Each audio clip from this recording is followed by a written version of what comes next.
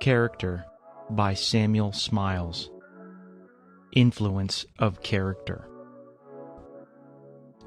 Unless above himself he can erect himself, how poor a thing is man. Daniel.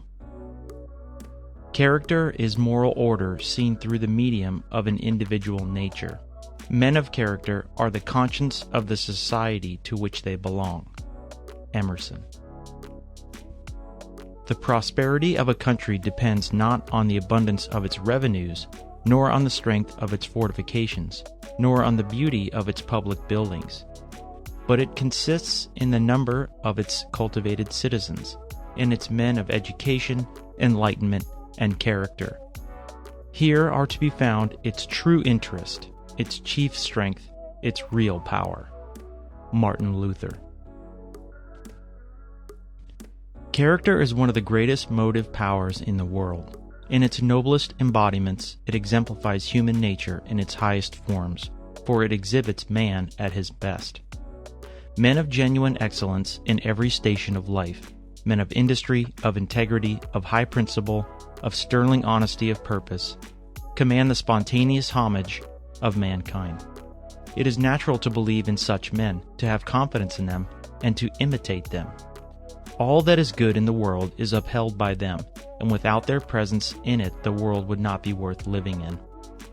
Although genius always commands admiration, character most secures respect. The former is more the product of brain power, the latter of heart power, and in the long run it is the heart that rules in life. Men of genius stand to society in the relation of its intellect, as men of character of its conscience. And while the former are admired, the latter are followed. Great men are always exceptional men, and greatness itself is but comparative. Indeed, the range of most men in life is so limited that very few have the opportunity of being great. But each man can act his part honestly and honorably, and to the best of his ability. He can use his gifts and not abuse them. He can strive to make the best of life. He can be true, just, honest, and faithful, even in small things. In a word, he can do his duty in that sphere in which Providence has placed him. Commonplace though it may appear, this doing of one's duty embodies the highest ideal of life and character. There may be nothing heroic about it, but the common lot of men is not heroic. And though the abiding sense of duty upholds a man in his highest attitudes, it also equally sustains him in the transaction of the ordinary affairs of everyday existence. Man's life is centered in the sphere of common duties. The most influential of all the virtues are those which are the most in request for daily use. They wear the best and last the longest. Superfine virtues, which are above the standard of common men, may only be sources of temptation and danger. Burke has truly said that the human system which rests for its basis on the heroic virtues is sure to have a superstructure of weakness or of profligacy. When Dr. Abbot, afterwards Archbishop of Canterbury, drew the character of his deceased friend Thomas Sackville, he did not dwell upon his merits as a statesman or his genius as a poet, but upon his virtues as a man in relation to the ordinary duties of life. "How many rare things were in him," said he. "Who more loving unto his wife? Who more kind unto his children? Who more fast unto his friend? Who more moderate unto his enemy? Who more true to his word?" Indeed, we can always better understand and appreciate a man's real character by the manner in which he conducts himself towards those who are the most nearly related to him, and by his transaction of the seemingly commonplace details of daily duty, than by his public exhibition of himself as an author, an orator, or a statesman. At the same time, while duty, for the most part, applies to the conduct of affairs in common life by the average of common men, it is also a sustaining power to men of the very highest standard of character. They may not have either money or poverty or learning or power, and yet they may be strong in heart and rich in spirit, honest, truthful, dutiful. And whoever strives to do his duty faithfully is fulfilling the purpose for which he was created. and building up in himself the principles of a manly character. There are many persons of whom it may be said that they have no other possession in the world but their character, and yet they stand as firmly upon it as any crowned king. Intellectual culture has no necessary relation to purity or excellence of character. In the New Testament, appeals are constantly made to the heart of man and to the spirit we are of, whilst allusions to the intellect are of very rare occurrence. A handful of good life, says George Herbert, is worth a bushel of learning. Not that learning is to be despised, but that it must be allied to goodness. Intellectual capacity is sometimes found associated with the meanest moral character, with abject servility to those in high places, and arrogance to those of low estate. A man may be accomplished in art, literature, and science, and yet, in honesty, virtue, truthfulness, and the spirit of duty, be entitled to take rank after many a poor and illiterate peasant. "You insist," wrote Perthes to a friend, "on respect for learned men. I say, Amen.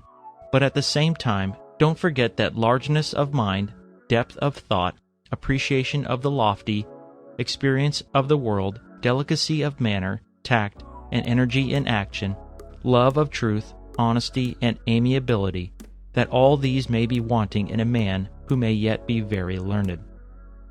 When someone in Sir Walter Scott's hearing made a remark as to the value of literary talents and accomplishments, as if they were above all things to be esteemed and honored, he observed, "God help us!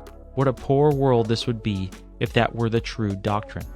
I have read books enough and observed and conversed with enough of eminent and splendidly cultured minds too in my time. But I assure you I have heard higher sentiments from the lips of poor uneducated men and women when exerting the spirit of severe yet gentle heroism under difficulties and afflictions, or speaking their simple thoughts as to circumstances and the lot of friends and neighbors, than I ever yet met with out of the Bible. We shall never learn to feel and respect our real calling and destiny unless we have taught ourselves to consider everything as moonshine compared with the education of the heart. Still less has wealth any necessary connection with elevation of character. On the contrary, it is much more frequently the cause of its corruption and degradation. Wealth and corruption, luxury and vice have very close affinities to each other. Wealth in the hands of men of weak purpose, of deficient self-control, or of ill-regulated passions, is only a temptation and a snare. The source, it may be, of infinite mischief to themselves and often to others.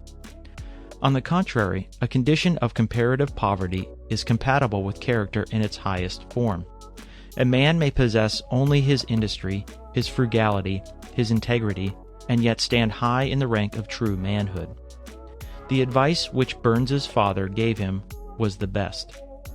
He bade me act a manly part, though I had ne'er a farthing, for without an honest manly heart no man was worth regarding. One of the purest and noblest characters the writer ever knew was a laboring man in a northern county, who brought up his family respectably on an income never amounting to more than 10 shillings a week.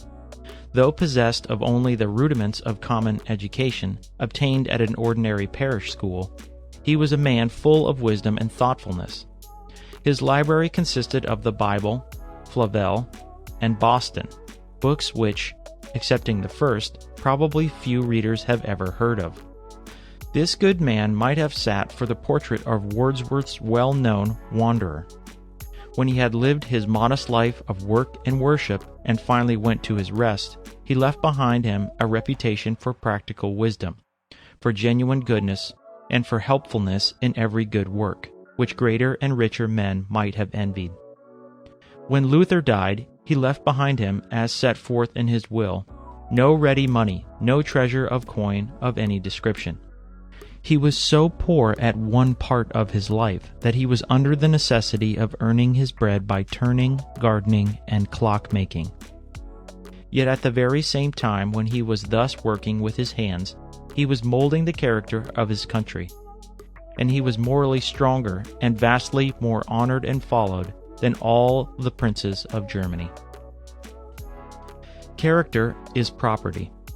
It is the noblest of possessions. It is an estate in the general goodwill and respect of men, and they who invest in it, though they may not become rich in this world's goods, will find their reward in esteem and reputation fairly and honorably won. And it is right that in life good qualities should tell, that industry, virtue, and goodness should rank the highest, and that the really best men should be foremost. Simple honesty of purpose in a man goes a long way in life, if founded on a just estimate of himself and a steady obedience to the rule he knows and feels to be right. It holds a man straight, gives him strength and sustenance, and forms a mainspring of vigorous action. No man, once said Sir Benjamin Rudyard, is bound to be rich or great, no, nor to be wise, but every man is bound to be honest. But the purpose besides being honest must be inspired by sound principles and pursued with undeviating adherence to truth, integrity, and uprightness. Without principles, a man is like a ship without rudder or compass, left to drift hither and thither with every wind that blows. He is as one without law or rule or order or government. Moral principles, says Hume, are social and universal. They form, in a manner, the party of humankind against vice and disorder, its common enemy.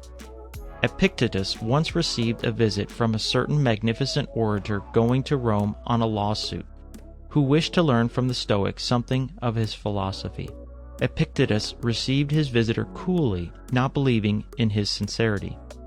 "You will only criticize my style," said he, not really wishing to learn principles.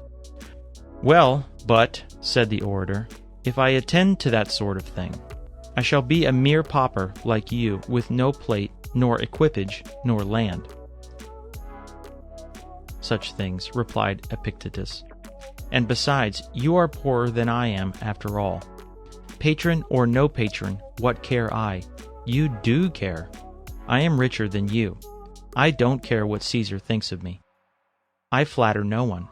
This is what I have, instead of your gold and silver plate. You have silver vessels, but earthenware reasons, principles, appetites. My mind to me a kingdom is, and it furnishes me with abundant and happy occupation in lieu of your restless idleness. All your possessions seem small to you. Mine seem great to me. Your desire is insatiate. Mine is satisfied." Talent is by no means rare in the world, nor is even genius. But can the talent be trusted? Can the genius? Not unless based on truthfulness, on veracity. It is this quality more than any other that commands the esteem and respect, and secures the confidence of others. Truthfulness is at the foundation of all personal excellence. It exhibits itself in conduct. It is rectitude, truth in action, and shines through every word and deed. It means reliableness and convinces other men that it can be trusted. And a man is already of consequence in the world when it is known that he can be relied on, that when he says he knows a thing, he does know it, and that when he says he will do a thing, he can do and does it. Thus, reliableness becomes a passport to the general esteem and confidence of mankind. In the affairs of life or of business, it is not intellect that tells so much as character, not brains so much as heart, not genius so much as self-control, patience, and discipline, regulated by judgment. Hence, there is no better provision for the uses of either private or public life than a fair share of ordinary good sense guided by rectitude. Good sense, disciplined by experience and inspired by goodness, issues in practical wisdom. Indeed, goodness in a measure implies wisdom, the highest wisdom, the union of the worldly with the spiritual. The correspondences of wisdom and goodness, says Sir Henry Taylor, are manifold, and that they will accompany each other is to be inferred, not only because men's wisdom makes them good, but because their goodness makes them wise. It is because of this controlling power of character in life that we often see men exercise an amount of influence apparently out of all proportion to their intellectual endowments. They appear to act by means of some latent power, some reserved force, which acts secretly by mere presence. As Burke said of a powerful nobleman of the last century, his virtues were his means. The secret is that the aims of such men are felt to be pure and noble, and they act upon others with a constraining power. Though the reputation of men of genuine character may be of slow growth, their true qualities cannot be wholly concealed. They may be misrepresented by some and misunderstood by others.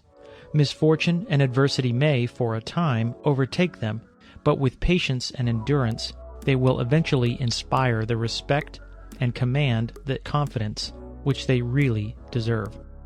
It has been said of Sheridan that, had he possessed reliableness of character, he might have ruled the world, whereas, for want of it, his splendid gifts were comparatively useless. He dazzled and amused, but was without weight or influence in life or politics. Even the poor pantomimist of Drury Lane felt himself his superior. Thus, when Delpini one day pressed the manager for arrears of salary, Sheridan sharply reproved him, telling him he had forgotten his station. "No, indeed, Monsieur Sheridan, I have not," retorted Delpini. "I know the difference between us perfectly well. In birth, parentage, and education you are superior to me, but in life, character, and behavior I am superior to you." Unlike Sheridan, Burke, his countryman, was a great man of character. He was 35 before he gained a seat in Parliament, yet he found time to carve his name deep in the political history of England. He was a man of great gifts and of transcendent force of character. Yet he had a weakness, which proved a serious defect. It was his want of temper. His genius was sacrificed to his irritability. And without this apparently minor gift of temper, the most splendid endowments may be comparatively valueless to their possessor. Character is formed by a variety of minute circumstances, more or less under the regulation and control of the individual. Not a day passes without its discipline, whether for good or for evil. There is no act, however trivial, but has its train of consequences, as there is no hair so small but casts its shadow. It was a wise saying of Mrs. Schimmelpenninck's mother, never to give way to what is little, or by that little, however you may despise it, you will be practically governed.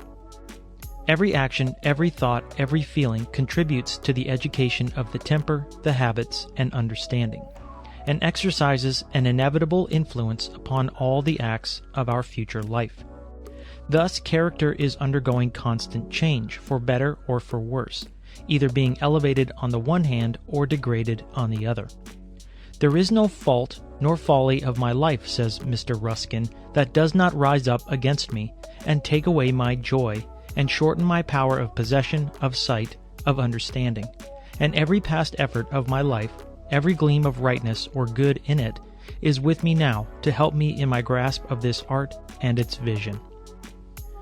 The mechanical law that action and reaction are equal holds true also in morals. Good deeds act and react on the doers of them, and so do evil. Not only so, they produce like effects, by the influence of example, on those who are subjects of them. But man is not the creature, so much as he is the creator of circumstances. And by the exercise of his free will, he can direct his actions so that they shall be productive of good rather than evil. "Nothing can work me damage but myself," said Saint Bernard.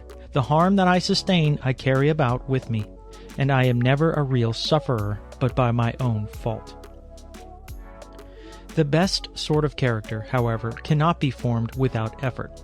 There needs the exercise of constant self-watchfulness, self-discipline, and self-control. There may be much faltering, stumbling, and temporary defeat, difficulties and temptations manifold to be battled with and overcome. But if the spirit be strong and the heart be upright, no one need despair of ultimate success. The very effort to advance, to arrive at a higher standard of character than we have reached, is inspiring and invigorating, and even though we may fall short of it, We cannot fail to be improved by every honest effort made in an upward direction. And with the light of great examples to guide us, representatives of humanity in its best forms, every one is not only justified, but bound in duty to aim at reaching the highest standard of character. Not to become the richest in means, but in spirit. Not the greatest in worldly position, but in true honor. Not the most intellectual, but the most virtuous. Not the most powerful and influential, but the most truthful, upright, and honest. It was very characteristic of the late Prince Consort, a man himself of the purest mind, who powerfully impressed and influenced others by the sheer force of his own benevolent nature, when drawing up the conditions of the annual prize to be given by Her Majesty at Wellington College, to determine that it should be awarded, not to the cleverest boy, nor to the most bookish boy, nor to the most precise, diligent, and prudent boy, but to the noblest boy, to the boy who should show the most promise of becoming a large-hearted, high-motivated man. Character exhibits itself in conduct, guided and inspired by principle, integrity, and practical wisdom. In its highest form, it is the individual will acting energetically under the influence of religion, morality, and reason. It chooses its way considerately and pursues it steadfastly, esteeming duty above reputation, and the approval of conscience more than the world's praise. While respecting the personality of others, it preserves its own individuality and independence, and has the courage to be morally honest, though it may be unpopular, trusting tranquilly to time and experience for recognition. Although the force of example will always exercise great influence upon the formation of character, the self-originating and sustaining force of one's own spirit must be the mainstay. This alone can hold up the life and give individual independence and energy.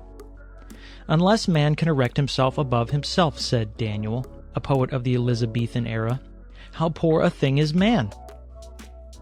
Without a certain degree of practical efficient force, compounded of will, which is the root, and wisdom, which is the stem of character, life will be indefinite and purposeless, like a body of stagnant water, instead of a running stream doing useful work and keeping the machinery of a district in motion.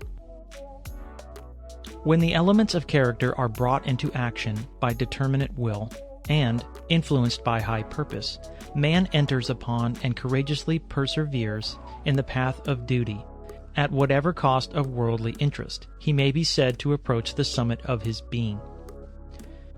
He then exhibits character in its most intrepid form, and embodies the highest idea of manliness. The acts of such a man become repeated in the life and action of others. His very words live and become actions. Thus every word of Luther's rang through Germany like a trumpet. As Richter said of him, his words were half battles. And thus Luther's life became transfused into the life of his country, and still lives in the character of modern Germany. On the other hand, energy without integrity and a soul of goodness may only represent the embodied principle of evil. It is observed by Novalis in his Thoughts on Morals that the ideal of moral perfection has no more dangerous rival to contend with than the ideal of the highest strength and the most energetic life, the maximum of the barbarian, which needs only a due admixture of pride, ambition, and selfishness to be a perfect ideal of the devil. Amongst men of such stamp are found the greatest scourges and devastators of the world, those elect scoundrels whom Providence, in its inscrutable designs, permits to fulfill their mission of destruction upon the earth. Very different is the man of energetic character inspired by a noble spirit, whose actions are governed by rectitude, and the law of whose life is duty. He is just and upright in his business dealings, in his public action, and in his family life. Justice being as essential in the government of a home as of a nation. He will be honest in all things, in his words and in his work. He will be generous and merciful to his opponents, as well as to those who are weaker than himself. It was truly said of Sheridan, who, with all his improvidence, was generous and never gave pain, that his wit in the combat as gentle as bright, never carried a heart stain away on its blade. Such also was the character of Fox, who commanded the affection and service of others by his uniform heartiness and sympathy. He was a man who could always be most easily touched on the side of his honor. Thus, the story is told of a tradesman calling upon him one day for the payment of a promissory note which he presented. Fox was engaged at the time in counting out gold. The tradesman asked to be paid from the money before him. "No," said Fox, "I owe this money to Sheridan. It is a debt of honor. If any accident happened to me, he would have nothing to show." "Then," said the tradesman, "I change my debt into one of honor," and he tore up the note. Fox was conquered by the act. He thanked the man for his confidence and paid him, saying, "Then Sheridan must wait. Yours is the debt of older standing." The man of character is conscientious. He puts his conscience into his work, into his words, into his every action. When Cromwell asked Parliament for soldiers in lieu of the decayed serving-men and tapsters who filled the Commonwealth's army, he required that they should be men who made some conscience of what they did, and such were the men of which his celebrated regiment of Ironsides was composed. The man of character is also reverential. The possession of this quality marks the noblest and highest type of manhood and womanhood. Reverence for things consecrated by the homage of generations, for high objects, pure thoughts, and noble aims, for the great men of former times, and the high-minded workers amongst our contemporaries. Reverence is alike indispensable to the happiness of individuals, of families, and of nations. Without it there can be no trust, no faith, no confidence, either in man or God, neither social peace nor social progress. For reverence is but another word for religion, which binds men to each other and all to God. The man of noble spirit, says Sir Thomas Overbury, converts all occurrences into experience, between which experience and his reason there is marriage, and the issue are his actions. He moves by affection, not for affection. He loves glory, scorns shame, and governeth and obeyeth with one countenance, for it comes from one consideration. Knowing reason to be no idle gift of nature, he is the steersman of his own destiny. Truth is his goddess, and he takes pains to get her, not to look like her.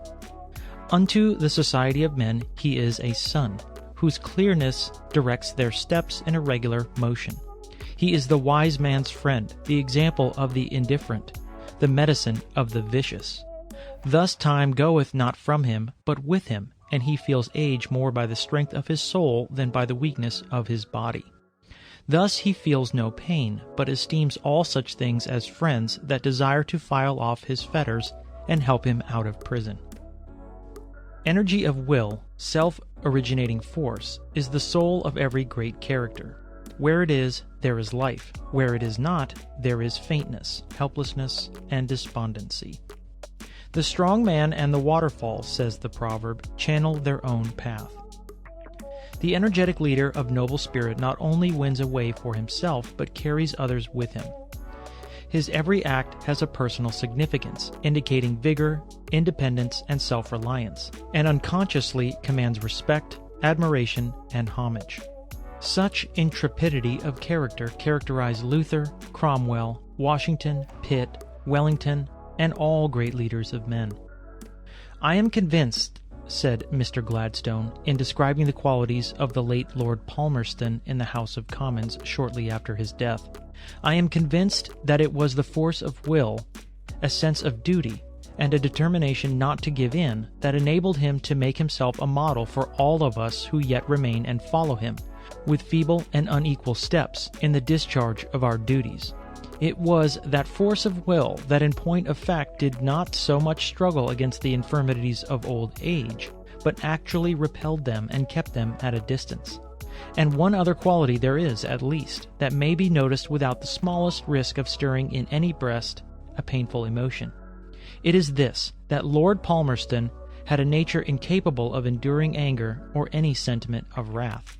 This freedom from wrathful sentiment was not the result of painful effort, but the spontaneous fruit of the mind. It was a noble gift of his original nature, a gift which beyond all others it was delightful to observe, delightful also to remember in connection with him who has left us, and with whom we have no longer to do, except in endeavoring to profit by his example wherever it can lead us in the path of duty and of right, and of bestowing on him those tributes of admiration and affection which he deserves at our hands. The great leader attracts himself men of kindred character, drawing them towards him as the lodestone draws iron. Thus, Sir John Moore early distinguished the three brothers Napier from the crowd of officers by whom he was surrounded, and they, on their part, repaid him by their passionate admiration. They were captivated by his courtesy, his bravery, and his lofty disinterestedness, and he became the model whom they resolved to imitate, and, if possible, to emulate. Moore's influence, says the biographer of Sir William Napier, had a signal effect in forming and maturing their characters, and it is no small glory to have been the hero of those three men, while his early discovery of their mental and moral qualities is a proof of Moore's own penetration and judgment of character. There is a contagiousness in every example of energetic conduct. The brave man is an inspiration to the weak, and compels them, as it were, to follow him. Thus, Napier relates that at the combat of Vera, when the Spanish center was broken and in flight, a young officer named Havelock sprang forward and, waving his hat, called upon the Spaniards within sight to follow him. Putting spurs to his horse, he leapt the abattis which protected the French front, and went headlong against them. The Spaniards were electrified. In a moment they dashed after him, cheering, "El Chico Blanco!" and with one shock they broke through the French and sent them flying downhill. And so it is in ordinary life. The good and the great draw others after them. They lighten and lift up all who are within reach of their influence. They are as so many living centers of beneficent activity. Let a man of energetic and upright character be appointed to a position of trust and authority, and all who serve under him become, as it were, conscious of an increase of power. When Chatham was appointed minister, his personal influence was at once felt through all the ramifications of office. Every sailor who served under Nelson and knew he was in command shared the inspiration of the hero. When Washington consented to act as commander-in-chief, it was felt as if the strength of the American forces had been more than doubled. Many years late, in 1798, when Washington, grown old, had withdrawn from public life and was living in retirement at Mount Vernon, and when it seemed probable that France would declare war against the United States, President Adams wrote to him saying, "We must have your name, if you will permit us to use it. There will be more efficacy in it than in many an army." Such was the esteem in which the great president's noble character and eminent abilities were held by his countrymen. An incident is related by the historian of the Peninsular War, illustrative of the personal influence exercised by a great commander over his followers. The British army lay at Saururen, before which Soult was advancing, prepared to attack in force. Wellington was absent, and his arrival was anxiously looked for. Suddenly, a single horseman was seen riding up the mountain alone. It was the Duke, about to join his troops. One of Campbell's Portuguese battalions first descried him, and raised a joyful cry. Then the shrill clamor, caught up by the next regiment, soon swelled as it ran along the line into that appalling shout which the British soldier is wont to give upon the edge of battle, and which no enemy ever heard unmoved. Suddenly he stopped at a conspicuous point, for he desired both armies should know he was there, and a double spy who was present pointed out Soult, who was so near that his features could be distinguished. Attentively, Wellington fixed his eyes on that formidable man, and, as if speaking to himself, he said, "Yonder is a great commander, but he is cautious, and will delay his attack to ascertain the cause of those cheers. That will give time for the 6th Division to arrive, and I shall beat him," which he did. In some cases, personal character acts by a kind of talismanic influence, as if certain men were the organs of a sort of supernatural force. "If I but stamp on the ground in Italy," said Pompey, "an army will appear." At the voice of Peter the Hermit, as described by the historian, Europe arose and precipitated itself upon Asia. It was said of the Caliph Omar that his walking stick struck more terror into those who saw it than another man's sword. The very names of some men are like the sound of a trumpet. When the Douglas lay mortally wounded on the field of Otterburn, he ordered his name to be shouted still louder than before, saying there was a tradition in his family that a dead Douglas should win a battle. His followers, inspired by the sound, gathered fresh courage, rallied, and conquered. And thus, in the words of the Scottish poet, "The Douglas dead, his name hath won the field." There have been some men whose greatest conquests have been achieved after they themselves were dead. Never, says Michelet, was Caesar more alive, more powerful, more terrible than when his old and worn-out body, his withered corpse, lay pierced with blows. He appeared then purified, redeemed, that which he had been, despite his many stains, the man of humanity. Never did the great character of William of Orange, surnamed the Silent, exercise greater power over his countrymen than after his assassination at Delft by the emissary of the Jesuits. On the very day of his murder, the Estates of Holland resolved to maintain the good cause with God's help to the uttermost without sparing gold or blood, and they kept their word. The same illustration applies to all history and morals. The career of a great man remains an enduring monument of human energy. The man dies and disappears, but his thoughts and acts survive, and leave an indelible stamp upon his race. And thus the spirit of his life is prolonged and perpetuated, molding the thought and will, and thereby contributing to form the character of the future. It is the men that advance in the highest and best directions who are the true beacons of human progress. They are as lights set upon a hill, illuming the moral atmosphere around them, and the light of their spirit continues to shine upon all succeeding generations. It is natural to admire and revere really great men. They hallow the nation to which they belong, and lift up not only all who live in their time, but those who live after them.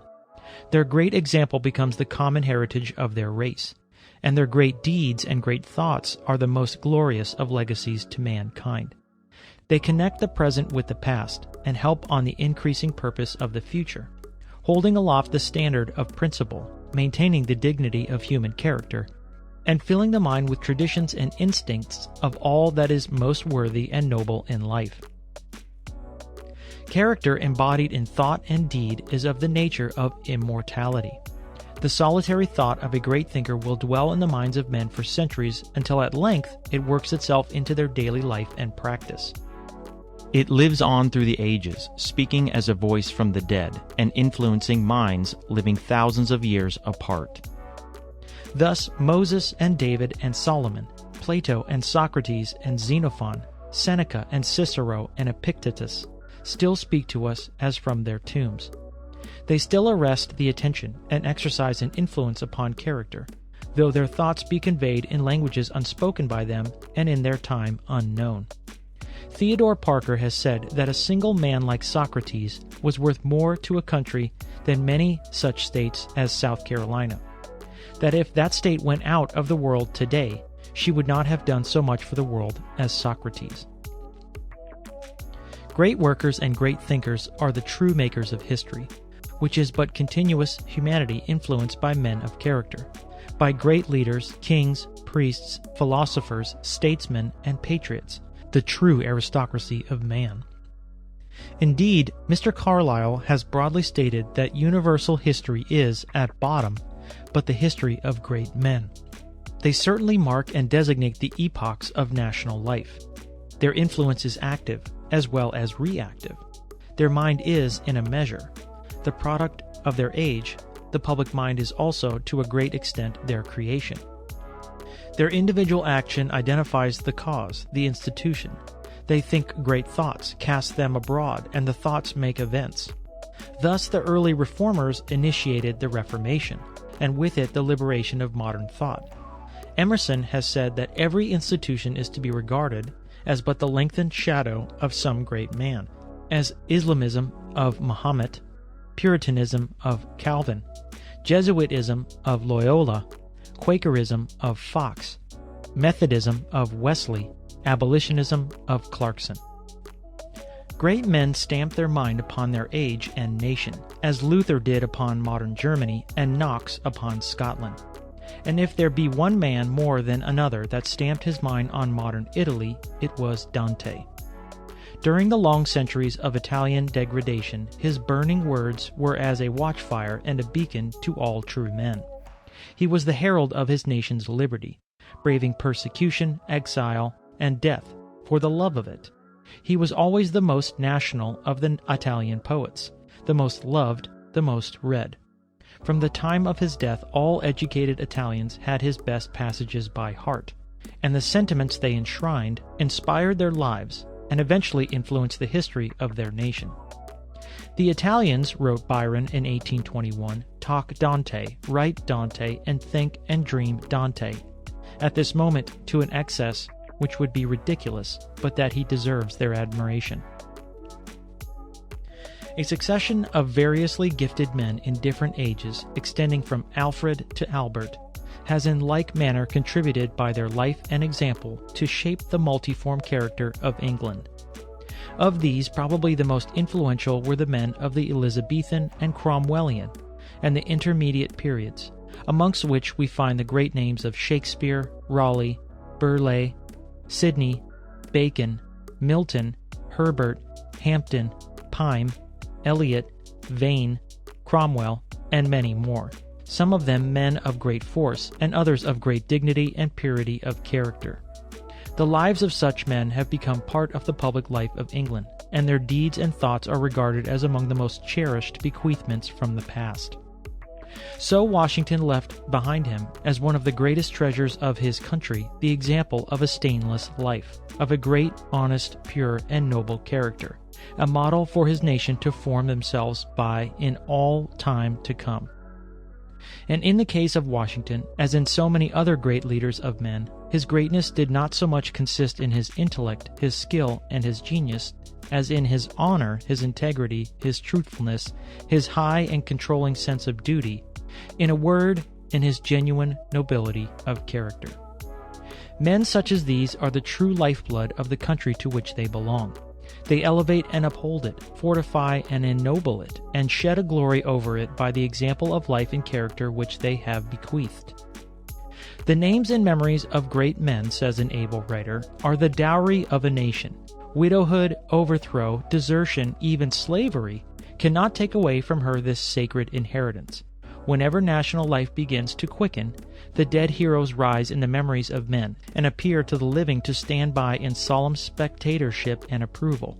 No country can be lost which feels herself overlooked by such glorious witnesses.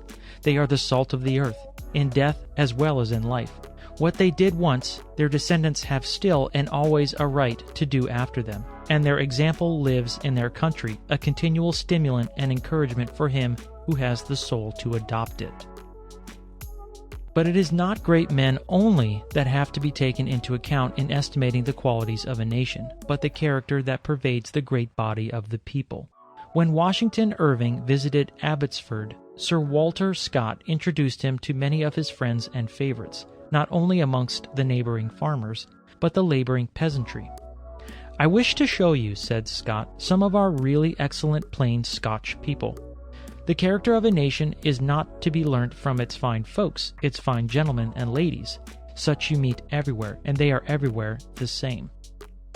While statesmen, philosophers, and divines represent the thinking power of society, the men who found industries and carve out new careers, as well as the common body of working people, from whom the national strength and spirit are from time to time recruited, must necessarily furnish the vital force and constitute the real backbone of every nation. Nations have their character to maintain as well as individuals, and under constitutional governments, where all classes more or less participate in the exercise of political power, the national character will necessarily depend more upon the moral qualities of the many than of the few. And the same qualities which determine the character of individuals also determine the character of nations. Unless they are high-minded, truthful, honest, virtuous, and courageous, they will be held in light esteem by other nations, and be without weight in the world. To have character, they must needs also be reverential, disciplined, self-controlling, and devoted to duty. The nation that has no higher god than pleasure or even dollars or calico must needs be in a poor way. It were better to revert to Homer's gods than be devoted to these, for the heathen deities at least imaged human virtues, and were something to look up to. As for institutions, however good in themselves, they will avail but little in maintaining the standard of national character. It is the individual men and the spirit which actuates them that determine the moral standing and stability of nations. Government in the long run is usually no better than the people governed. Where the mass is sound in conscience, morals, and habit, the nation will be ruled honestly and nobly. But where they are corrupt, self-seeking, and dishonest in heart, bound neither by truth nor by law, the rule of rogues and wire-pullers becomes inevitable. The only true barrier against the despotism of public opinion, whether it be of the many or of the few, is enlightened individual freedom and purity of personal character. Without these, there can be no vigorous manhood, no true liberty in a nation. Political rights, however broadly framed, will not elevate a people individually depraved. Indeed, the more complete a system of popular suffrage, and the more perfect its protection, the more completely will the real character of a people be reflected, as by a mirror, in their laws and government. Political morality can never have any solid existence on a basis of individual immorality. Even freedom exercised by a debased people would come to be regarded as a nuisance, and liberty of the press but a vent for licentiousness and moral abomination. Nations, like individuals, derive support and strength from the feeling that they belong to an illustrious race, that they are the heirs of their greatness, and ought to be the perpetuators of their glory. It is of momentous importance that a nation should have a great past to look back upon. It steadies the life of the present, elevates and upholds it, and lightens and lifts it up, by the memory of the great deeds, the noble sufferings, and the valorous achievements of the men of old. The life of nations as of men is a great treasury of experience, which, wisely used, issues in social progress and improvement, or, misused, issues in dreams, delusions, and failure. Like men, nations are purified and strengthened by trials. Some of the most glorious chapters in their history are those containing the record of the sufferings by means of which their character has been developed. Love of liberty and patriotic feeling may have done much, but trial and suffering nobly borne more than all. A great deal of what passes by the name of patriotism in these days consists of the merest bigotry and narrow-mindedness, exhibiting itself in national prejudice, national conceit, amid national hatred. It does not show itself in deeds, but in boastings, in howlings, gesticulations, and shrieking helplessly for help, in flying flags and singing songs, and in perpetual grinding at the hurdy-gurdy of long-dead grievances and long-remedied wrongs. To be infested by such a patriotism as this is, perhaps, amongst the greatest curses that can befall any country. But as there is an ignoble, so there is a noble patriotism, the patriotism that invigorates and elevates a country by noble work, that does its duty truthfully and manfully, that lives an honest, sober, and upright life, and strives to make the best use of the opportunities for improvement that present themselves on every side, and at the same time a patriotism that cherishes the memory and example of the great men of old, who, by their sufferings in the cause of religion or of freedom, have won for themselves a deathless glory, and for their nation those privileges of free life and free institutions of which they are the inheritors and possessors. Nations are not to be judged by their size any more than individuals. It is not growing like a tree, in bulk doth make man better be. For a nation to be great, it need not necessarily be big, though bigness is often confounded with greatness. A nation may be very big in point of territory and population and yet be devoid of true greatness. The people of Israel were a small people, yet what a great life they developed, and how powerful the influence they have exercised on the destinies of mankind. Greece was not big, the entire population of Attica was less than that of South Lancashire. Athens was less populous than New York. And yet how great it was in art, in literature, in philosophy, and in patriotism. But it was the fatal weakness of Athens that its citizens had no true family or home life, while its free men were greatly outnumbered by its slaves. Its public men were loose, if not corrupt, in morals. Its women, even the most accomplished, were unchaste. Hence, its fall became inevitable, and was even more sudden than its rise. In like manner, the decline and fall of Rome was attributable to the general corruption of its people, and to their engrossing love of pleasure and idleness, work, in the later days of Rome, being regarded only as fit for slaves. Its citizens ceased to pride themselves on the virtues of character of their great forefathers, and the empire fell because it did not deserve to live. And so the nations that are idle and luxurious, that will rather lose a pound of blood, as old Burton says, in a single combat, than a drop of sweat in any honest labor, must inevitably die out, and laborious, energetic nations take their place. When Louis XIV asked Colbert how it was that, ruling so great and populous a country as France, he had been unable to conquer so small a country as Holland, the minister replied, "Because, sire, the greatness of a country does not depend upon the extent of its territory, but on the character of its people.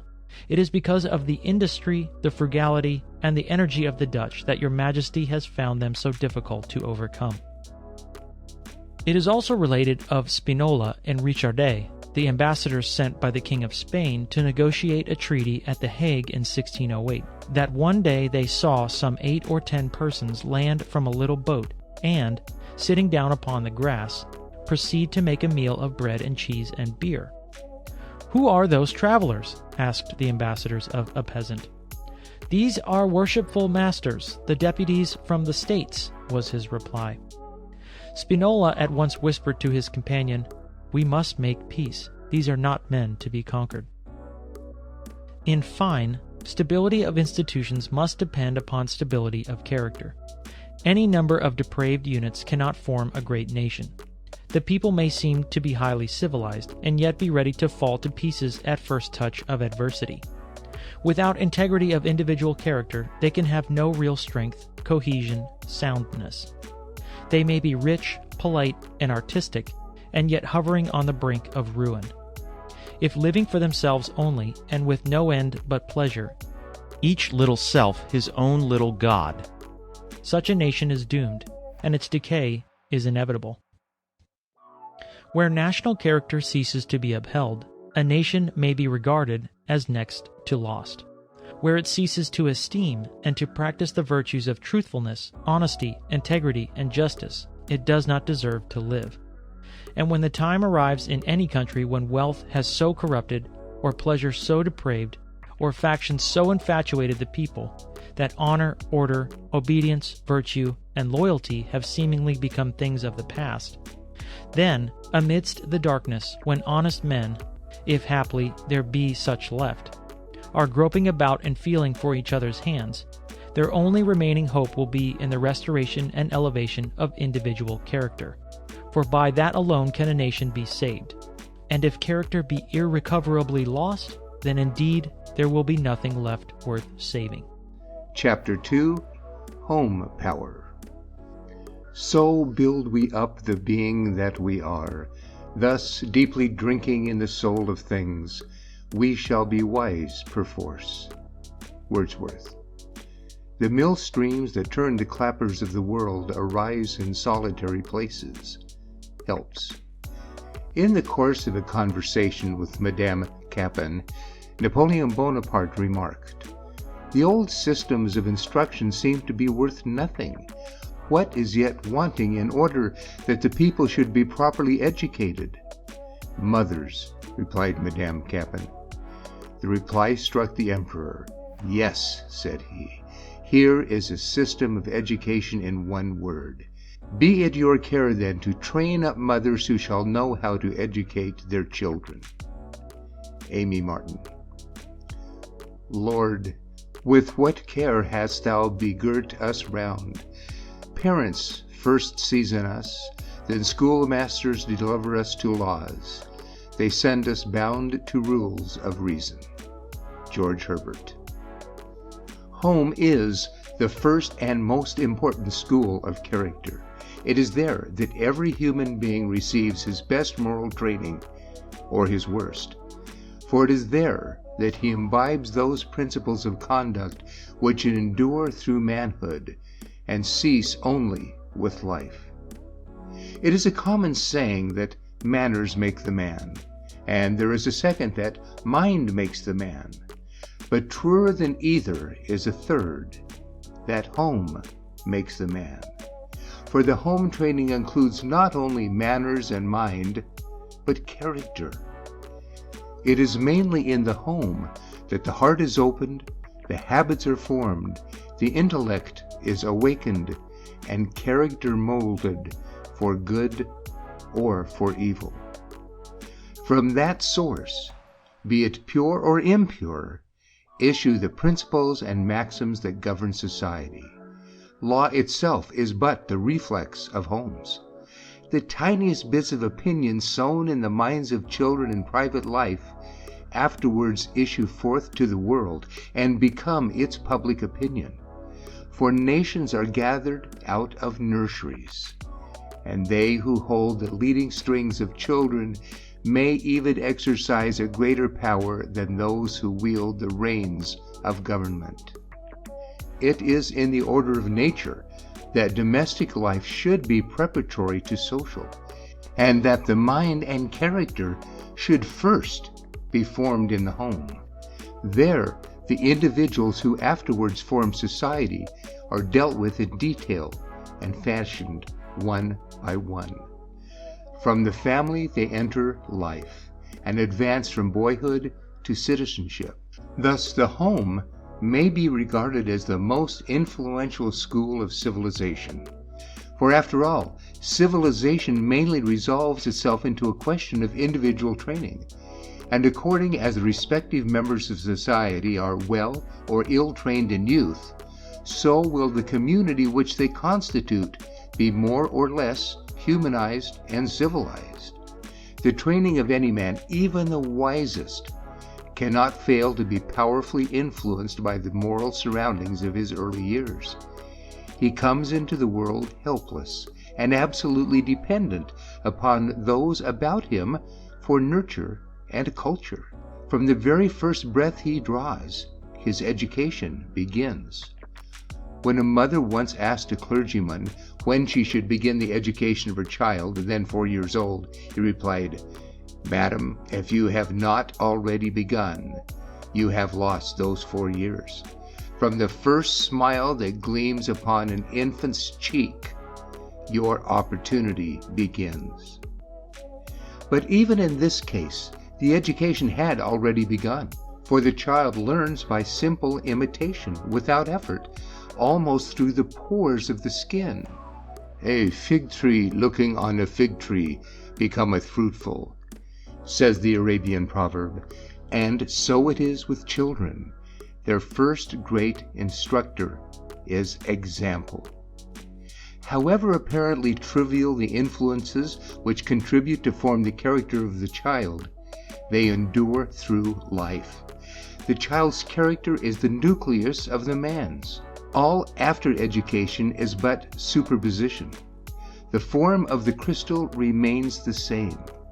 Thus the saying of the poet holds true in a large degree: "The child is father of the man," or as Milton puts it, "The childhood shows the man as morning shows the day." Those impulses to conduct which last the longest and are rooted the deepest always have their origin near our birth.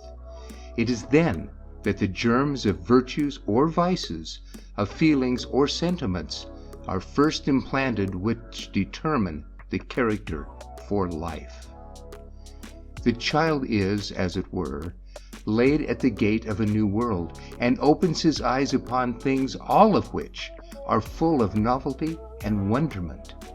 At first it is enough for him to gaze, but by and by he begins to see, to observe, to compare, to learn, to store up impressions and ideas.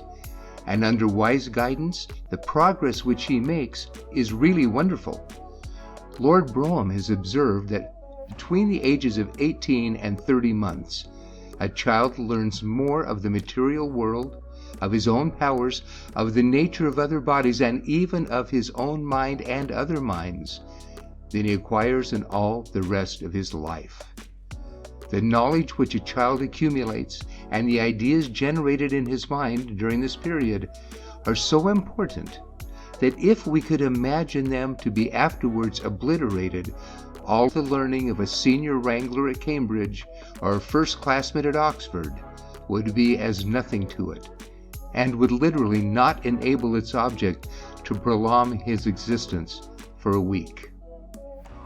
It is in childhood that the mind is most open to impressions and ready to be kindled by the first spark that falls into it. Ideas are then caught quickly and live lastingly.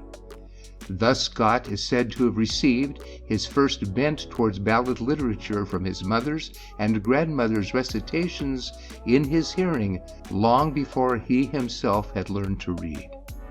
Childhood is like a mirror, which reflects in afterlife the images first presented to it. The first thing continues forever with the child.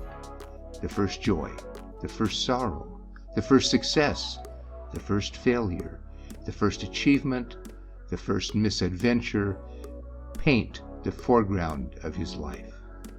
All this while, too, the training of character is in progress, of the temper, the will, and the habits, on which so much of the happiness of human beings in afterlife depends. Although man is endowed with a certain self-acting, self-helping power of contributing to his own development, independent of surrounding circumstances and of reacting upon the life around him, the bias given to his moral character in early life is of immense importance. Place even the highest-minded philosopher in the midst of daily discomfort, immorality, and vileness, and he will insensibly gravitate toward brutality. How much more susceptible is the impressionable and helpless child amidst such surroundings? It is not possible to rear a kindly nature, sensitive to evil, pure in mind and heart, amid coarseness, discomfort, and impurity. Thus homes, which are the nurseries of children who grow up into men and women, will be good or bad according to the power that governs them. Where the spirit of love and duty pervades the home, where head and heart bear rule wisely there, where the daily life is honest and virtuous, where the government is sensible, kind, and loving, then may we expect from such a home an issue of healthy, useful, and happy beings, capable, as they gain the requisite strength, of following the footsteps of their parents, of walking uprightly, governing themselves wisely, and contributing to the welfare of those about them.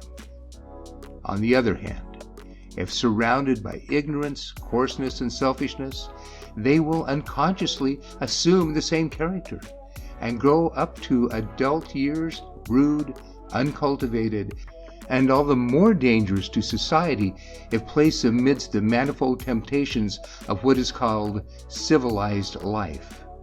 Quote, "Give your child to be educated by a slave," said an ancient Greek, "and instead of one slave, you will then have two."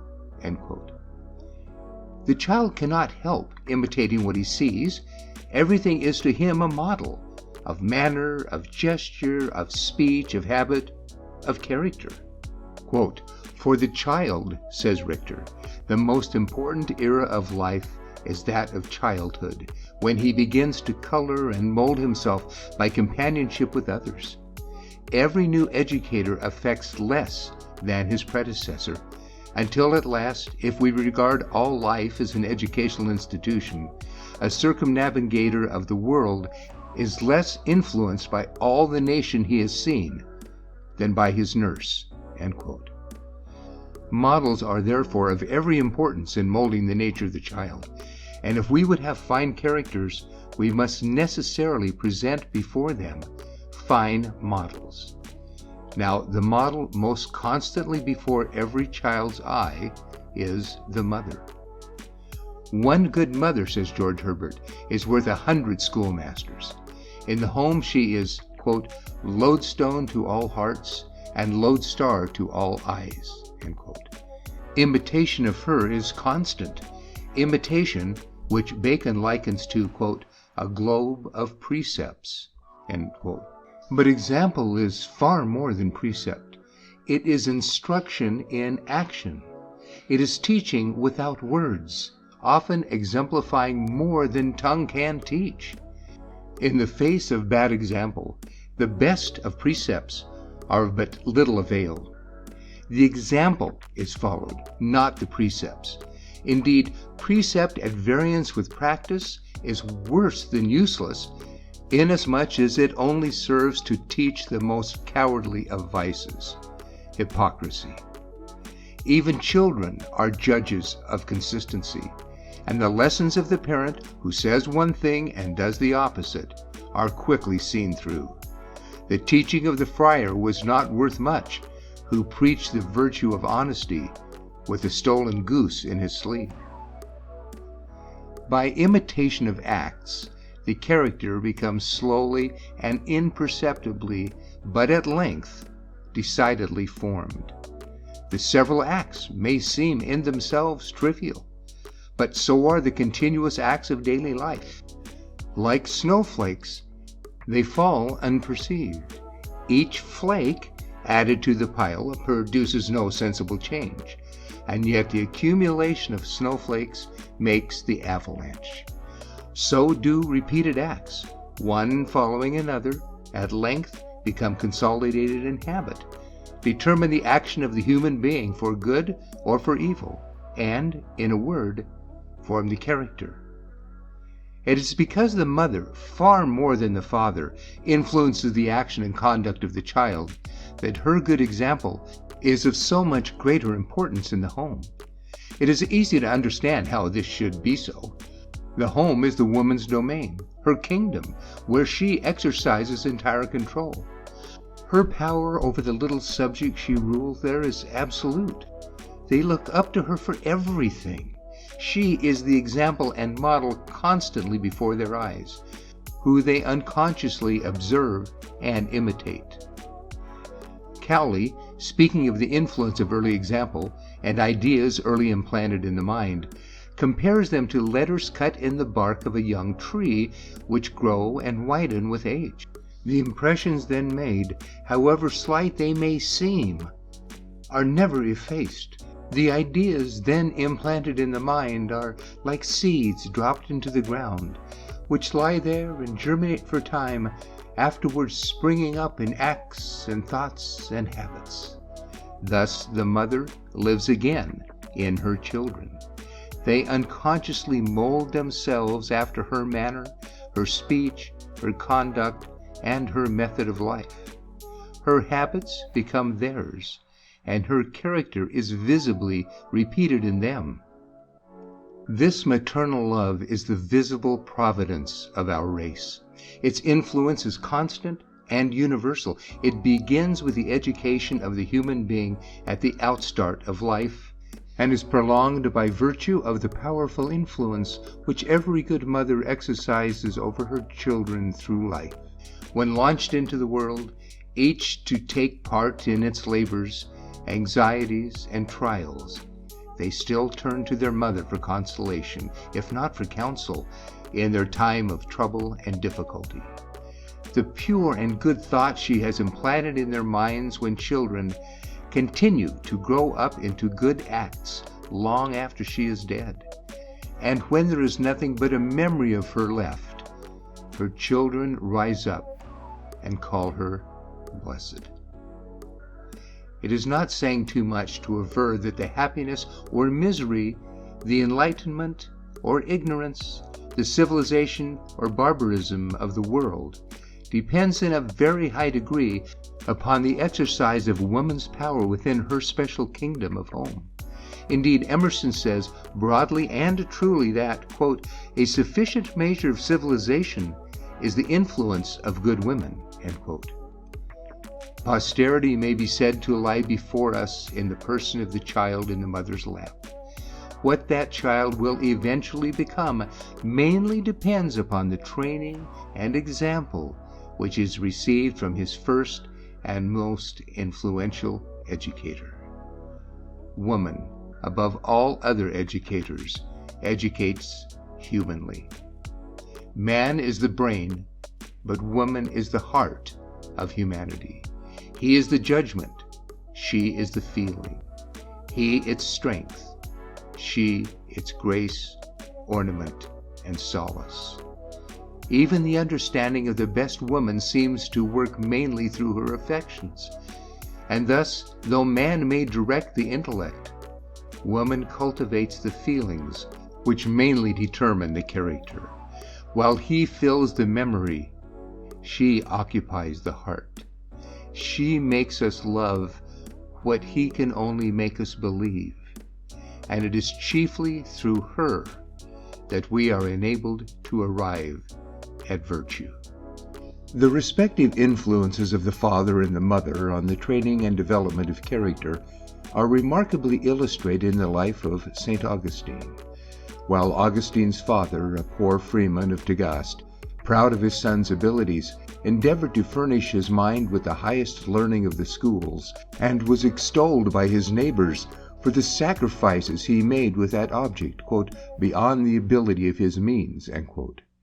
His mother, Monica, on the other hand, sought to lead her son's mind in the direction of the highest good, and with pious care counseled him, entreated him, advised him to chastity, and, amidst much anguish and tribulation because of his wicked life, never ceased to pray for him until her prayers were heard and answered.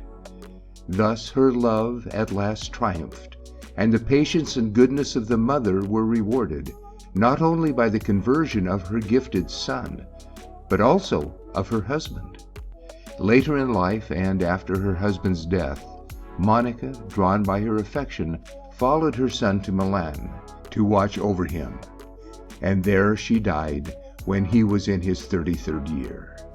But it was in the earlier period of his life that her example and instruction made the deepest impression upon his mind and determined his future character. There are many similar instances of early impressions made upon a child's mind, springing up into good acts late in life, after an intervening period of selfishness and vice. Parents may do all they can to develop an upright and virtuous character in their children, and apparently in vain. It seems like bread cast upon the waters and lost.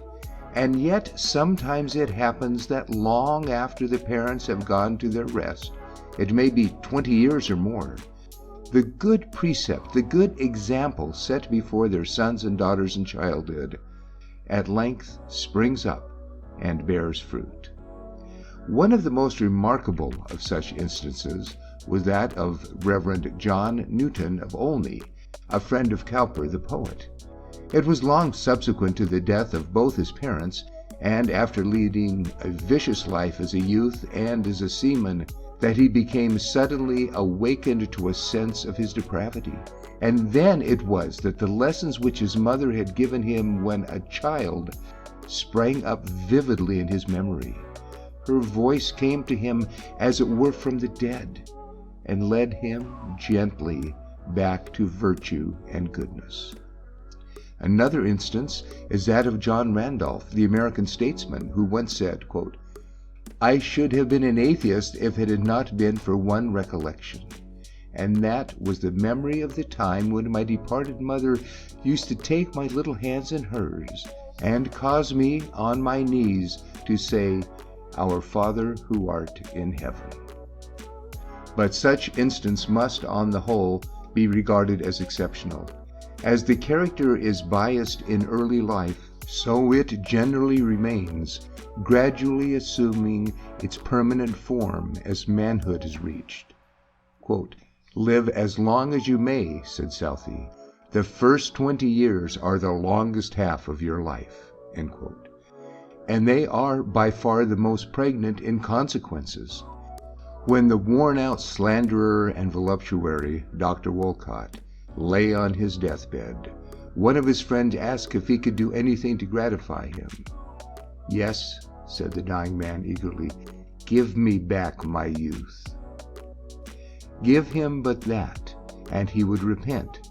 He would reform. But it was all too late. His life had become bound and enthralled by the chains of habit. Grétry, the musical composer, thought so highly of the importance of woman as an educator of character that he described a good mother as nature's chef d'oeuvre. And he was right. For good mothers, far more than fathers, tend to the perpetual renovation of mankind, creating as they do the moral atmosphere of the home, which is the nutriment of man's moral being, as the physical atmosphere is of his corporeal frame. By good temper, suavity, and kindness, directed by intelligence, woman surrounds the indwellers with a pervading atmosphere of cheerfulness, contentment, and peace, suitable for the growth of the purest as of the manliest natures. The poorest dwelling, presided over by a virtuous, thrifty, cheerful, and cleanly woman, may thus be the abode of comfort, virtue, and happiness. It may be the scene of every ennobling relation in family life. It may be endeared to a man by many delightful associations, furnishing a sanctuary for the heart, a refuge from the storms of life, a sweet resting place after labor, a consolation in misfortune, a pride in prosperity, and a joy at all times. The good home is thus the best of schools, not only in youth, but in age. There young and old best learn cheerfulness, patience, self-control, and the spirit of service and of duty. Isaac Walton, speaking of George Herbert's mother, said she governed her family with judicious care, not rigidly nor sourly, quote, but with such a sweetness and compliance with the recreations and pleasures of youth as did incline them to spend much of their time in her company, which was to her great content. End quote. The home is the true school of courtesy, of which woman is always the best practical instructor. Quote, without woman, says the Provençal proverb, men were but ill-licked cubs. End quote. Philanthropy radiates from the home as from a center. To love the little platoon we belong to in society, said Burke, is the germ of all public affections. The wisest and the best have not been ashamed to own it to be their greatest joy and happiness to sit, quote, behind the heads of children, end quote, in the inviolable circle of home. A life of purity and duty there is not the least effectual preparative for a life of public work and duty. And the man who loves his home will not the less fondly love and serve his country. But while homes, which are the nurseries of character, may be the best of schools, they may also be the worst. Between childhood and manhood, how incalculable is the mischief which ignorance in the home has the power to cause. Between the drawing of the first breath and the last, how vast is the moral suffering and disease occasioned by incompetent mothers and nurses. Commit a child to the care of a worthless, ignorant woman, and no culture and afterlife will remedy the evil you have done. Let the mother be idle, vicious, and a slattern. Let her home be pervaded by cavilling, petulance, and discontent, and it will become a dwelling of misery, a place to fly from rather than to fly to. And the children whose misfortune it is to be brought up there will be morally dwarfed and deformed, the cause of misery to themselves as well as to others. Napoleon Bonaparte was accustomed to say that, quote, the future good or bad conduct of a child depended entirely on the mother.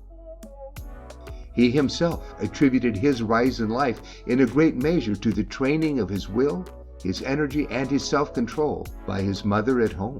Quote, "Nobody had any command over him," says one of his biographers, "except his mother, who found means, by a mixture of tenderness, severity, and justice, to make him love, respect, and obey her. From her he learnt the virtue of obedience." End quote. A curious illustration of the dependence of the character of children on that of the mother incidentally occurs in one of Mr. Tufnell's school reports. The truth, he observes, is so well established that it has even been made subservient to mercantile calculation. Quote, "I was informed," he says, "in a large factory where many children were employed, that the managers, before they engaged a boy, always inquired into the mother's character, and if that was satisfactory, they were tolerably certain that her children would conduct themselves creditably. No attention was paid to the character of the father." It has also been observed that in cases where the father has turned out badly, become a drunkard and gone to the dogs, provided the mother is prudent and sensible, the family will be kept together, and the children probably make their way honorably in life. Whereas in cases of the opposite sort, where the mother turns out badly, no matter how well conducted the father may be, the instances of after success in life on the part of the children are comparatively rare. The greater part of the influence exercised by women on the formation of character necessarily remains unknown. They accomplish their best work in the quiet seclusion of the home and the family, by sustained effort and patient perseverance in the path of duty. Their greatest triumphs, because private and domestic, are rarely recorded, and it is not often, even in the biographies of distinguished men, that we hear of the share which their mothers have had in the formation of their character, and in giving them a bias towards goodness. Yet are they not, on that account, without their reward? The influence they have exercised, though unrecorded, lives after them and goes on propagating itself in consequences forever. We do not often hear of great women as we do of great men. It is of good women that we mostly hear, and it is probable that by determining the character of men and women for good, they are doing even greater work than if they were to paint great pictures, write great books, or compose great operas. Quote, "It is quite true," said Joseph Nemetrich, "that women have produced no chef-d'oeuvre. They have written no Iliad, nor Jerusalem Divided, nor Hamlet, nor Phaedra, nor Paradise Lost, nor Tartuffe. They have designed no Church of St. Peter's, composed no Desire, carved no Apollo Belvedere, painted no Lost Judgment. They have neither invented algebra, nor telescopes, nor steam engines. But they have done something far greater and better than all this. For it is at their knees that upright and virtuous men and women have been trained, the most excellent productions in the world." End quote. De Maistre, in his letters and writings, speaks of his own mother with immense love and reverence. Her noble character made all other women venerable in his eyes. He describes her as his sublime mother, an angel to whom God hath lent a body for a brief season. To her he attributed the bent of his character, and all his bias towards good. And when he had grown to mature years, while acting as ambassador to the court of St. Petersburg, he referred to her noble example and precepts as the ruling influence in his life. One of the most charming features in the character of Samuel Johnson, notwithstanding his rough and shaggy exterior, was the tenderness with which he invariably spoke of his mother, a woman of strong understanding who firmly implanted in his mind, as he himself acknowledges, his first impressions of religion. He was accustomed, even in the time of his greatest difficulties, to contribute largely out of his slender means to her comfort, and one of his last acts of filial duty was to write Rasselas, for the purpose of paying her little debts and defraying her funeral charges. George Washington was only 11 years of age, the eldest of 5 children, when his father died, leaving his mother a widow. She was a woman of rare excellence, full of resources, a good woman of business, an excellent manager, and possessed much strength of character. She had her children to educate and bring up, a large household to govern, and extensive estates to manage, all of which she accomplished with complete success. Her good sense, assiduity, tenderness, industry, and vigilance enabled her to overcome every obstacle.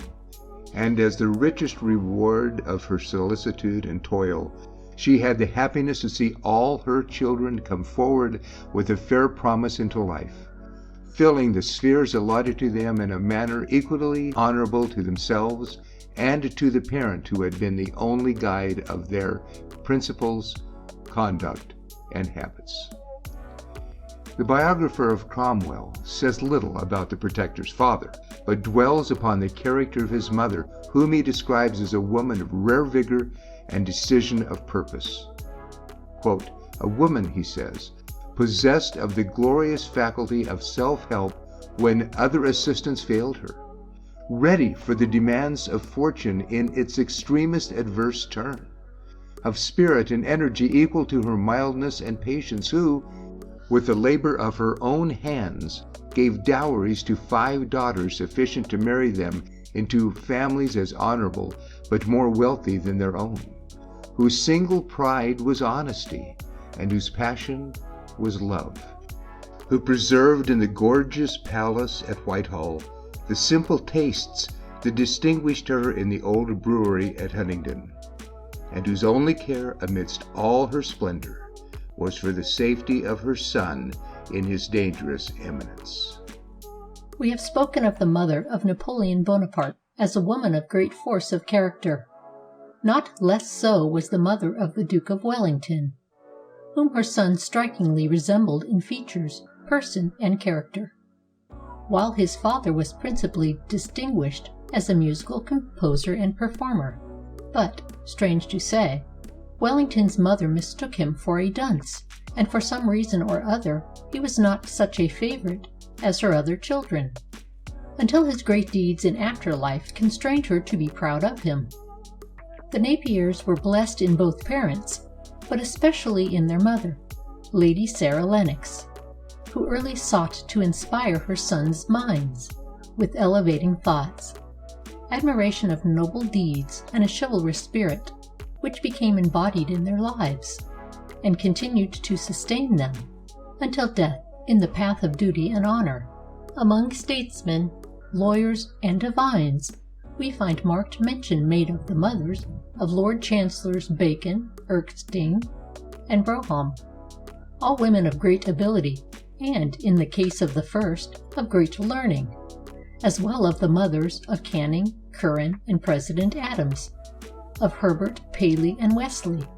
Lord Brougham speaks in terms almost approaching reverence of his grandmother, the sister of Professor Robertson, as having been mainly instrumental in instilling into his mind a strong desire for information and the first principles of that persevering energy in the pursuit of every kind of knowledge which formed his prominent characteristic throughout life.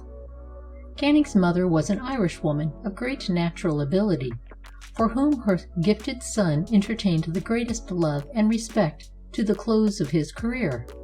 She was a woman of no ordinary intellectual power. Indeed, says Canning's biographer, were we not otherwise assured of the fact from direct sources, it would be impossible to contemplate his profound and touching devotion to her without being led to conclude that the object of such unchanging attachment must have possessed of rare and commanding qualities. She was esteemed by the circle in which she lived as a woman of great mental energy. Her conversation was animated and vigorous, and marked by a distinct originality of manner and a choice of topics fresh and striking, and out of the commonplace routine. To persons who were but slightly acquainted with her, the energy of her manner had even something of the air of eccentricity. Curran speaks with great affection of his mother as a woman of strong original understanding, to whose wise counsel, consistent piety, and lessons of honorable ambition, which she diligently enforced on the minds of her children, he himself principally attributed his success in life. "The only inheritance," he used to say, "that I could boast of from my poor father was the very scanty one of an unattractive face and person, like his own, and if the world has ever attributed to me something more valuable than face or person, or than earthly wealth, it was that another and a dearer parent gave her child a portion from the treasure of her mind." When ex-President Adams was present at the examination of a girls' school in Boston, he was presented by the pupils with an address which deeply affected him, and in acknowledging it he took the opportunity of referring to the lasting influence which womanly training and association had exercised upon his own life and character. "As a child," he said, "I enjoyed, perhaps, the greatest of blessings that can be bestowed on man, that of a mother who was anxious and capable to form the characters of her children rightly. From her I derived whatever instruction, religious especially and moral, has pervaded a long life.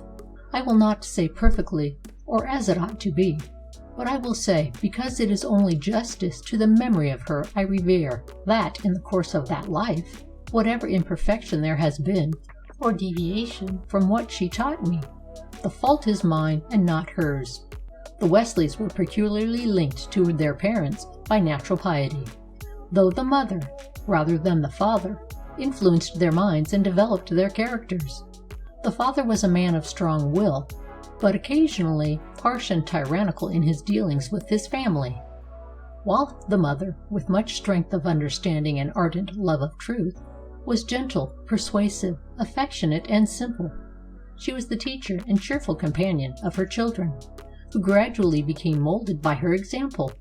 It was through the bias given by her to her sons' minds in religious matters that they acquired the tendency which, even in early years, drew to them the name of Methodists.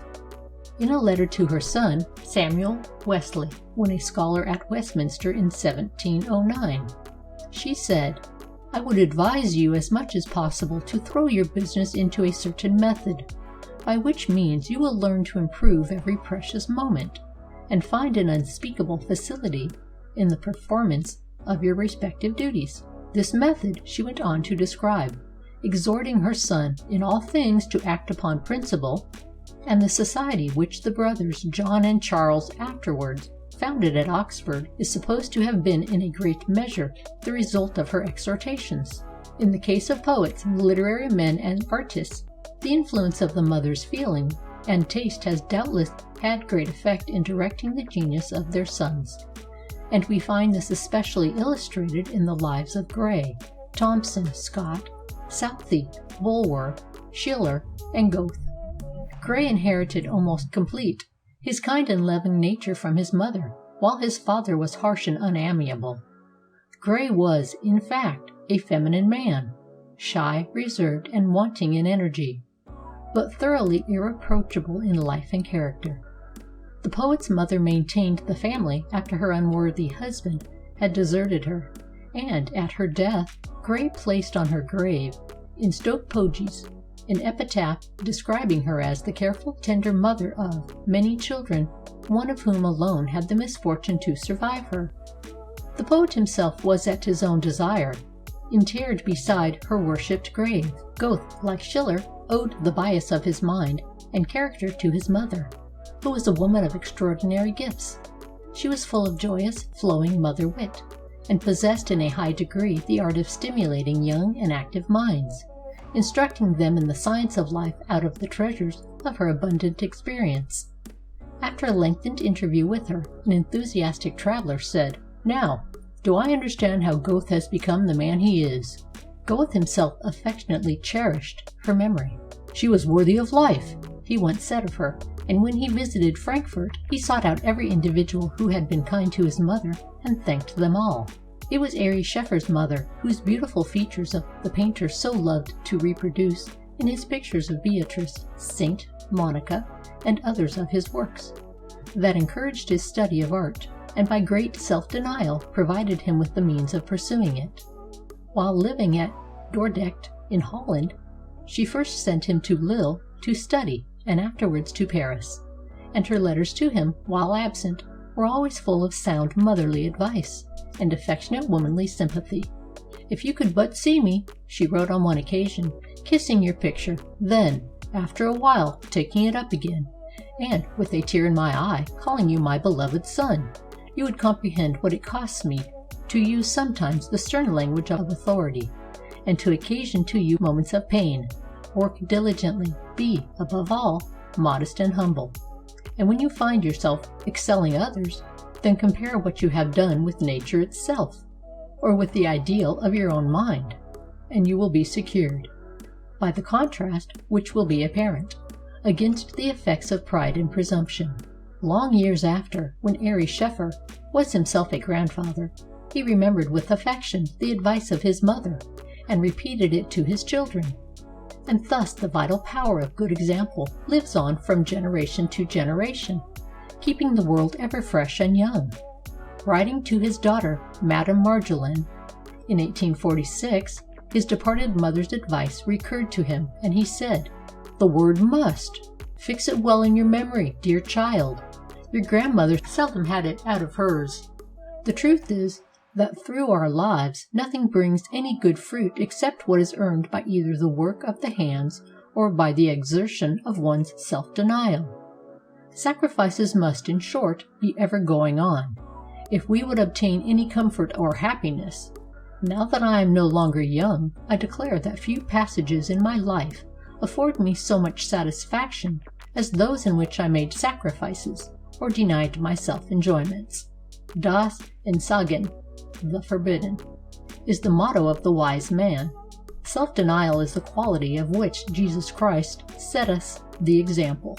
The French historian Michelet makes the following touching reference to his mother in the preface to one of his most popular books, the subject of much embittered controversy at the time at which it appeared. "Whilst writing this, I have had in my mind a woman, whose strong and serious mind would not have failed to support me in these contentions. I lost her 30 years ago, was a child then.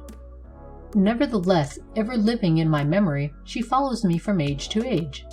She suffered with me in my poverty, and was not allowed to share my better fortune. When young, I made her sad, and now I cannot console her. I know not even where her bones are. I was too poor then to buy earth to bury her, and yet I owe her much.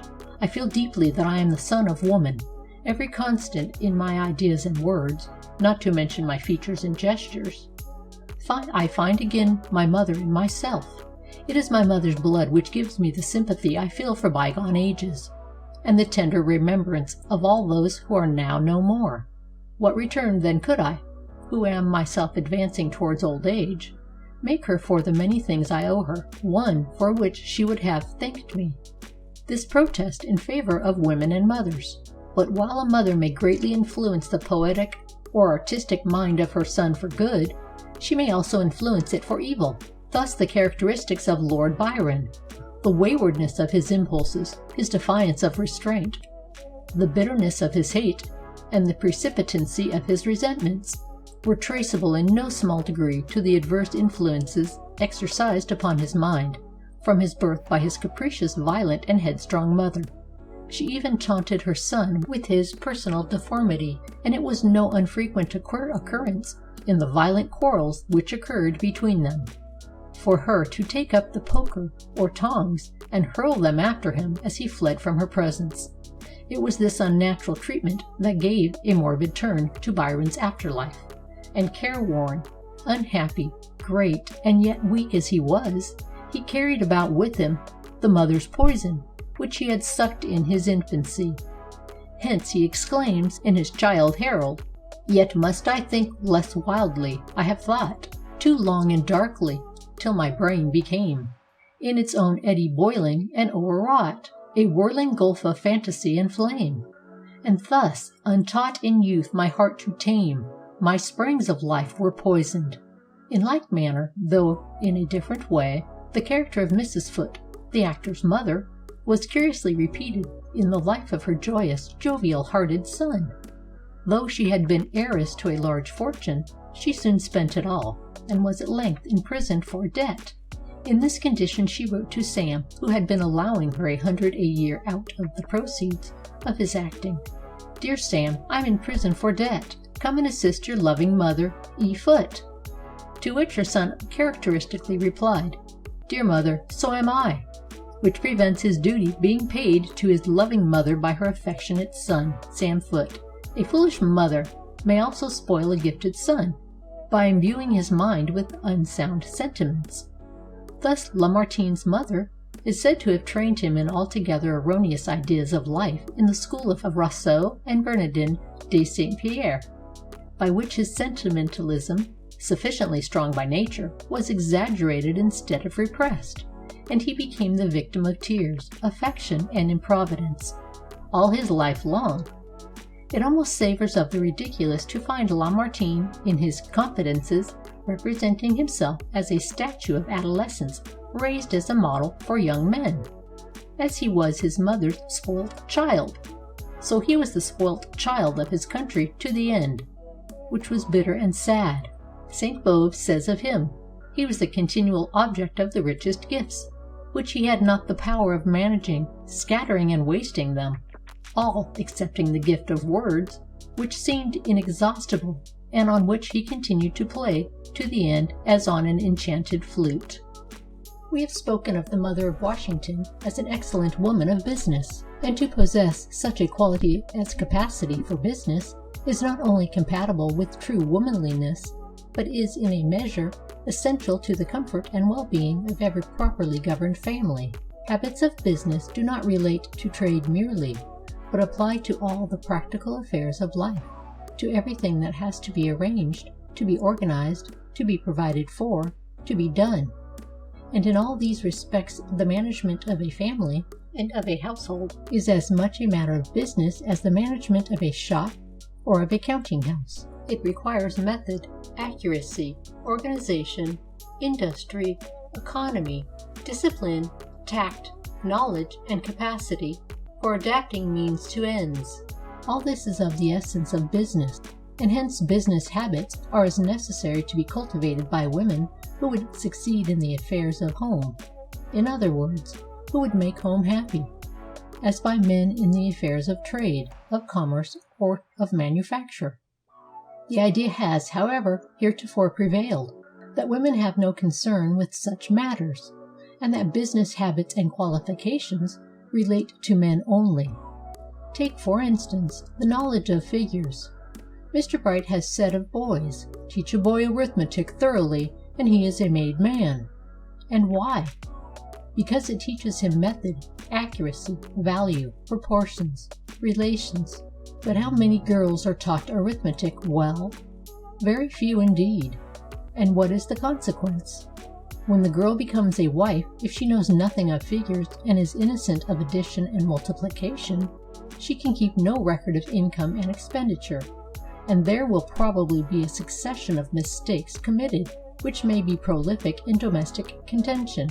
The woman, not being up to her business, that is, the management of her domestic affairs in conformity with the simple principles of arithmetic, will, through sheer ignorance, be apt to commit extravagances, though unintentional, which may be most injurious to her family peace and comfort. Method, which is the soul of business, is also of essential importance in the home. Work can only be got through by method. Muddle flies before it, and hugger-mugger becomes a thing unknown. Method demands punctuality, another eminently business quality. The unpunctual woman, like the unpunctual man, occasions dislike, because she consumes and wastes time, and provokes the reflection that we are not of sufficient importance to make her more prompt. To the business man, time is money, but to the business woman, method is more. It is peace, comfort, and domestic prosperity. Prudence is another important business quality in women, as in men. Prudence is practical wisdom, and comes of the cultivated judgment. It has reference in all things to fitness, to propriety, judging wisely of the right thing to be done. and the right way of doing it. It calculates the means, order, time, and method of doing. Prudence learns from experience, quickened by knowledge. For these, amongst other reasons, habits of business are necessary to be cultivated by all women, in order to their being efficient helpers in the world's daily life and work. Furthermore, to direct the power of the home aright, women, as the nurses, trainers, and educators of children, need all the help and strength that mental culture can give them. Mere instinctive love is not sufficient. Instinct, which preserves the lower creatures, needs no training, but human intelligence, which is in constant request in a family, needs to be educated. The physical health of the rising generation is entrusted to woman by Providence, and it is in the physical nature that the moral and mental nature lies enshrined.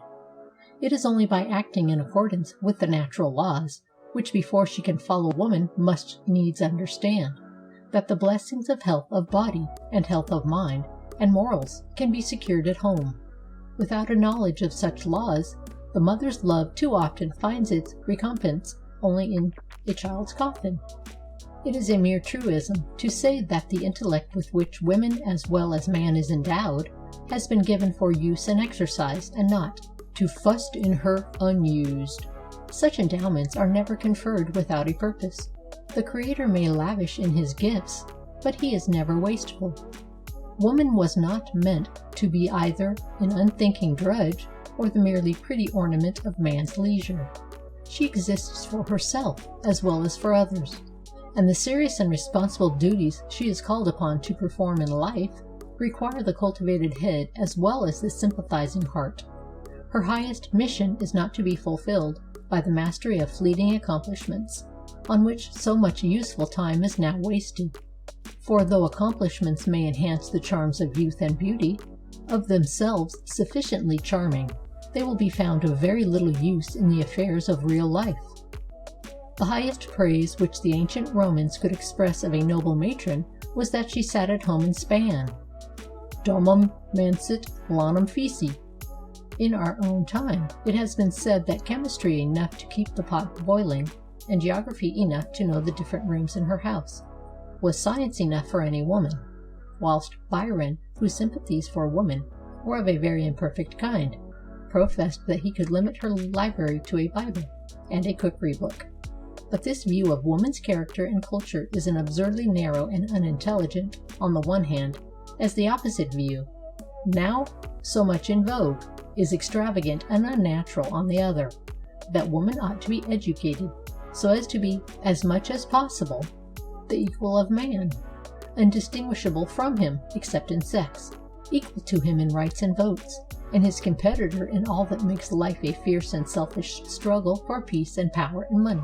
Speaking generally, the training and discipline that are most suitable for the one sex in early life are also the most suitable for the other, and the education and culture that fill the mind of the man and will prove equally wholesome for the woman.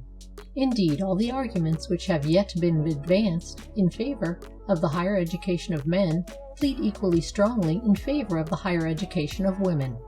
In all the departments of home, intelligence will add to woman's usefulness and efficiency. It will give her thought and forethought, enable her to anticipate and provide for the contingencies of life, suggest improved methods of management, and give her strength in every way. In disciplined mental power she will find a stronger and safer protection against deception and imposture than in mere innocent and unsuspecting ignorance. In moral and religious culture she will secure sources of influence more powerful and enduring than in physical attractions. And in due self-reliance and self-dependence she will discover the truest sources of domestic comfort and happiness. But while the mind and character of women ought to be cultivated with a view to their own well-being, they ought not the less to be educated liberally with a view to the happiness of others. Men themselves cannot be sound in mind or morals if women be the reverse. And if, as we hold to be the case, the moral condition of people mainly depends upon the education of the home, then the education of women is to be regarded as a matter of national importance. Not only does the moral character but the mental strength of man find their best safeguard and support in the moral purity and mental cultivation of woman, but the more completely the powers of both are developed, the more harmonious and well-ordered will society be, the more safe and certain its elevation and advancement. When about 50 years since, the first Napoleon said that the great want of France was mothers, he meant in other words that the French people needed the education of homes, provided over by good, virtuous, intelligent women. Indeed, the French Revolution presented one of the most striking illustrations of the social mischiefs resulting from a neglect of the purifying influence of women. When the great national outbreak occurred, society was impenetrated with vice and profligacy. Morals, religion, virtue were swamped by sensualism. The character of woman had become depraved. Conjugal fidelity was disregarded. Maternity was held in reproach. Family and home were alike corrupted. Domestic purity no longer bound society together. France was motherless. The children broke loose, and the revolution burst forth, amidst the yells and the fierce violence of women. But the terrible lesson was disregarded, and again France has grievously suffered from the want of that discipline, obedience, self-control, and self-respect, which can only be truly learnt at home. It is said that the third Napoleon attributed the recent powerlessness of France, which left her helpless and bleeding at the feet of her conquerors, to the frivolity and lack of principle of the people, as well as to their love of pleasure, which, however, it must be confessed, he himself did not a little to foster. It would thus seem that the discipline which France still needs to learn, if she would be good and great, is that indicated by the first Napoleon. Home education by good mothers. The influence of woman is the same everywhere. Her condition influences the morals, manners, and character of the people in all countries. Where she is debased, society is debased. Where she is morally pure and enlightened, society will be proportionately elevated. Hence, to instruct woman is to instruct man. To elevate her character is to raise his own. To enlarge her mental freedom is to extend and secure that of the whole community. For nations are but the outcomes of homes and peoples of mothers. But while it is certain that the character of a nation will be elevated by the enlightenment and refinement of woman, it is much more than doubtful whether any advantage is to be derived from her entering into competition with man in the rough work of business and polities. Woman can no more do men's special work in the world than man can do woman's. And wherever woman has been withdrawn from her home and family to enter upon other work, the result has been socially disastrous.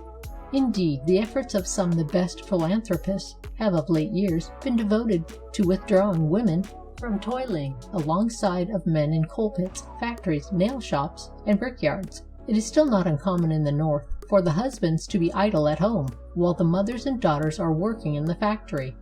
The result being in many cases an entire subversion of family order, of domestic discipline, and of home rule. And for many years past in Paris, the state of things has been reached which some women desire to effect amongst themselves. The women there mainly attend to business, serving the boutique, or presiding at the comptoir, while the men lounge about the boulevards, but the result has only been homelessness, degeneracy, and family and social decay. Nor is there any reason to believe that the elevation and improvement of women are to be secured by investing them with political power. There are, however, in these days, many believers in the potentiality of votes, who anticipate some indefinite good from the enfranchisement of women. It is not necessary here to enter upon the discussion of this question, but it may be sufficient to state that the power which women do not possess politically is far more than compensated by that which they exercise in private life.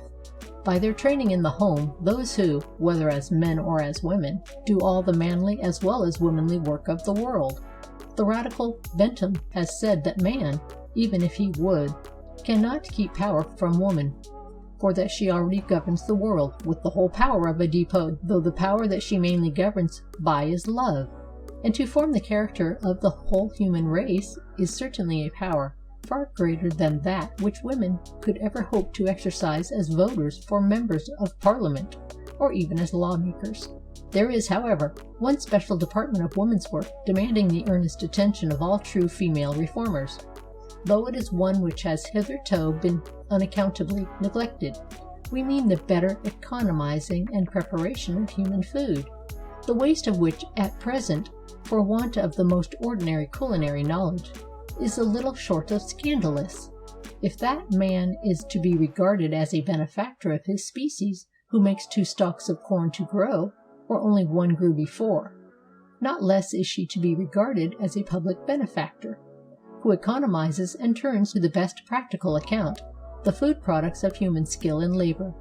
The improved use of even our existing supply would be equivalent to an immediate extension of the cultivable acreage of our country, not to speak of the increase in health, economy, and domestic comfort. Were our female reformers only to turn their energies in this direction with effect, they would earn the gratitude of all households, and be esteemed as among the greatest of practical philanthropists.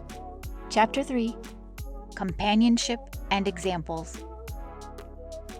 Keep good company, and you shall be of the number. George Herbert. For mine own part, I shall be glad to learn of noble men. Shakespeare. Examples preached to the eye. Care then, mine says, not how you end your days, but how you spend your days. Henry Martin. Last Thoughts. Dis-moi qui t'admire, et je dirai qui tu es. Sainte-Beuve. He that means to be a good limner will be sure to draw after the most excellent copies and guide every stroke of his pencil by the better pattern that lays before him. So he that desires that the table of his life may be fair will be careful to propose the best examples, and will never be content till he equals or excels them. Owen Feltham. The natural education of the home is prolonged far into life. Indeed, it never entirely ceases. But the time arrives in the progress of years when the home ceases to exercise an exclusive influence on the formation of character, and it is succeeded by the more artificial education of the school and the companionship of friends and comrades, which continue to mold the character by the powerful influence of example. Men, young and old, but the young more than the old, cannot help imitating those with whom they associate. It was a saying of George Herbert's mother, intended for the guidance of her sons, that as our bodies take a nourishment suitable to the meat on which we feed, so do our souls as insensibly take in virtue or vice by the example of conversation of good or bad company. Indeed, it is impossible that association with those about us should not produce a powerful influence in the formation of character. For men are by nature imitators, and all persons are more or less impressed by the speech, the manners, the gait, the gestures, and the very habits of thinking of their companions. "Is example nothing?" said Burke. "It is everything. Example is the school of mankind, and they will learn at no other." Burke's grand motto, which he wrote for the tablet of the Marquis of Rockingham, is worth repeating. It was, "Remember, resemble, persevere." Imitation is for the most part so unconscious that its effects are almost unheeded, but its influence is not the less permanent on that account. It is only when an impressive nature is placed in contact with an impressionable one that the alteration in the character becomes recognizable. Yet even the weakest natures exercise some influence upon those about them. The approximation of feeling, thought, and habit is constant, and the action of example unceasing. Emerson has observed that even old couples, or persons who have been housemates for a course of years, grow gradually like each other, so that if they were to live long enough, we should scarcely be able to know them apart. But if this be true of the old, how much more true it is of the young, whose plastic natures are so much more soft and impressionable, and ready to take the stamp of the life and conversation of those about them. "There has been," observed Sir Charles Bell in one of his letters, "a good deal said about education, but they appear to me to put out of sight example, which is all in all. My best education was the example set me by my brothers. There was in all the members of the family a reliance on self, a true independence, and by imitation I obtained it. It is the nature of things that the circumstances which contribute to form the character should exercise their principal influence during the period of growth. As years advance, example and imitation become custom and gradually consolidate into habit, which is of so much potency that almost before we know it, we have in a measure yielded up to it our personal freedom. It is related of Plato that on one occasion he reproved a boy for playing at some foolish game. "Thou reprovest me," said the boy, "for a very little thing." "But custom," replied Plato, "is not a little thing." Bad custom consolidated into habit is such a tyrant that men sometimes cling to vices even while they curse them. They have become the slaves of habits whose power they are impotent to resist. Hence Locke has said that to create and maintain that vigor of mind which is able to contest the empire of habit may be regarded as one of the chief ends of moral discipline. Though much of the education of character by example is spontaneous and unconscious, the young need not necessarily be the passive followers or imitators of those about them. Their own conduct, far more than the conduct of their companions, tends to fix the purpose and form the principles of their life. Each possesses in himself a power of will and of free activity, which, if courageously exercised, will enable him to make his own individual selection of friends and associates. It is only through weakness of purpose that young people, as well as old, become the slaves of their inclinations, or give themselves up to a servile imitation of others. It is a common saying that men are known by the company they keep. The sober do not naturally associate with the drunken, the refined with the coarse, the decent with the dissolute. To associate with depraved persons argues a low taste and vicious tendencies, and to frequent their society leads to inevitable degradation of character. "The conversation of such persons," says Seneca, "is very injurious, for even if it does no immediate harm, it leaves its seeds in the mind and follows us when we have gone from the speakers, a plague sure to spring up in future resurrection." If young men are wisely influenced and directed, and conscientiously exert their own free energies, they will seek the society of those better than themselves, and strive to imitate their example. In companionship with the good, growing natures will always find their best nourishment, while companionship with the bad will only be fruitful in mischief. There are persons whom to know is to love, honor, and admire, and others whom to know is to shun and despise. Don't les savoir n'est que bêterie, as says Rabelais when speaking of the education of Gargantua. Live with persons of elevated characters, and you will feel lifted and lighted up in them. Live with wolves, says the Spanish proverb, and you will learn to howl.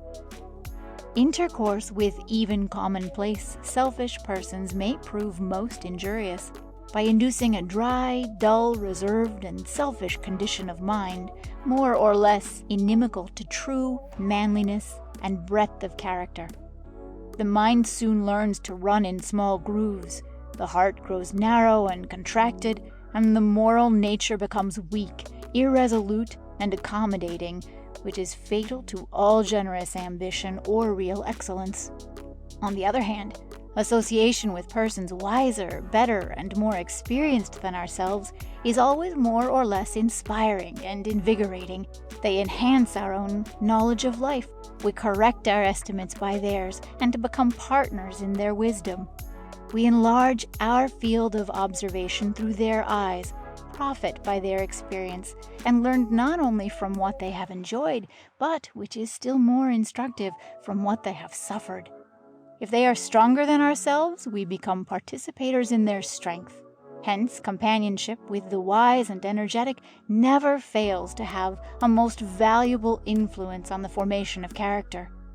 Increasing our resources, strengthening our resolves, elevating our aims and enabling us to exercise greater dexterity and ability in our own affairs, as well as more effective helpfulness of others. I have often deeply regretted in myself, says Mrs. Schimmelpenninck, the great loss I have experienced from the solitude of my early habits. We need no worse companion than our unregenerate selves, and by living alone, a person not only becomes wholly ignorant of the means of helping his fellow creatures, but is without the perception of those wants which most need help. Association with others, when not on so large a scale as to make hours of retirement impossible, may be considered as furnishing to an individual a rich, multiplied experience and sympathy so drawn forth, though unlike charity, it begins abroad, never fails to bring back rich treasures home. Association with others is useful also in strengthening the character and in enabling us, while we never lose sight of our main object, to thread our way wisely and well. An entirely new direction may be given to the life of a young man by a happy suggestion, a timely hint, or the kindly advice of an honest friend. Thus the life of Henry Martyn, the Indian missionary, seems to have been singularly influenced by a friendship which he formed when a boy at Truro Grammar School. Martyn himself was of feeble frame, and of a delicate nervous temperament. Wanting in animal spirits, he took but little pleasure in school sports, and being of a somewhat petulant temper, the bigger boys took pleasure in provoking him, and some of them in bullying him. One of the bigger boys, however, conceiving a friendship for Martyn, took him under his protection, stood between him and his persecutors, and not only fought his battles for him, but helped him with his lessons. Though Martyn was a rather backward pupil, his father was desirous that he should have the advantage of a college education, and at the age of about 15 he sent him to Oxford to try for a Corpus scholarship, in which he failed. He remained for 2 years more at the Truro Grammar School, and then went to Cambridge, where he was entered at St. John's College. Who should he find already settled there as a student but his old champion of the Truro Grammar School? Their friendship was renewed, and the elder student from that time forward acted as the mentor of the younger one. Martyn was fitful in his studies, excitable and petulant, and occasionally subject to fits of almost uncontrollable rage. His big friend, on the other hand, was a steady, patient, hard-working fellow, and he never ceased to watch over, to guide, and to advise for good his irritable fellow-student. He kept Martyn out of the way of evil company, advised him to work hard, not for the praise of men, but for the glory of God, and so successfully assisted him in his studies that at the following Christmas examination he was the first of his year. Yet Martyn's kind friend and mentor never achieved any distinction himself. He passed away into obscurity, leading, most probably, a useful, though an unknown career. His greatest wish in life having been to shape the character of his friend, to inspire his soul with the love of truth, and to prepare him for the noble work on which he shortly after entered, of an Indian missionary. A somewhat similar incident is said to have occurred in the college career of Dr. Paley. When a student at Christ's College, Cambridge, he was distinguished for his shrewdness as well as his clumsiness, and he was at the same time the favorite and the butt of his companions. Though his natural abilities were great, he was thoughtless, idle, and a spendthrift. And at the commencement of his 3rd year he had made comparatively little progress. After one of his usual night dissipations, a friend stood by his bedside on the following morning. "Paley," said he, "I have not been able to sleep for thinking about you. I have been thinking about what a fool you are. I have the means of dissipation, and can afford to be idle. You are poor, and cannot afford it. I could do nothing, probably, even were I to try. You are capable of doing anything. I have lain awake all night thinking about your folly, and I have now come solemnly to warn you. Indeed, if you persist in your indolence, and go on in this way, I must renounce your society altogether." It is said that Paley was so powerfully affected by this admonition that from that moment he became an altered man. He formed an entirely new plan of life and diligently persevered in it. He became one of the most industrious of students. One by one, he distanced his competitors, and at the end of the year he came out senior wrangler. What he afterwards accomplished as an author and a divine is sufficiently well known. No one recognized more fully the influence of personal example on the young than did Dr. Arnold. It was the great lever with which he worked in striving to elevate the character of his school.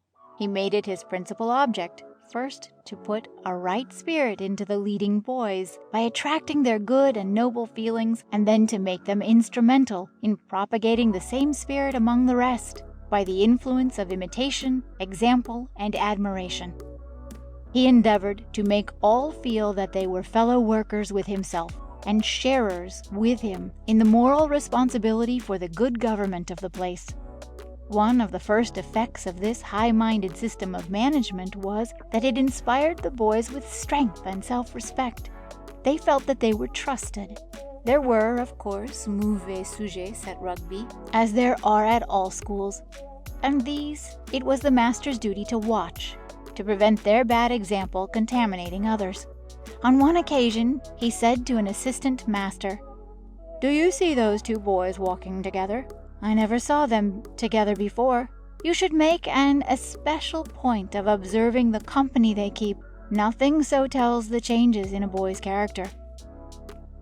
Dr. Arnold's own example was an inspiration, as is that of every great teacher. In his presence, young men learned to respect themselves, and out of the root of self-respect there grew up the manly virtues. His very presence, says his biographer, seemed to create a new spring of health and vigor within them, and to give to life an interest and elevation which remained with them long after they had left him, and dwelt so habitually in their thoughts as a living image that, when death had taken him away, the bond appeared to be still unbroken, and the sense of separation almost lost in the still deeper sense of a life and a union indestructible.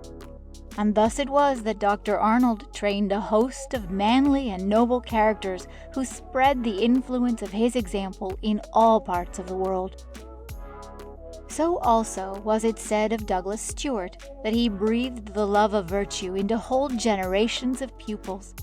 "To me," says the late Lord Cockburn, "his lectures were like the opening of the heavens. I felt that I had a soul. His noble views, unfolded in glorious sentences, elevated me into a higher world. They changed my whole nature."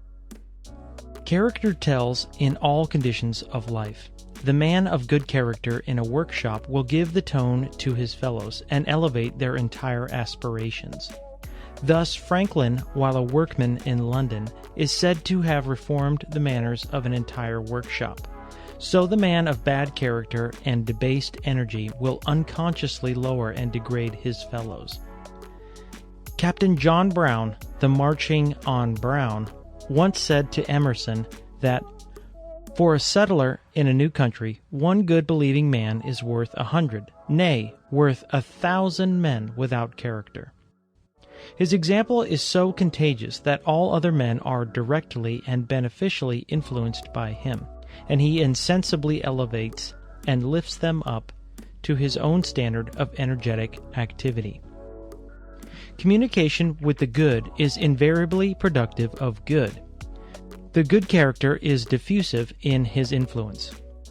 "I was common clay till roses were planted in me," says one aromatic earth in the Eastern fable. Like begets like, and good makes good. "It is astonishing," says Canon Moseley, "how much good goodness makes. Nothing that is good is alone, nor anything bad. It makes others good or others bad, and that other, and so on. Like a stone thrown into a pond, which makes circles that make other wider ones, and then others, till the last reaches the shore.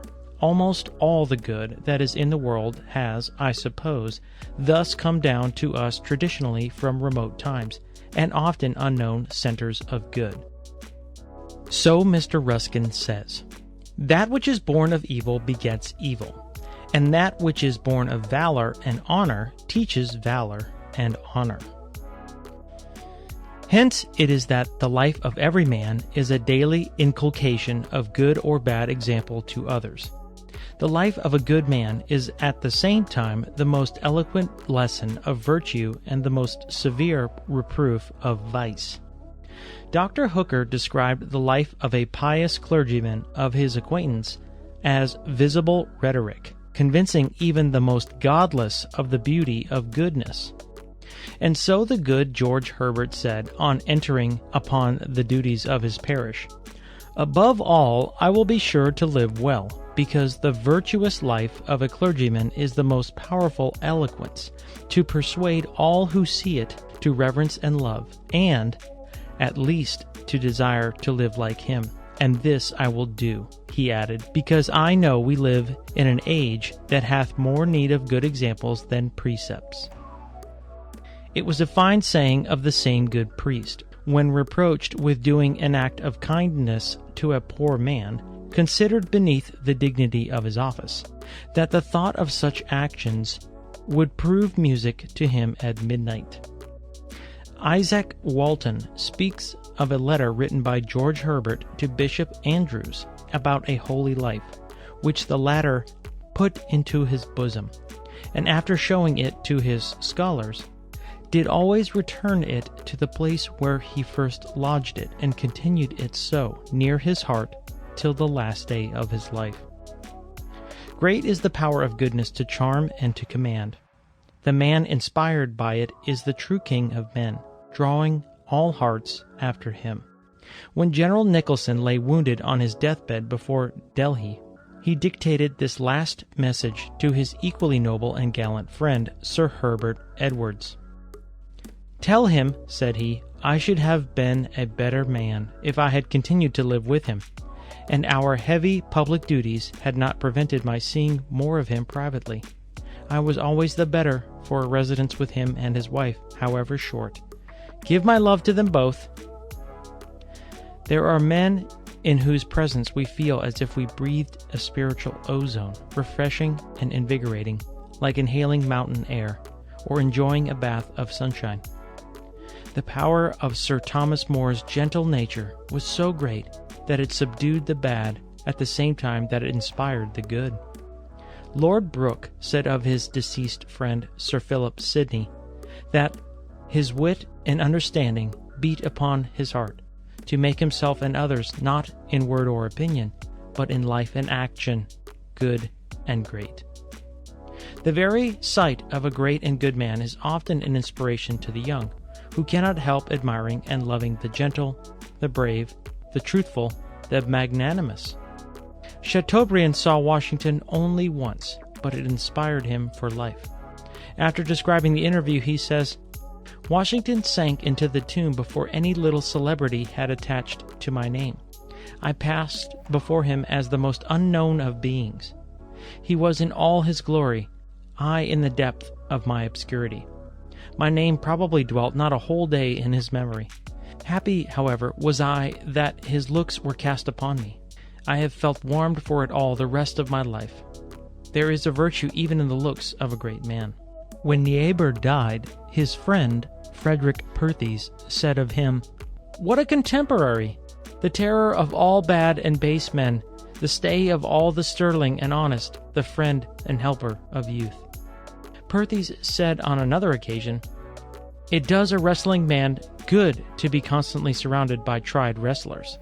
Evil thoughts are put to flight when the eye falls on the portrait of one in whose living presence one would have blushed to own them." A Catholic moneylender, when about to cheat, was wont to draw a veil over the picture of his favorite saint. So Hazlitt has said of the portrait of a beautiful female, that it seemed as if an unhandsome action would be impossible in its presence. "It does one good to look upon his manly honest face," said a poor German woman, pointing to a portrait of the great reformer hung upon the wall of her humble dwelling. Even the portrait of a noble or a good man hung up in a room is companionship after a sort. It gives us a closer personal interest in him. Looking at the features, we feel as if we knew him better and were more nearly related to him. It is a link that connects us with a higher and better nature than our own. And though we may be far from reaching the standard of our hero, we are, to a certain extent, sustained and fortified by his depicted presence constantly before us. Fox was proud to acknowledge how much he owed to the example and conversation of Burke. On one occasion he said of him that if he was to put all the political information he had gained from books, all that he had learned from science, or that the knowledge of the world and its affairs taught him into one scale, and the improvement he had derived from Mr. Burke's conversation and instruction into the other, the latter would preponderate. Professor Tyndall speaks of Faraday's friendship as energy and inspiration. After spending an evening with him, he wrote, "His work excites admiration, but contact with him warms and elevates the heart. Here surely is a strong man. I love strength, but let me not forget the example of its union with modesty, tenderness, and sweetness in the character of Faraday." Even the gentlest natures are powerful to influence the character of others for good. Thus, Wordsworth seems to have been especially impressed by the character of his sister Dorothy, who exercised upon his mind and heart a lasting influence. He describes her as the blessing of his boyhood as well as of his manhood. Though 2 years younger than himself, her tenderness and sweetness contributed greatly to mold his nature and open his mind to the influences of poetry.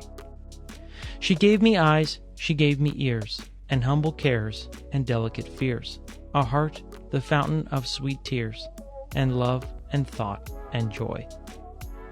Thus the gentlest natures are enabled, by the power of affection and intelligence, to mold the characters of men destined to influence and elevate their race through all time. Sir William Napier attributed the early direction of his character first to the impress made upon it by his mother when a boy, and afterwards to the noble example of his commander, Sir John Moore, when a man. Moore early detected the qualities of the young officer, and he was one of those to whom the general addressed the encouragement, "Well done, my majors," at Corunna. Writing home to his mother and describing the little court by which Moore was surrounded, he wrote, "Where shall we find such a king?" It was to his personal affection for his chief that the world is mainly indebted to Sir William Napier for his great book, The History of the Peninsular War. But he was stimulated to write the book by the advice of another friend, the late Lord Langdale, while one day walking with him across the fields on which Belgravia is now built. "It was Lord Langdale," he says, "who first kindled the fire within me." And of Sir William Napier himself, his biographer truly says that no thinking person could ever come in contact with him without being strongly impressed with the genius of the man. The career of the late Dr. Marshall Hall was a lifelong illustration of the influence of character in forming character. Many eminent men still living trace their success in life to his suggestions and assistance, without which several valuable lines of study and investigation might not have been entered on, at least at so early a period. He would say to young men about him, "Take up a subject and pursue it well, and you cannot fail to succeed." And often he would throw out a new idea to a young friend, saying, "I make you a present of it. There is fortune in it, if you pursue it with energy." Energy of character has always a power to evoke energy in others. It acts through sympathy, one of the most influential of human agencies. The zealous, energetic man unconsciously carries others along with him. His example is contagious and compels imitation. He exercises a sort of electric power, which sends a thrill through every fiber, flows into the nature of those about him, and makes them give out sparks of fire. Dr. Arnold's biographer, speaking of the power of this kind exercised by him over young men, says, "It was not so much an enthusiastic admiration for true genius or learning or eloquence which stirred within them. It was a sympathetic thrill, caught from a spirit that was earnestly at work in the world, whose work was healthy, sustained, and constantly carried forward in the fear of God, a work that was founded on a deep sense of its duty and its value."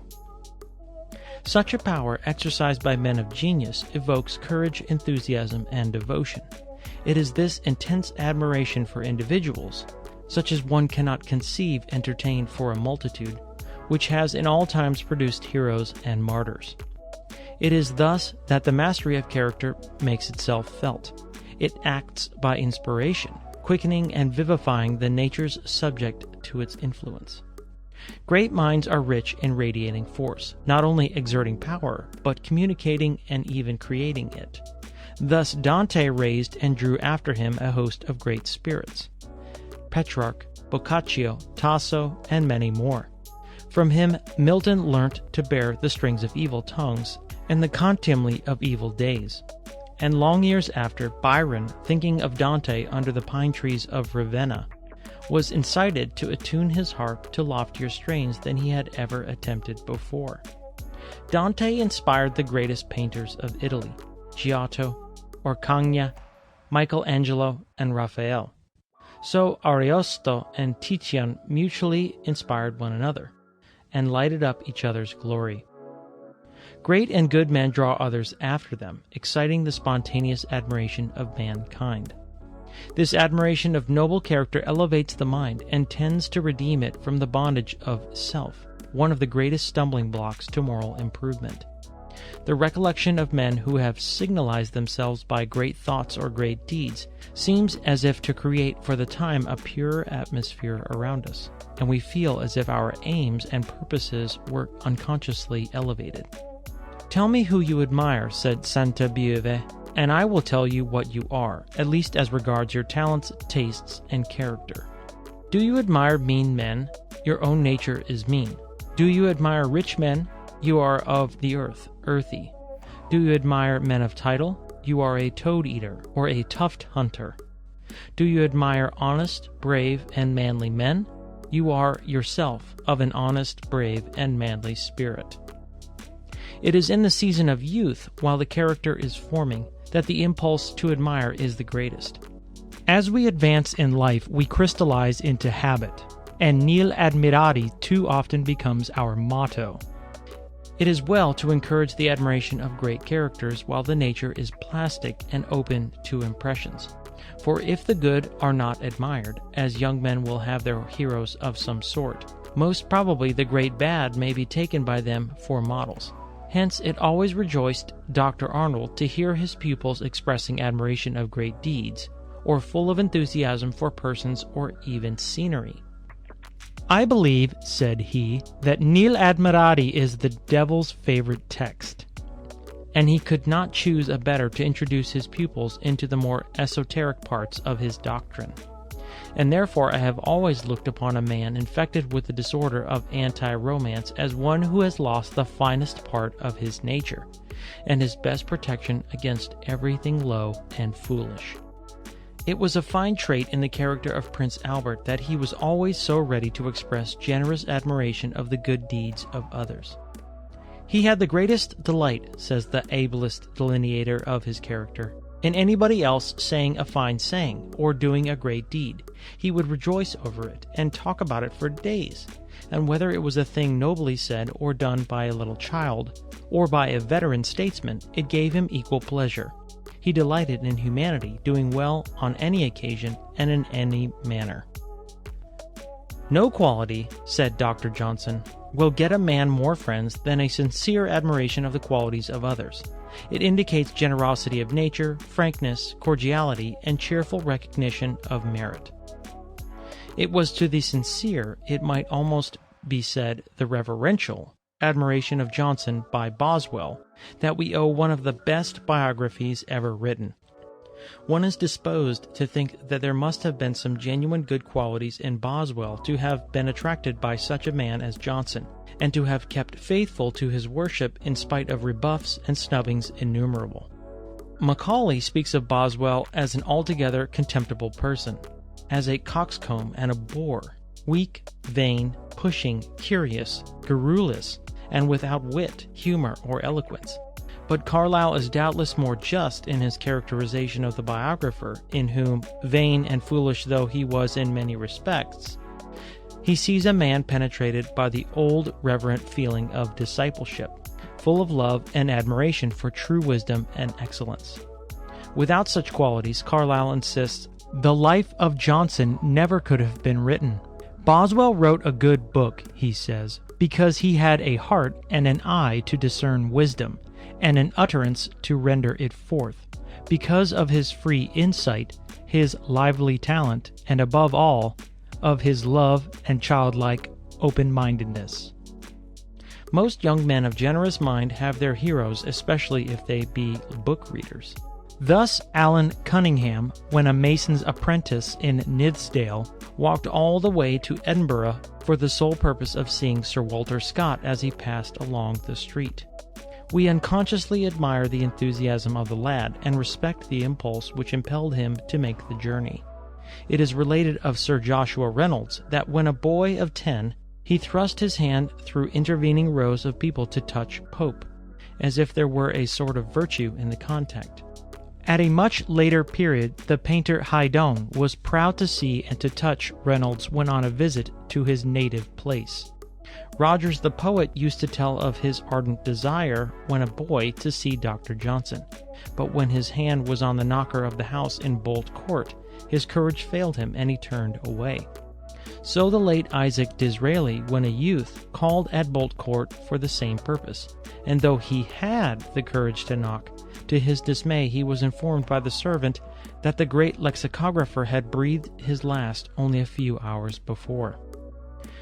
On the contrary, small and ungenerous minds cannot admire heartily. To their own great misfortune they cannot recognize, much less reverence, great men and great things. The mean nature admires meanly. The toad's highest idea of beauty is his toadess. The small snob's highest idea of manhood is the great snob. The slave dealer values a man according to his muscles. When a guinea trader was told by Sir Godfrey Kneller in the presence of Pope that he saw before him two of the greatest men in the world, he replied, "I don't know how great you may be, but I don't like your looks. I have often bought a man much better than both of you together, all bones and muscles, for 10 guineas. Although Rochefoucauld, in one of his maxims, says that there is something that is not altogether disagreeable to us in the misfortunes of even our best friends, it is only the small and essentially mean nature that finds pleasure in the disappointment and annoyance at the success of others. There are, unhappily for themselves, persons so constituted that they have not the heart to be generous. The most disagreeable of all people are those who sit in the seat of the scorner. Persons of this sort often come to regard the success of others, even in a good work, as a kind of personal offense. They cannot bear to hear another praised, especially if he belong to their own art, or calling, or profession. They will pardon a man's failures, but cannot forgive his doing a thing better than they can do. And where they have themselves failed, they are found to be the most merciless of detractors. The sour critic thinks of his rival, "When heaven with such parts has blessed him, have I not reason to detest him?" The mean mind occupies itself with sneering, carping, and fault-finding, and is ready to scoff at everything but impudent effrontery or successful vice. The greatest consolation of such persons are the defects of men of character. If the wise erred not, says George Herbert, it would go hard with fools. Yet, though wise men may learn of fools by avoiding their errors, fools rarely profit by the example which wise men set them. A German writer has said that it is a miserable temper that cares only to discover the blemishes in the character of great men or great periods. Let us rather judge them with the charity of Bolingbroke, who, when reminded of one of the alleged weaknesses of Marlborough, observed, He was so great a man that I forgot he had that defect.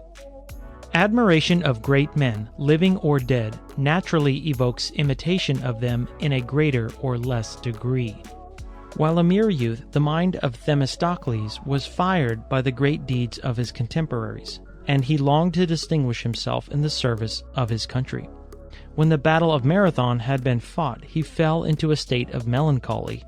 When asked by his friends as to the cause, he replied that the trophies of Miltiades would not suffer him to sleep. A few years later, we find him at the head of the Athenian army, defeating the Persian fleet of Xerxes, battles of Artemisium and Salamis, his country gratefully acknowledging that it had been saved through his wisdom and valor. Related of Thucydides that, when a boy, he burst into tears on hearing Herodotus read his history, and the impression made upon his mind was such as to determine the bent of his own genius. Demosthenes was so fired on one occasion by the eloquence of Callistratus that the ambition was roused within him of becoming an orator himself. Yet Demosthenes was physically weak, had a feeble voice, indistinct articulation, and shortness of breath, defects which he was only enabled to overcome by diligent study and invincible determination. But with all his practice, he never became a ready speaker. All his orations, especially the most famous of them, exhibiting indications of careful elaboration, the art and industry of the orator being visible in almost every sentence. Similar illustrations of character imitating character and molding itself by the style and manner and genius of great men are to be found pervading all history. Warriors, statesmen, orators, patriots, poets, and artists all have been more or less unconsciously nurtured by the lives and actions of others living before them or presented for their imitation. Great men have evoked the admiration of kings, popes, and emperors. Systematius never spoke to Michelangelo without uncovering, and Julius III made him sit by his side while a dozen cardinals were standing. Charles V made way for Titian, and one day when the brush dropped from the painter's hand, Charles stooped and picked it up, saying, "You deserve to be served by an emperor." Leo X threatened with excommunication whoever should print and sell the poems of Ariosto without the author's consent. The same pope attended the deathbed of Raphael, as Francis I did that of Leonardo da Vinci. Haydn once archly observed that he was loved and esteemed by everybody except professors of music. All the greatest musicians were unusually ready to recognize each other's greatness.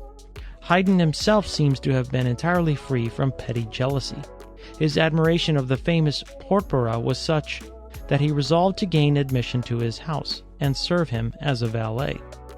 Having made the acquaintance of the family with whom Porpora lived, he was allowed to officiate in that capacity. Each morning he took care to brush the veteran's coat, polish his shoes, and put his rusty wig in order. At first Porpora growled at the intruder, but his asperity soon softened, and eventually melted into affection. He quickly discovered his valet's genius, and, by his instructions, directed it into the line in which Haydn eventually acquired so much distinction. Haydn himself was enthusiastic in his admiration of Handel. "He is the father of us all," he said on one occasion. Scarlatti followed Handel in admiration all over Italy, and, when his name was mentioned, he crossed himself in token of veneration. Mozart's recognition of the great composer was not less hearty. "When he chooses," said he, "Handel strikes like the thunderbolt." Beethoven hailed him as the monarch of the musical kingdom. Beethoven was dying. One of his friends sent him a present of Handel's works, in 40 volumes. They were brought into his chamber, and gazing on them with reanimated eye, he exclaimed, pointing at them with his finger, There is the truth." Haydn not only recognized the genius of the great men who had passed away, but of his young contemporaries, Mozart and Beethoven. Small men may be envious of their fellows, but really great men seek out and love each other. Of Mozart, Haydn wrote, "I only wish I could impress on every friend of music and on great men in particular, same depth of musical sympathy and profound appreciation of Mozart's inimitable music that I myself feel and enjoy. Then nations would vie with each other to possess such a jewel within their frontiers. Prague ought not only to strive to retain this precious man, but also to remunerate him, for without this the history of a great genius is sad indeed. It enrages me to think that the unparalleled Mozart is not yet engaged by some imperial or royal court. Forgive my excitement, but I love the man so dearly. Mozart was equally generous in his recognition of the merits of Haydn. "Sir," he said to a critic, speaking of the latter, "if you and I were both melted down together, we should not furnish materials for one Haydn." And when Mozart first heard Beethoven, he observed, "Listen to that young man. Be assured that he will yet make a great name in the world." Buffon set Newton above all other philosophers, and admired him so highly that he had always his portrait before him while he sat at work. So Schiller looked upon Shakespeare, whom he studied reverently and zealously for years, until he became capable of comprehending nature at first hand, and then his admiration became even more ardent than before. Pitt was Canning's master and hero, whom he followed and admired with attachment and devotion. "To one man while he lived," said Canning, "I was devoted with all my heart and all my soul. Since the death of Mr. Pitt, I acknowledge no leader. My political allegiance lies buried in his grave." A French physiologist, Monsieur Roux, was occupied one day in lecturing to his pupils when Sir Charles Bell, whose discoveries were even better known and more highly appreciated abroad than at home, strolled into his classroom. The professor, recognizing his visitor, at once stopped his exposition, saying, "Messieurs, c'est assez pour ajouter, vous avez vu Sir Charles Bell?" The first acquaintance with a great work of art has usually proved an important event in every young artist's life. When Correggio first gazed on Raphael's Saint Cecilia, he felt within himself an awakened power and exclaimed, "And I too am a painter." So Constable used to look back on his first sight of Claude's picture of Hagar as forming an epoch in his career. Sir George Beaumont's admiration of the same picture was such that he always took it with him in his carriage when he traveled from home. The examples set by the great and good do not die. They continue to live and speak to all the generations that succeed them. It was very impressively observed by Mr. Disraeli in the House of Commons shortly after the death of Mr. Cobden. There is this consolation remaining to us, when we remember our unequaled and irreparable losses, that those great men are not altogether lost to us, that their words will often be quoted in this house, that their examples will often be referred to and appealed to, and that even their expressions will form part of our discussions and debates. There are now, I may say, some members of Parliament who, though they may not be present, are still members of this House, who are independent of disillusions, of the caprices of constituencies, and even of the course of time. I think that Mr. Cobden was one of those men. It is the great lesson of biography to teach what man can be and can do at his best. It may thus give each man renewed strength and confidence. The humblest, in sight of even the greatest, may admire and hope and take courage. These great brothers of ours in blood and lineage, who live a universal life, still speak to us from their graves, and beckon us on in the paths which they have trod. Their example is still with us, to guide, to influence, and to direct us. For nobility of character is a perpetual bequest, living from age to age, and constantly tending to reproduce its like. The sage, say the Chinese, is the instructor of 100 ages. When the manners of Lu are heard of, the stupid become intelligent and the wavering determined. Thus the acted life of a good man continues to be a gospel of freedom and emancipation to all who succeed him. To live in hearts we leave behind is not to die. The golden words that good men have uttered, the examples they have set, live through all time. They pass into the thoughts and hearts of their successors, help them on the road of life, and often console them in the hour of death.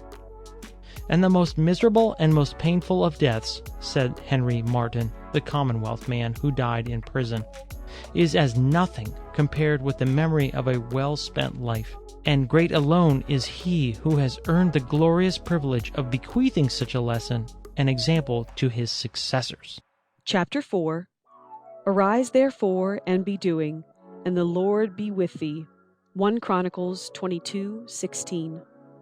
Work as if thou hadst to live for aye, worship as if thou wert to die today. Tuscan proverb. Se parle travail con règne. Louis XIV. Blessed work, if ever thou wert curse of God, what must his blessings be? J.B. Selkirk. Let every man be occupied, and occupied in the highest employment of which his nature is capable, and die with the consciousness that he has done his best. Sidney Smith. Work is one of the best educators of practical character. It evokes and disciplines obedience, self-control, attention, application, and perseverance, giving a man deftness and skill in his special calling, and aptitude and dexterity in dealing with the affairs of ordinary life. Work is the law of our being, the living principle that carries men and nations onward.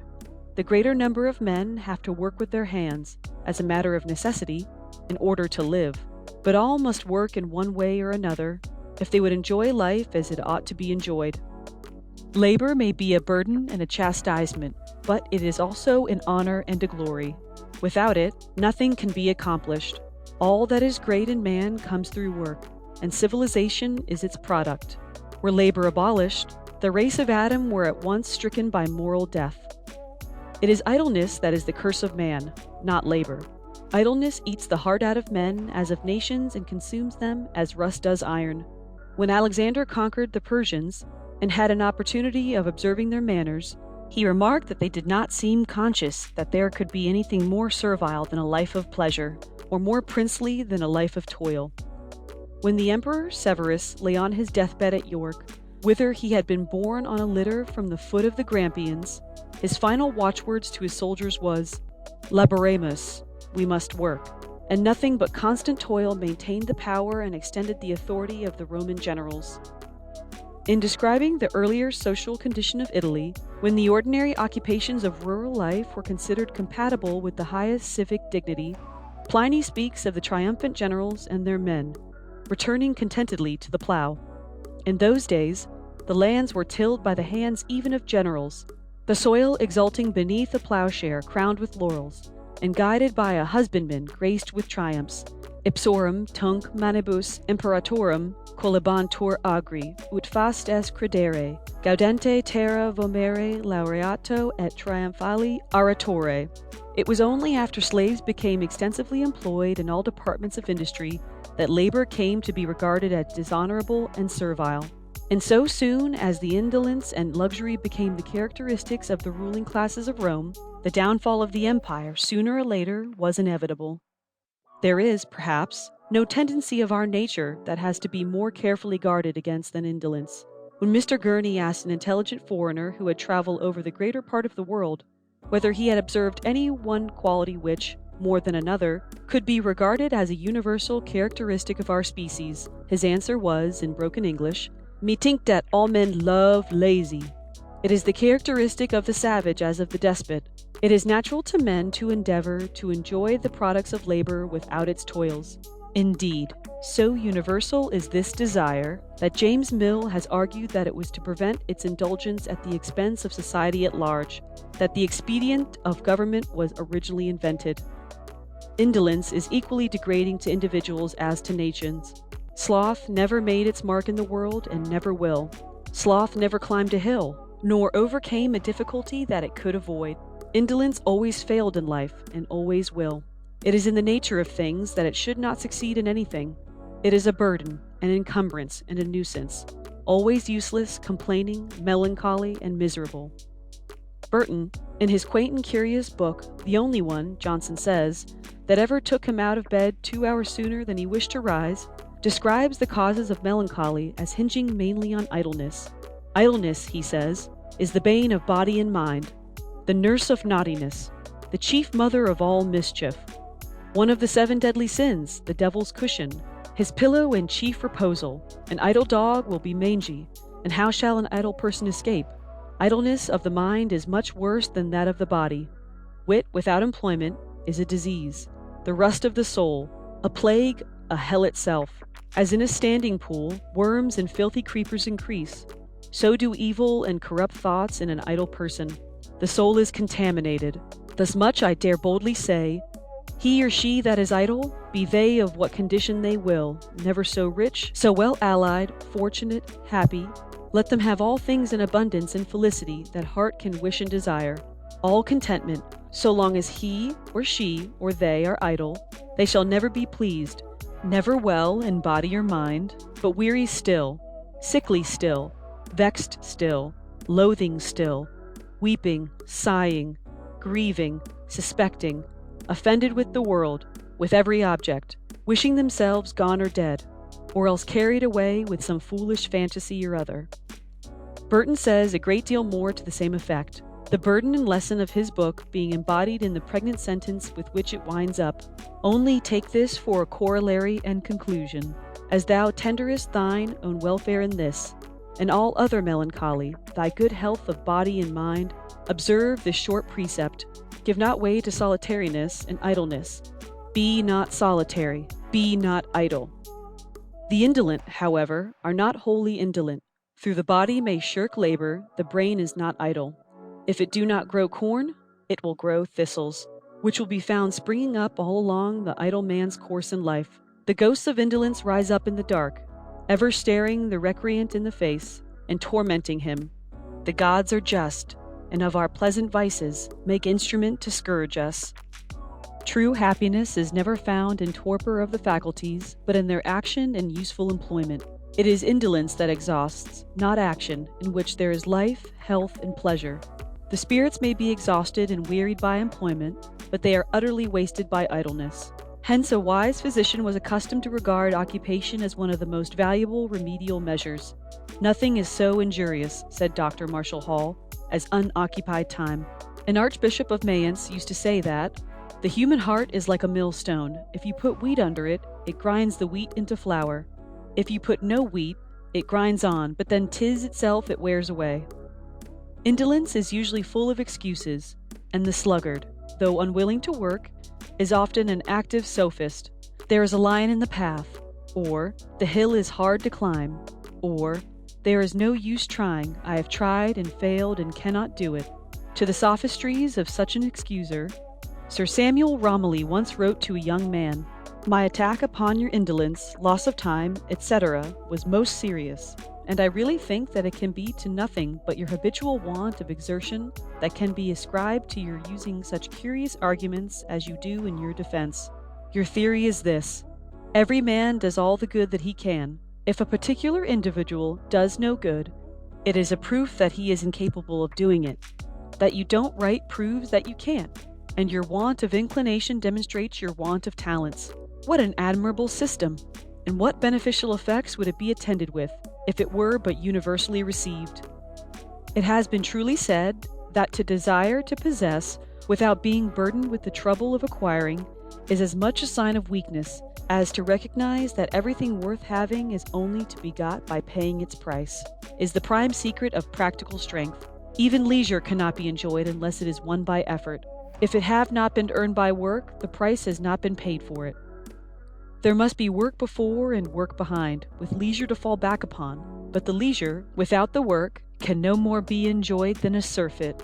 Life must needs be disgusting alike to the idle rich man as to the idle poor man, who has no work to do, or, having work, will not do it. The words found tattooed on the right arm of a sentimental beggar of 40, undergoing his 8th imprisonment in the jail of Bourges in France, might be adopted as the motto of all idlers. Le pas me trompe, le présent me tourmente, l'avenir m'épouvante. The past has deceived me, the present torments me, the future terrifies me. The duty of industry applies to all classes and conditions of society. All have their work to do in the irrespective conditions of life, the rich as well as the poor. The gentleman by birth and education, however richly he may be endowed with worldly possessions, cannot but feel that he is in duty bound to contribute his quota of endeavor towards the general well-being in which he shares. He cannot be satisfied with being fed, clad, and maintained by the labors of others, without making some suitable return to society that upholds him. An honest, high-minded man would revolt at the idea of sitting down to and enjoying a feast, and then going away without paying his share of the reckoning. To be idle and useless is neither an honor nor a privilege. And though persons of small natures may be content merely to consume, fruge consumere nati, men of average endowment, of manly aspirations, and of honest purpose, will feel such a condition to be incompatible with real honor and true dignity. I don't believe, said Lord Stanley, now Earl of Derby at Glasgow, that an unemployed man, however amiable and otherwise respectable, ever was, or ever can be, really happy. As work is our life, show me what you can do, and I will show you what you are. I have spoken of love of one's work as the best preventative of merely low and vicious tastes. I will go further, and say that it is the best preservative against petty anxieties, and the annoyances that arise out of indulged self-love. Men have thought before now that they could take refuge from trouble and vexation by sheltering themselves as if it were in a world of their own. The experiment has often been tried, and always with one result. You cannot escape from anxiety and labor. It is the destiny of humanity. Those who shirk from facing trouble find that trouble comes to them. The indolent may contrive that he shall have less than his share of the world's work to do, but nature, proportioning the instinct to the work, contrives that the little shall be much and hard to him. The man who has only himself to please finds, sooner or later, and probably sooner than later, that he has got a very hard master, and the excessive weakness which shrinks from responsibility has its own punishment too. For where great interests are excluded, little matters become great, and the same wear and tear of mind that might have been at least usefully and healthfully expended on the real business of life is often wasted in petty and imaginary vexations, such as breed and multiply in the occupied brain. Even on the lowest ground, that of personal enjoyment, constant useful occupation is necessary. He who labors not cannot enjoy the reward of labor. We sleep sound, said Sir Walter Scott, and our waking hours are happy when they are employed. And a little sense of toil is necessary to the enjoyment of leisure, even when earned by study and sanctioned by the discharge of duty. It is true, there are men who die of overwork, but many more die of selfishness, indulgence, and idleness.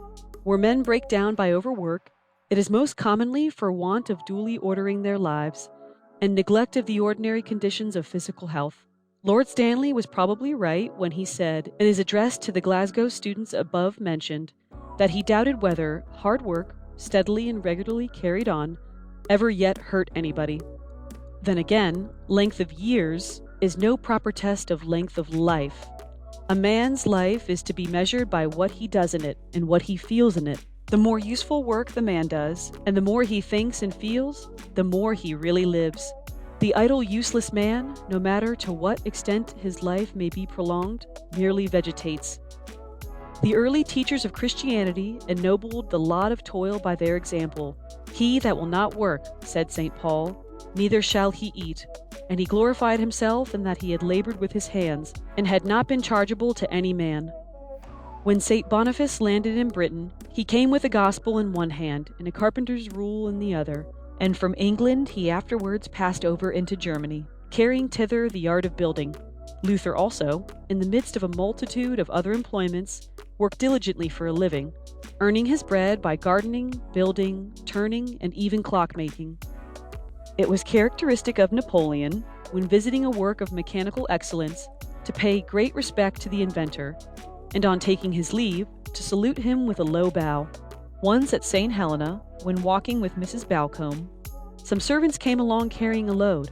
The lady, in an angry tone, ordered them out of the way, on which Napoleon interposed, saying, "Respect the burden, madam. Even the drudgery of the humblest laborer contributes toward the general well-being of society." And it was a wise saying of a Chinese emperor that, if there was a man who did not work, or a woman that was idle, somebody must suffer cold or hunger in the empire. The habit of constant useful occupation is as essential for the happiness and well-being of a woman as of a man. Without it, women are apt to sink into a state of listless ennui, and uselessness, accompanied by sick headache and attacks of nerves. Caroline Perthes carefully warned her married daughter Louisa to beware of giving way to such listlessness. I myself, she said, when the children are gone out for a half-holiday, sometimes feel as stupid and dull as an owl by daylight. But one must not yield to this, which happens more or less to all young wives. The best relief is work, engaged in with interest and diligence. Work then, constantly and diligently, at something or other, for idleness is the devil's snare for small and great, as your grandfather says, and he says true. Constant useful occupation is thus wholesome, not only for the body, but for the mind. While the slothful man drags himself indolently through life, and the better part of his nature sleeps a deep sleep, if not morally and spiritually dead, the energetic man is a source of activity and enjoyment to all who come within reach of his influence. Even any ordinary drudgery is better than idleness. Fuller says of Sir Francis Drake, who was early sent to sea and kept close to his work by his master, that such pains and patience in his youth knit the joints of his soul, and made them more solid and compact. Schiller used to say that he considered it a great advantage to be employed in the discharge of some daily mechanical duty, some regular routine of work, that rendered steady application necessary. Thousands can bear testimony to the truth of the saying of Greuze, the French painter, that work, employment, useful occupation, is one of the great secrets of happiness. Casaubon was once induced by the entreaties of his friends to take a few days' entire rest, but he returned to his work with the remark that it was easier to bear illness doing something than doing nothing. When Charles Lamb was released for life from his daily drudgery of desk work at the India Office, he felt himself the happiest of men. I would not go back to my prison, he said to a friend, 10 years longer for £10,000. He also wrote in the same ecstatic mood to Bernard Barton, I have scarce steadiness of head to compose a letter, he said. I am free as air. I will live another 50 years. Would I could sell you some of my leisure. Positively, the best thing a man can do is nothing, and next to that, perhaps, good works. 2 years, 2 long and tedious years passed, and Charles Lamb's feelings had undergone an entire change. He now discovered that official, even humdrum work, the appointed round the daily task, had been good for him, though he knew it not. Time had formerly been his friend, it had now become his enemy. To Bernard Barton he again wrote, I assure you, no work is worse than overwork. The mind preys on itself. The most unwholesome of food. I have ceased to care for almost anything. Never did the waters of heaven pour down upon a forlorner head. What I can do, and overdo, is to walk. I am a sanguinary murderer of time, but the oracle is silent. No man could be more sensible of the practical importance of industry than Sir Walter Scott, who was himself one of the most laborious and indefatigable of men. Indeed, Lockhart says of him that, taking all ages and countries together, the rare example of indefatigable energy, in union with serene self-possession of mind and manner, such as Scott's, must be sought for in the role of great sovereigns or great captains, rather than in that of literary genius. Scott himself was most anxious to impress upon the minds of his own children the importance of industry as a means of usefulness and happiness in the world. To his son Charles, when at school, he wrote, I cannot too much impress upon your mind that labor is the condition which God has imposed on us in every station of life. There is nothing worth having that can be had without it, from the bread which the peasant wins with the sweat of his brow, to the sports by which the rich man must get rid of his ennui. As for knowledge, it can no more be planted in the human mind without labor than a field of wheat can be produced without the previous use of the plow. There is, indeed, this great difference, that chance or circumstances may so cause it that another shall reap what the farmer sows. But no man can be deprived, whether by accident or misfortune, of the fruits of his own studies, and the liberal and extended acquisitions of knowledge which he makes are all for his own use. Labor, therefore, my dear boy, and improve the time. In youth our steps are light, and our minds are ductile, and knowledge is easily laid up. But if we neglect our spring, our summers will be useless and contemptible, our harvest will be chaff, and the winter of our old age unrespected and desolate. Southey was as laborious a worker as Scott. Indeed, Work might almost be said to form part of his religion. He was only 19 when he wrote these words. 19 years. Certainly a fourth part of my life. Perhaps how great a part, and yet I have been of no service to society. The clown who scares crows for 2 pence a day is a more useful man. He preserves the bread which I eat in idleness. And yet Southey had not been idle as a boy. On the contrary, he had been a most diligent student. He had not only read largely in English literature, but was well acquainted, through translations, with Tasso, Ariosto, Homer, and Ovid. He felt, however, as if his life had been purposeless, and he determined to do something. He began, and from that time he pursued an unremitting career of literary labor down to the close of his life, daily progressing in learning. To use his own words, not so learned as he is poor, not so poor as proud, not so proud as happy. The maxims of men often reveal their character. That of Sir Walter Scott was, never to be doing nothing. Robertson the historian, as early as his 15th year, adopted the maxim, Vita sine litteris mors est. Life without learning is death. Voltaire's motto was, toujours à travail, always at work. The favorite maxim of Lacépède, the naturalist, was, vivre c'est veiller. To live is to observe. It was also the maxim of Pliny. When Bossuet was at college, he was so distinguished by his ardor in study that his fellow students, playing upon his name, designated him as Bossuetus Aratro, the ox used to the plough. The name of Vitalis, life a struggle, which the Swedish poet Swöberg assumed, as Friedrich von Hardenberg assumed that of Novalis, describe the aspirations and the labors of both these men of genius. We have spoken of work as a discipline. It is also an educator of character. Even work that produces no results because it is work is better than torpor, inasmuch as it educates faculty, and is thus preparatory to successful work. The habit of working teaches method. It compels economy of time, and the disposition of it with judicious forethought.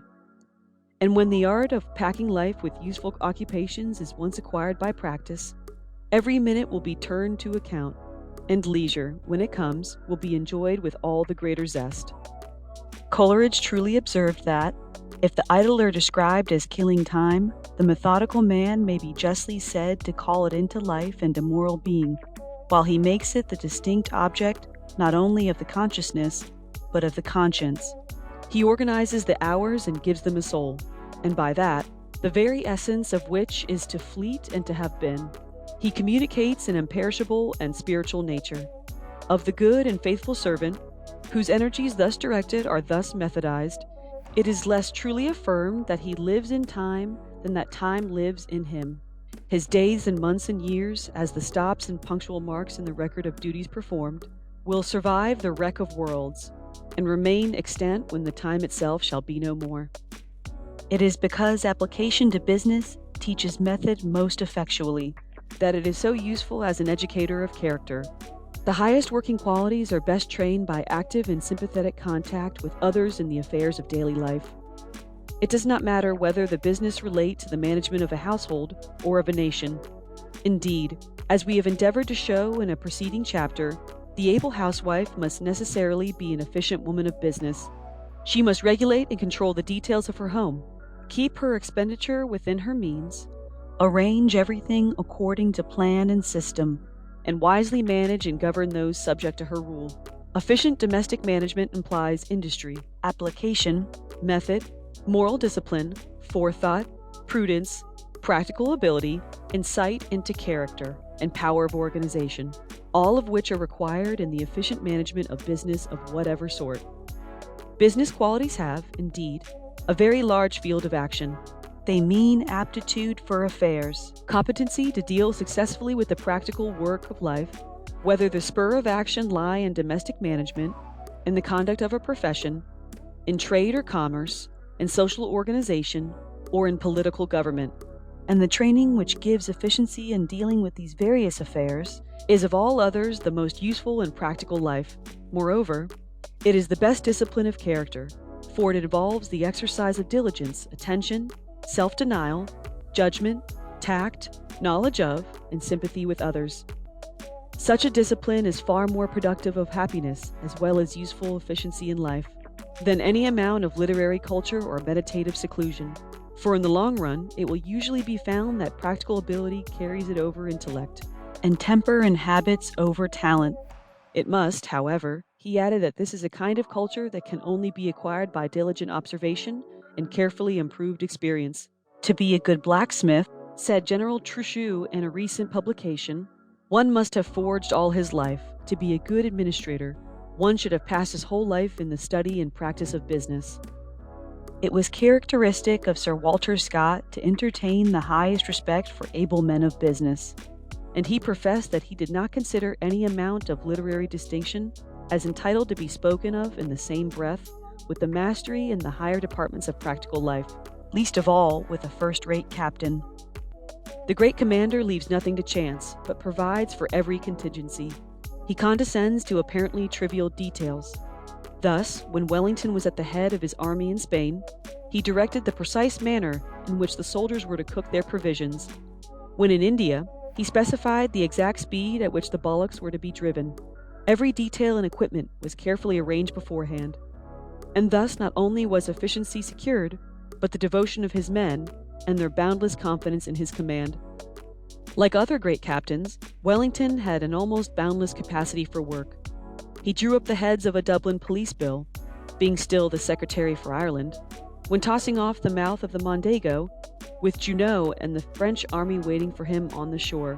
So Caesar, another of the greatest commanders, is said to have written an essay on Latin rhetoric while crossing the Alps at the head of his army.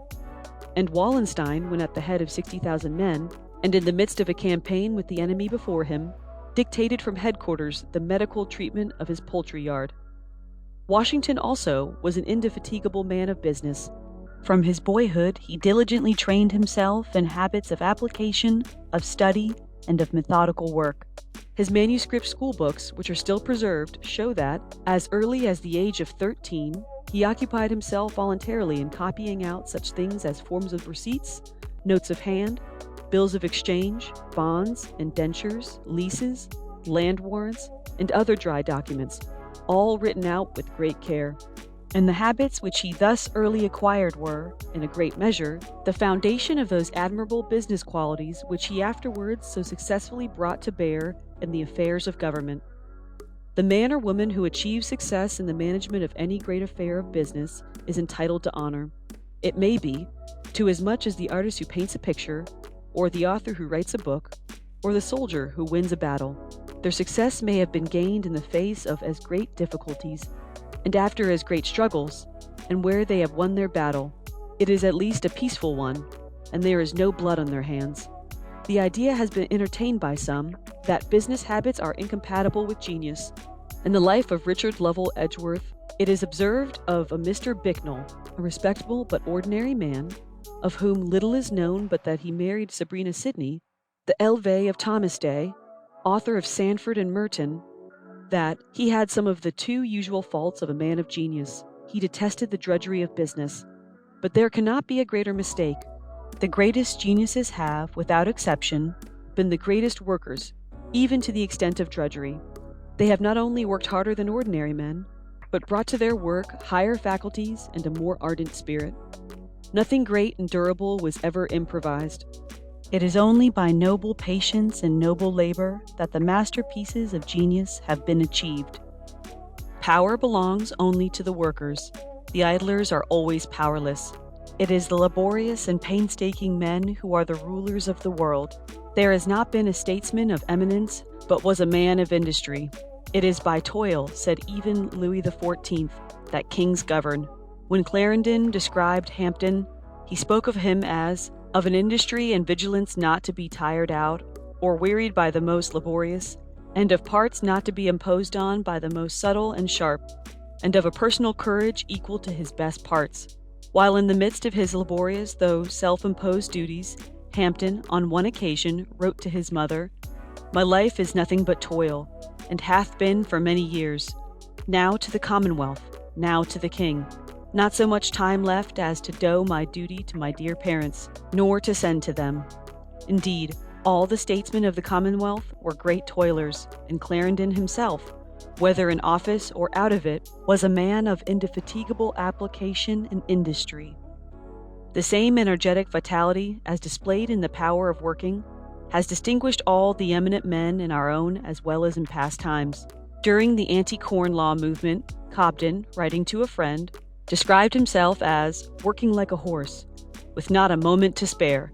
Lord Brougham was a remarkable instance of the indefatigably active and laborious man, and it might be said of Lord Palmerston that he worked harder for success in his extreme old age than he had ever done in the prime of his manhood, preserving his working faculty, his good humor, and his bonhomie, unimpaired to the end. He himself was accustomed to say that being in office and consequently full of work was good for his health. It rescued him from ennui. Helvetius even held that it is man's sense of ennui that is the chief cause of his superiority over the brute, that it is the necessity which he feels for escaping from its intolerable suffering that forces him to employ himself actively, and is hence the great stimulus to human progress. Indeed, this living principle of constant work, of abundant occupation, of practical contact with men in the affairs of life, has in all times been the best ripener of the energetic vitality of strong natures. Business habits, cultivated and disciplined, are found alike useful in every pursuit, whether in politics, literature, science, or art. Thus, a great deal of the best literary work has been done by men systematically trained in business pursuits. The same industry, application, economy of time and labor, which have rendered them useful in one sphere of employment, have been found equally available in the other. Most of the early English writers were men of affairs, trained to business, for no literary class as yet existed, excepting it might be the priesthood. Chaucer, the father of English poetry, was first a soldier, and afterwards a controller of petty customs. The office was no sinecure either, for he had to write up all the records with his own hand, and when he had done his reckonings at the custom house, he returned with delight to his favorite studies at home, poring over his books until his eyes were dazed and dull. The great writers in the reign of Elizabeth, during which there was such a development of robust life in England, were not literary men according to the modern acceptation of the word, but men of action trained in business. Spenser acted as secretary to the Lord Deputy of Ireland. Raleigh was, by turns, a courtier, soldier, sailor, and discoverer. Sidney was a politician, diplomatist, and soldier. Bacon was a laborious lawyer before he became Lord Keeper and Lord Chancellor. Sir Thomas Browne was a physician in country practice at Norwich. Hooker was the hard-working pastor of a country parish. Shakespeare was the manager of a theater, in which he was himself but an indifferent actor, and he seems to have been even more careful of his money investments than he was of his intellectual offspring. Yet these, all men of active business habits, are among the greatest writers of any age. The period of Elizabeth and James I, standing out in the history of England as the era of its greatest literary activity and splendor. In the reign of Charles I, Cowley held various offices of trust and confidence. He acted as private secretary to several of the royalist leaders, and was afterwards engaged as private secretary to the Queen, enciphering and deciphering the correspondence which passed between her and Charles I, the work occupying all his days, and often his nights, during several years. And while Cowley was thus employed in the royal cause, Milton was employed by the Commonwealth, of which he was the Latin secretary, and afterwards secretary to the Lord Protector. Yet, in the earlier part of his life, Milton was occupied in the humble vocation of a teacher. Dr. Johnson says that in his school, as in everything else which he undertook, he labored with great diligence. There is no reason for doubting. It was after the Restoration, when his official employment ceased, that Milton entered upon the principal literary work of his life. But before he undertook the writing of his great epic, he deemed it indispensable that to industrious and select reading he should add steady observation and insight into all seemly and generous arts and affairs. Locke held office in different reigns, first under Charles II as secretary to the Board of Trade, and afterwards under William III as commissioner of appeals and of trade and plantations. Many literary men of eminence held office in Queen Anne's reign. Thus Addison was Secretary of State, Steele, Commissioner of Stamps, Prior, Under Secretary of State, and afterwards ambassador to France, Tickell, Under-Secretary of State, and Secretary to the Lords Justices of Ireland, Congreve, Secretary of Jamaica, and Gay, Secretary of Legation at Hanover. Indeed, habits of business, instead of unfitting a cultivated mind for scientific or literary pursuits, are often the best training for them. Voltaire insisted with truth that the real spirit of business and literature are the same, the perfection of each being the union of energy and thoughtfulness, of cultivated intelligence and practical wisdom, of the active and contemplative essence, a union commended by Lord Bacon as the concentrated excellence of man's nature. It has been said that even the man of genius can write nothing worth reading in relation to human affairs, unless he has been in some way or other connected with the serious everyday business of life. Hence it has happened that many of the best books extant have been written by men of business, with whom literature was a pastime rather than a profession. Gifford, the editor of the Quarterly, who knew the drudgery of writing for a living, once observed that a single hour of composition, won from the business of the day, is worth more than the whole day's toil of him who works at the trade of literature. In the one case, the spirit comes joyfully to refresh itself, like a hart to the water brooks. In the other, it pursues its miserable way, panting and jaded, with the dogs and hunger of necessity behind. The first great men of letters in Italy were not mere men of letters. They were men of business, merchants, statesmen, diplomatists, judges, and soldiers. Villani, the author of the best history of Florence, was a merchant. Dante, Petrarch, and Boccaccio were all engaged in more or less important embassies, and Dante, before becoming a diplomatist, was for some time occupied as a chemist and druggist. Galileo, Galvani, and Farini were physicians, and Goldoni a lawyer. Ariosto's talent for affairs was as great as his genius for poetry. At the death of his father, he was called upon to manage the family estate for the benefit of his younger brothers and sisters, which he did with ability and integrity. His genius for business having been recognized, he was employed by the Duke of Ferrara on important missions to Rome and elsewhere. Having afterwards been appointed governor of a turbulent mountain district, he succeeded, by firm and just governments, in reducing it to a condition of comparative good order and security. Even the bandits of the country respected him. Being arrested one day in the mountains by a body of outlaws, he mentioned his name, when they at once offered to escort him in safety wherever he chose. It has been the same in other countries. Vattel, the author of The Rights of Nations, was a practical diplomatist and a first-rate man of business. Rabelais was a physician and a successful practitioner. Schiller was a surgeon. Cervantes, Lope de Vega, Calderon, Comminges, Descartes, Maupertuis, La Rochefoucauld, La Cepede, Lamarck were soldiers in the early part of their respective lives. In our own country, many men now known by their writings earned their living by their trade. Lillo spent the greater part of his life as a working jeweler in the Poultry, occupying the intervals of his leisure in the production of dramatic works, some of them acknowledged power and merit. Isaac Walton was a linen draper in Fleet Street, reading much in his leisure hours, and storing his mind with facts for future use in his capacity of biographer. Defoe was by turns horse factor, brick and tile maker, shopkeeper, author, and political agent.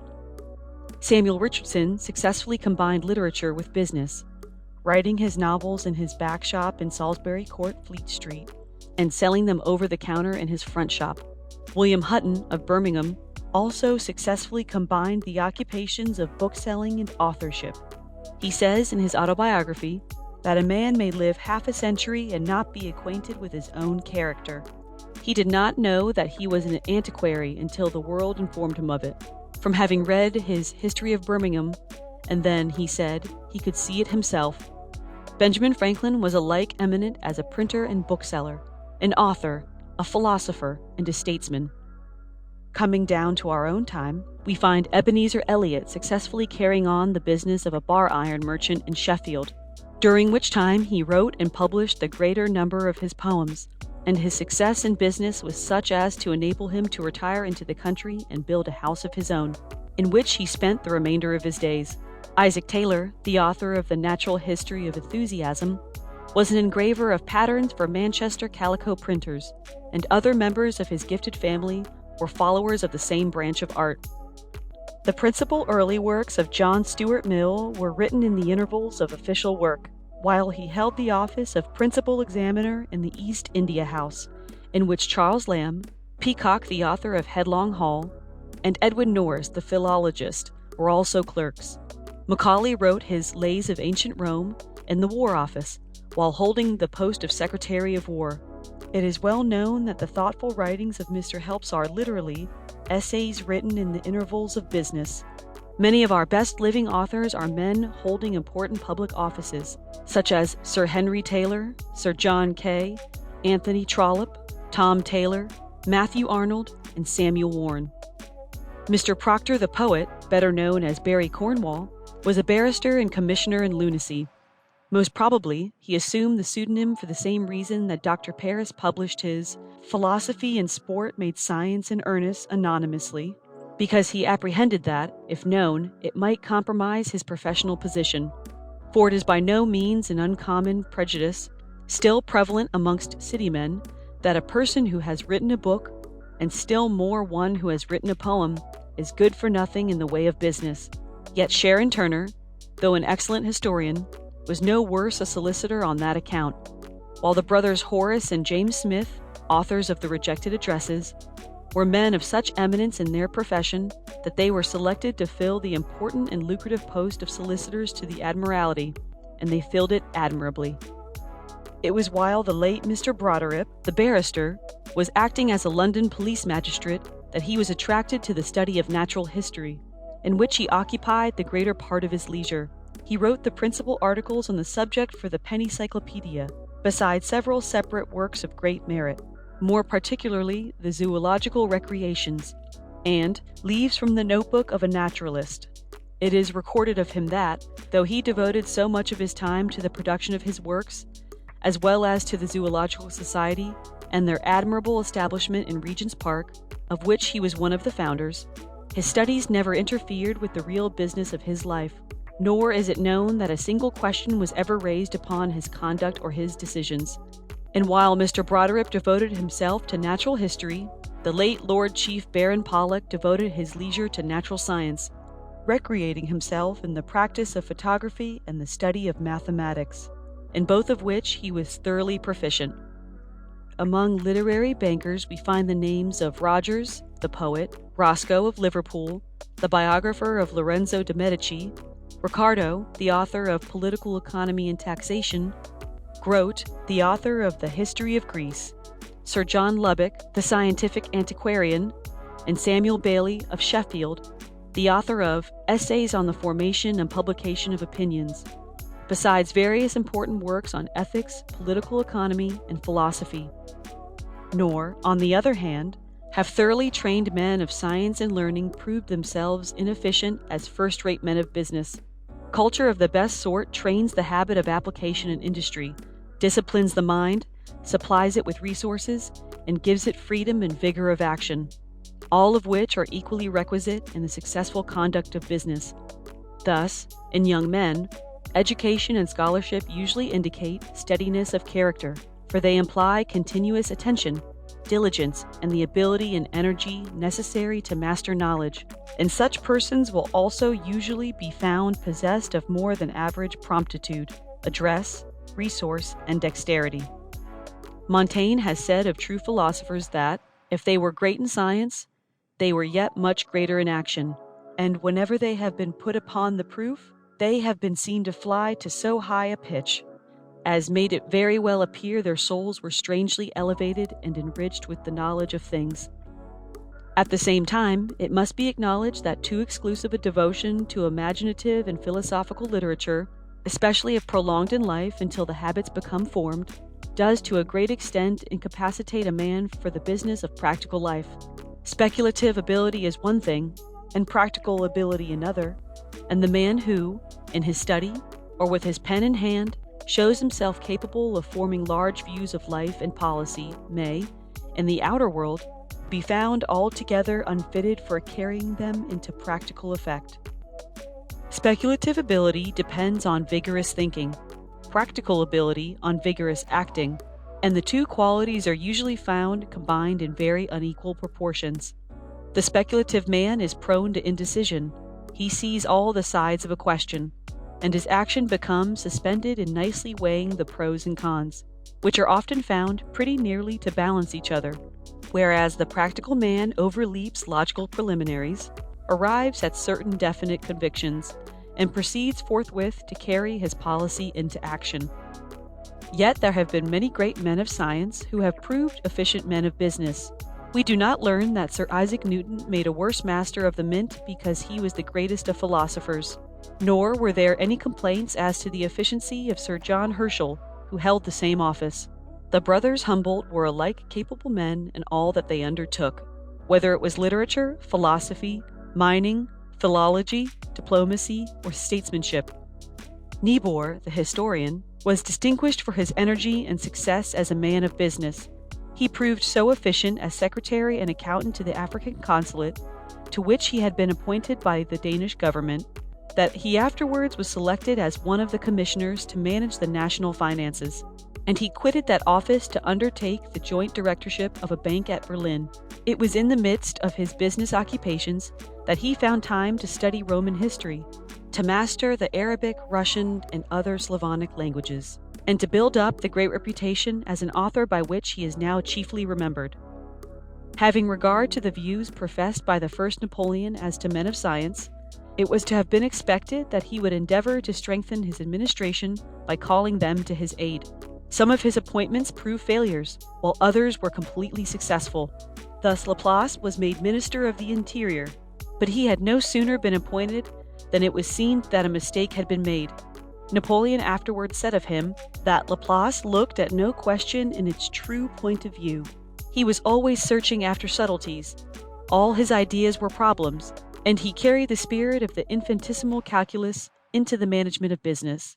But Laplace's habits had been formed in the study, and he was too old to adapt them to the purposes of practical life. With Darn, it was different, but Darn had the advantage of some practical training in business, having served as an intendant of the army in Switzerland under Massena, during which he also distinguished himself as an author.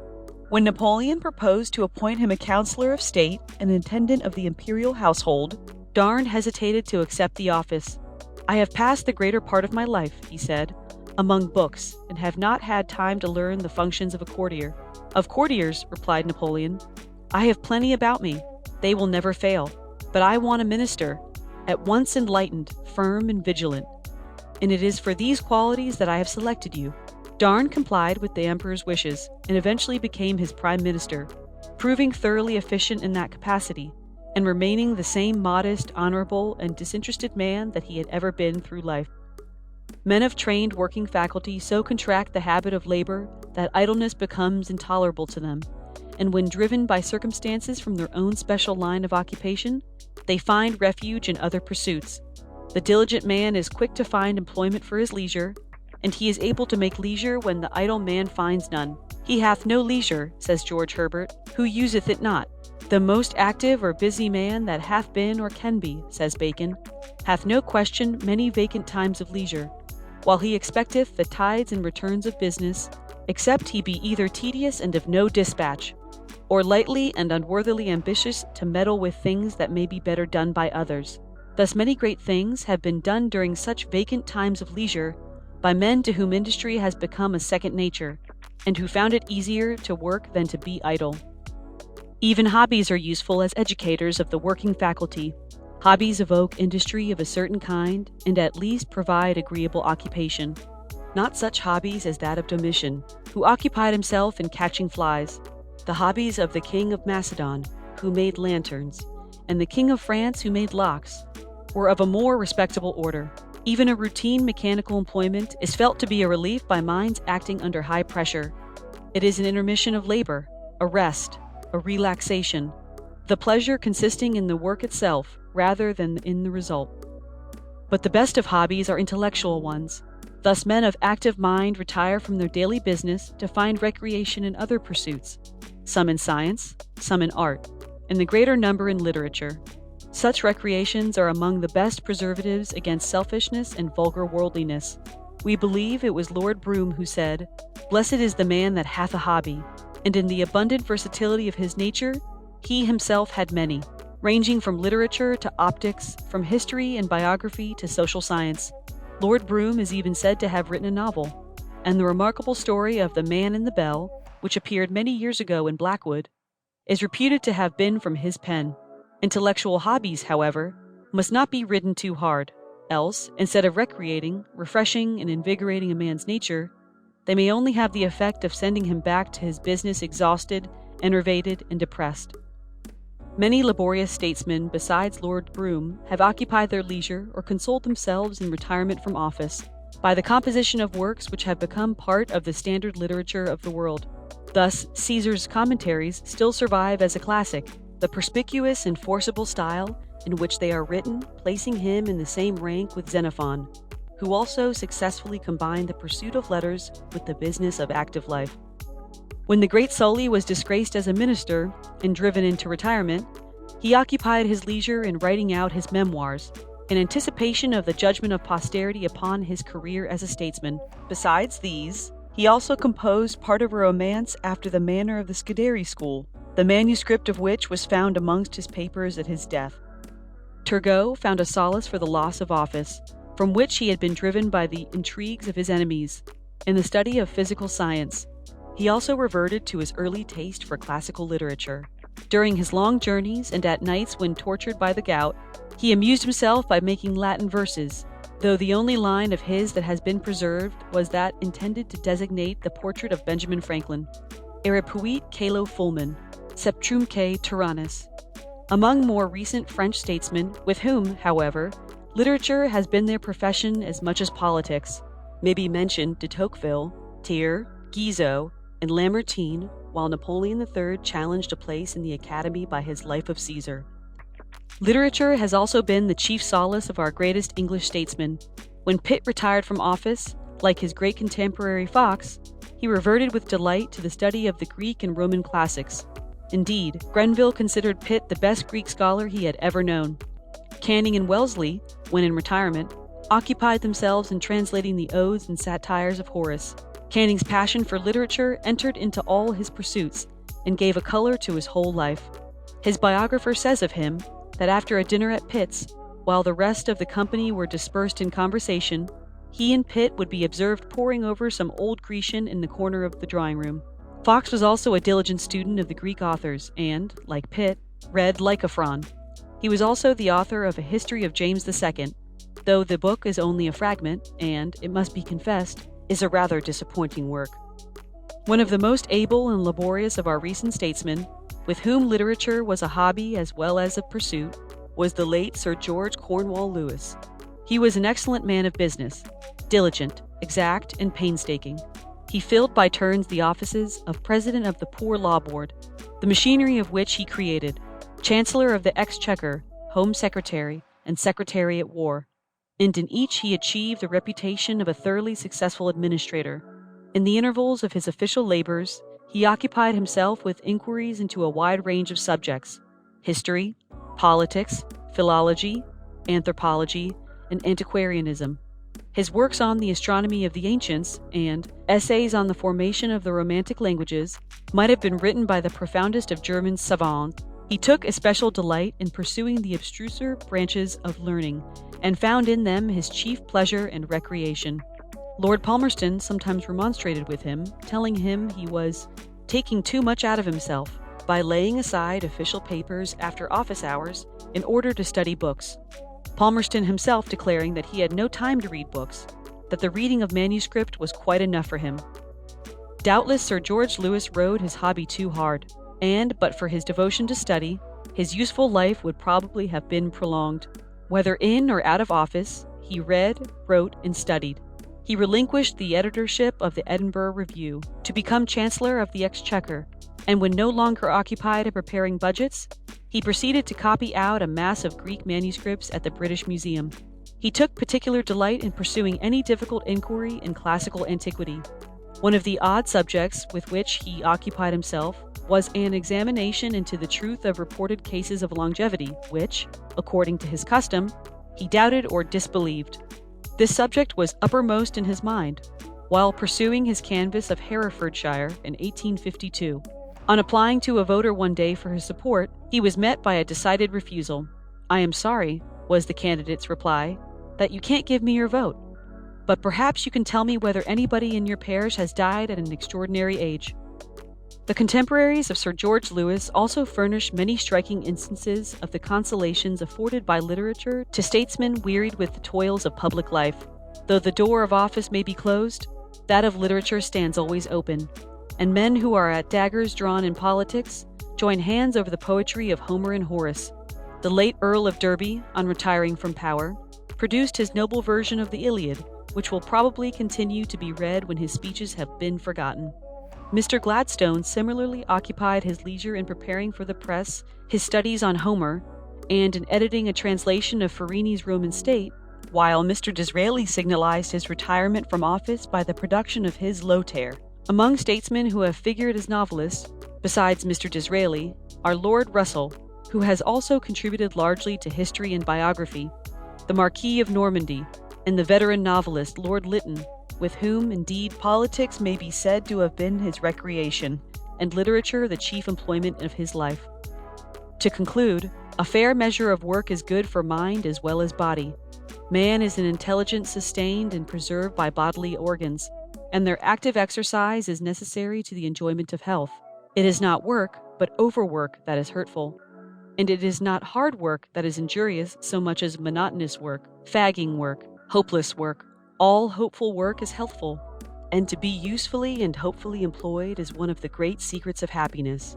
Brain work, in moderation, is no more wearing than any other kind of work. Duly regulated, it is as promotive of health as bodily exercise, and, where due attention is paid to the physical system, it seems difficult to put more upon a man than he can bear. Merely to eat and drink and sleep one's way idly through life is vastly more injurious. The wear and tear of rust is even faster than the tear and wear of work. But overwork is always bad economy. It is, in fact, great waste, especially if conjoined with worry. Indeed, worry kills far more than work does. It frets, it excites, it consumes the body, as sand and grit, which occasion excessive friction, wear out the wheels of a machine. Overwork and worry have both to be guarded against, for over-brain work is strain work, and it is exhausting and destructive according as it is in excess of nature. And the brain worker may exhaust and overbalance his mind by excess, just as the athlete may overstrain his muscles and break his back by attempting feats beyond the strength of his physical system. Chapter 5. It is not but the tempest that doth show the seaman's cunning, but the field that tries the captain's courage, and we come to know best what men are in their worst jeopardies. Daniel. If thou canst plan a noble deed, and never flag till it succeed, though in the strife thy heart should bleed, whatever obstacles control, thine hour will come. Go on, true soul. Thou'lt win the prize, thou'lt reach the goal. See Mackay. The heroic example of other days is in great part the source of the courage of each generation, and men walk up composedly to the most perilous enterprises, beckoned onwards by the shades of the brave that were, helps. That which we are, one equal temper of heroic hearts, made weak by time and fate, but strong in will, to strive, to seek, to find, and not to yield. Tennyson. The world owes much to its men and women of courage. We do not mean physical courage, in which man is at least equaled by the bulldog, nor is the bulldog considered the wisest of his species. The courage that displays itself in silent effort and endeavor, that dares to endure all and suffer all for truth and duty, is more truly heroic than the achievements of physical valor, which are rewarded by honors and titles, or by laurels sometimes steeped in blood. It is moral courage that characterizes the highest order of manhood and womanhood, the courage to seek and to speak the truth, the courage to be just, the courage to be honest, the courage to resist temptation, the courage to do one's duty. If men and women do not possess this virtue, they have no security whatever for the preservation of any other. Every step of progress in the history of our race has been made in the face of opposition and difficulty, and been achieved and secured by men of intrepidity and valor, by leaders in the van of thought, by great discoverers, great patriots, and great workers in all walks of life. There is scarcely a great truth or doctrine but has had to fight its way to public recognition in the face of detraction, calumny, and persecution. "Everywhere," says Heine, "that a great soul gives utterance to its thoughts, there also is Golgotha." Many loved truth and lavished life's best oil amid the dust of books to find her, content at last for guerdon of their toil.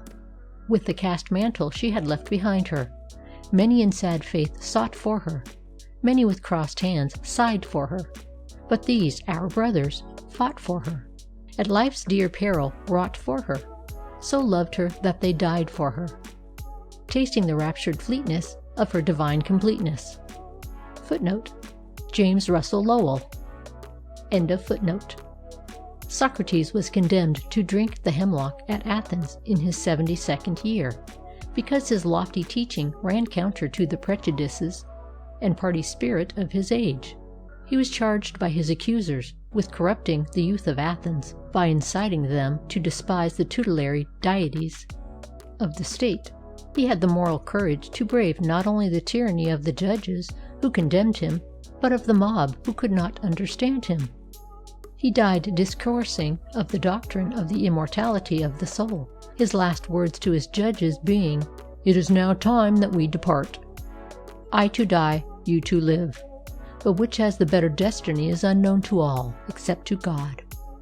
How many great men and thinkers have been persecuted in the name of religion? Bruno was burnt alive at Rome because of his exposure of the fashionable but false philosophy of his time. When the judges of the Inquisition condemned him to die, Bruno said proudly, "You are more afraid to pronounce my sentence than I am to receive it." To him succeeded Galileo, whose character as a man of science is almost eclipsed by that of the martyr. Denounced by the priests from the pulpit because of the views he taught as to the motion of the earth, he was summoned to Rome in his 70th year to answer for his heterodoxy, and he was imprisoned in the Inquisition, if he was not actually put to the torture there. He was pursued by persecution even when dead, the Pope refusing a tomb for his body. Roger Bacon, the Franciscan monk, was persecuted on account of his studies in natural philosophy, and he was charged with dealing in magic because of his investigations in chemistry. His writings were condemned, and he was thrown into prison, where he lay for 10 years, during the lives of 4 successive popes. It is even averred that he died in prison. Occam, the early English speculative philosopher, was excommunicated by the Pope and died in exile at Munich, where he was protected by the friendship of the then Emperor of Germany. The Inquisition branded Basilius as a heretic for revealing man to man, as it had before branded Bruno and Galileo for revealing the heavens to man. Basilius had the boldness to study the structure of the human body by actual dissection, a practice until then almost entirely forbidden. He laid the foundations of a science, but he paid for it with his life. Condemned by the Inquisition, his penalty was commuted, by the intercession of the Spanish king, into a pilgrimage to the Holy Land. And when on his way back, while still in the prime of his life, he died miserably at Zante of fever and want, a martyr to his love of science. When the Novum Organon appeared, a hue and cry was raised against it, because of its alleged tendency to produce dangerous revolutions, to subvert governments, and to overturn the authority of religion. Footnote: Yet Bacon himself had written, "I would rather believe all the faiths in the legend and the Talmud and the Alcoran than that this universal frame is without a mind." End of footnote. And one Dr. Henry Stube, whose name would otherwise have been forgotten, wrote a book against the new philosophy, denouncing the whole tribe of experimentalists as a Bacon-faced generation. Even the establishment of the Royal Society was opposed, on the ground that experimental philosophy is subversive of the Christian faith, while the followers of Copernicus were persecuted as infidels, Kepler was branded with the stigma of heresy, because, said he, I take that side which seems to me to be consonant with the Word of God. Even the pure and simple-minded Newton, of whom Bishop Burnet said that he had had the widest soul he ever knew, who was a very infant in the purity of his mind. Even Newton was accused of dethroning the deity by his sublime discovery of the law of gravitation, and a similar charge was made against Franklin for explaining the nature of the thunderbolt. Spinoza was excommunicated by the Jews to whom he belonged because of his views of philosophy, which were supposed to be adverse to religion, and his life was afterwards attempted by an assassin for the same reason. Spinoza remained courageous and self-reliant to the last, dying in obscurity and poverty. The philosophy of Descartes was denounced as leading to irreligion. The doctrines of Locke were said to be produced materialism, and in our own day, Dr. Buckland, Mr. Sedgwick, and other leading geologists have been accused of overturning revelation with regard to the constitution and history of the earth. Indeed, there has scarcely been a discovery in astronomy, in natural history, or in physical science that has not been attacked by the bigoted and narrow-minded as leading to infidelity. Other great discoverers, though they may not have been charged with irreligion, have had not less obloquy of a professional and public nature to encounter. When Dr. Harvey published his theory of the circulation of the blood, his practice fell off. Footnote: Aubrey, in his Natural History of Wiltshire, alluding to Harvey, says, he told me himself that upon publishing that book he fell in his practice extremely. End of footnote.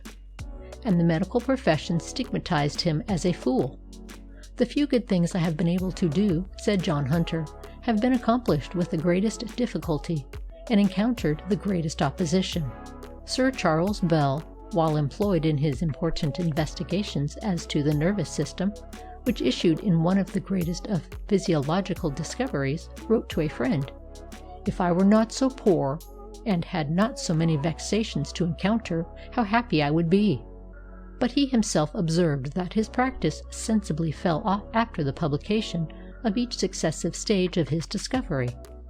Thus, nearly every enlargement of the domain of knowledge, which has made us better acquainted with the heavens, with the earth, and with ourselves, has been established by the energy, the devotion, the self-sacrifice, and the courage of the great spirits of past times, who, however much they have been opposed or reviled by their contemporaries, now rank amongst those whom the enlightened of the human race most delight to honor. Nor is the unjust intolerance displayed towards men of science in the past without its lesson for the present. It teaches us to be forbearant towards those who differ from us, provided they observe patiently, think honestly, and utter their convictions freely and truthfully. It was a remark of Plato that "the world in God's epistle to mankind," and to read and study that epistle, so as to elicit its true meaning, can have no other effect on a well-ordered mind than to lead to a deeper impression of his power, a clearer perception of his wisdom, and a more grateful sense of his goodness. While such has been the courage of the martyrs of science, not less glorious has been the courage of the martyrs of faith.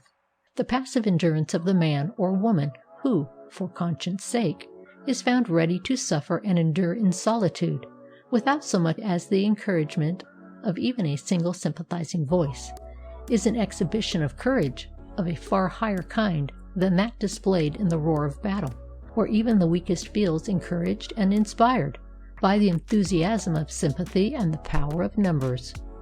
Time would fail to tell of the deathless names of those who through faith in principles, and in the face of difficulty, danger, and suffering, have wrought righteousness and waxed valiant in the moral warfare of the world, and been content to lay down their lives rather than prove false to their conscientious convictions of the truth.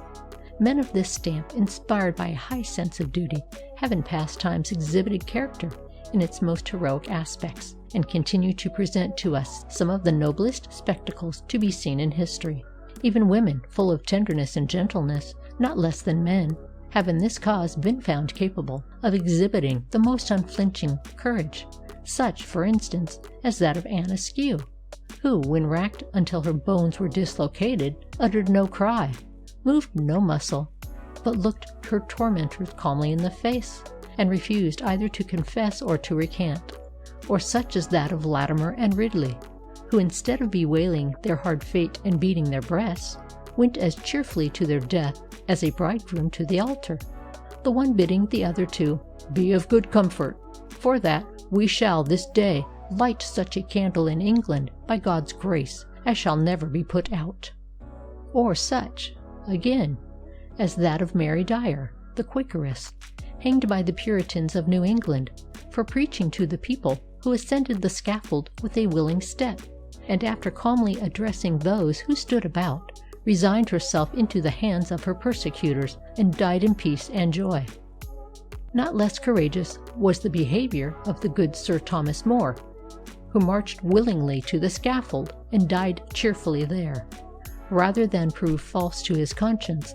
When More had made his final decision to stand upon his principles, he felt as if he had won a victory, and said to his son-in-law Roper, "Son Roper, I thank our Lord, the field is won."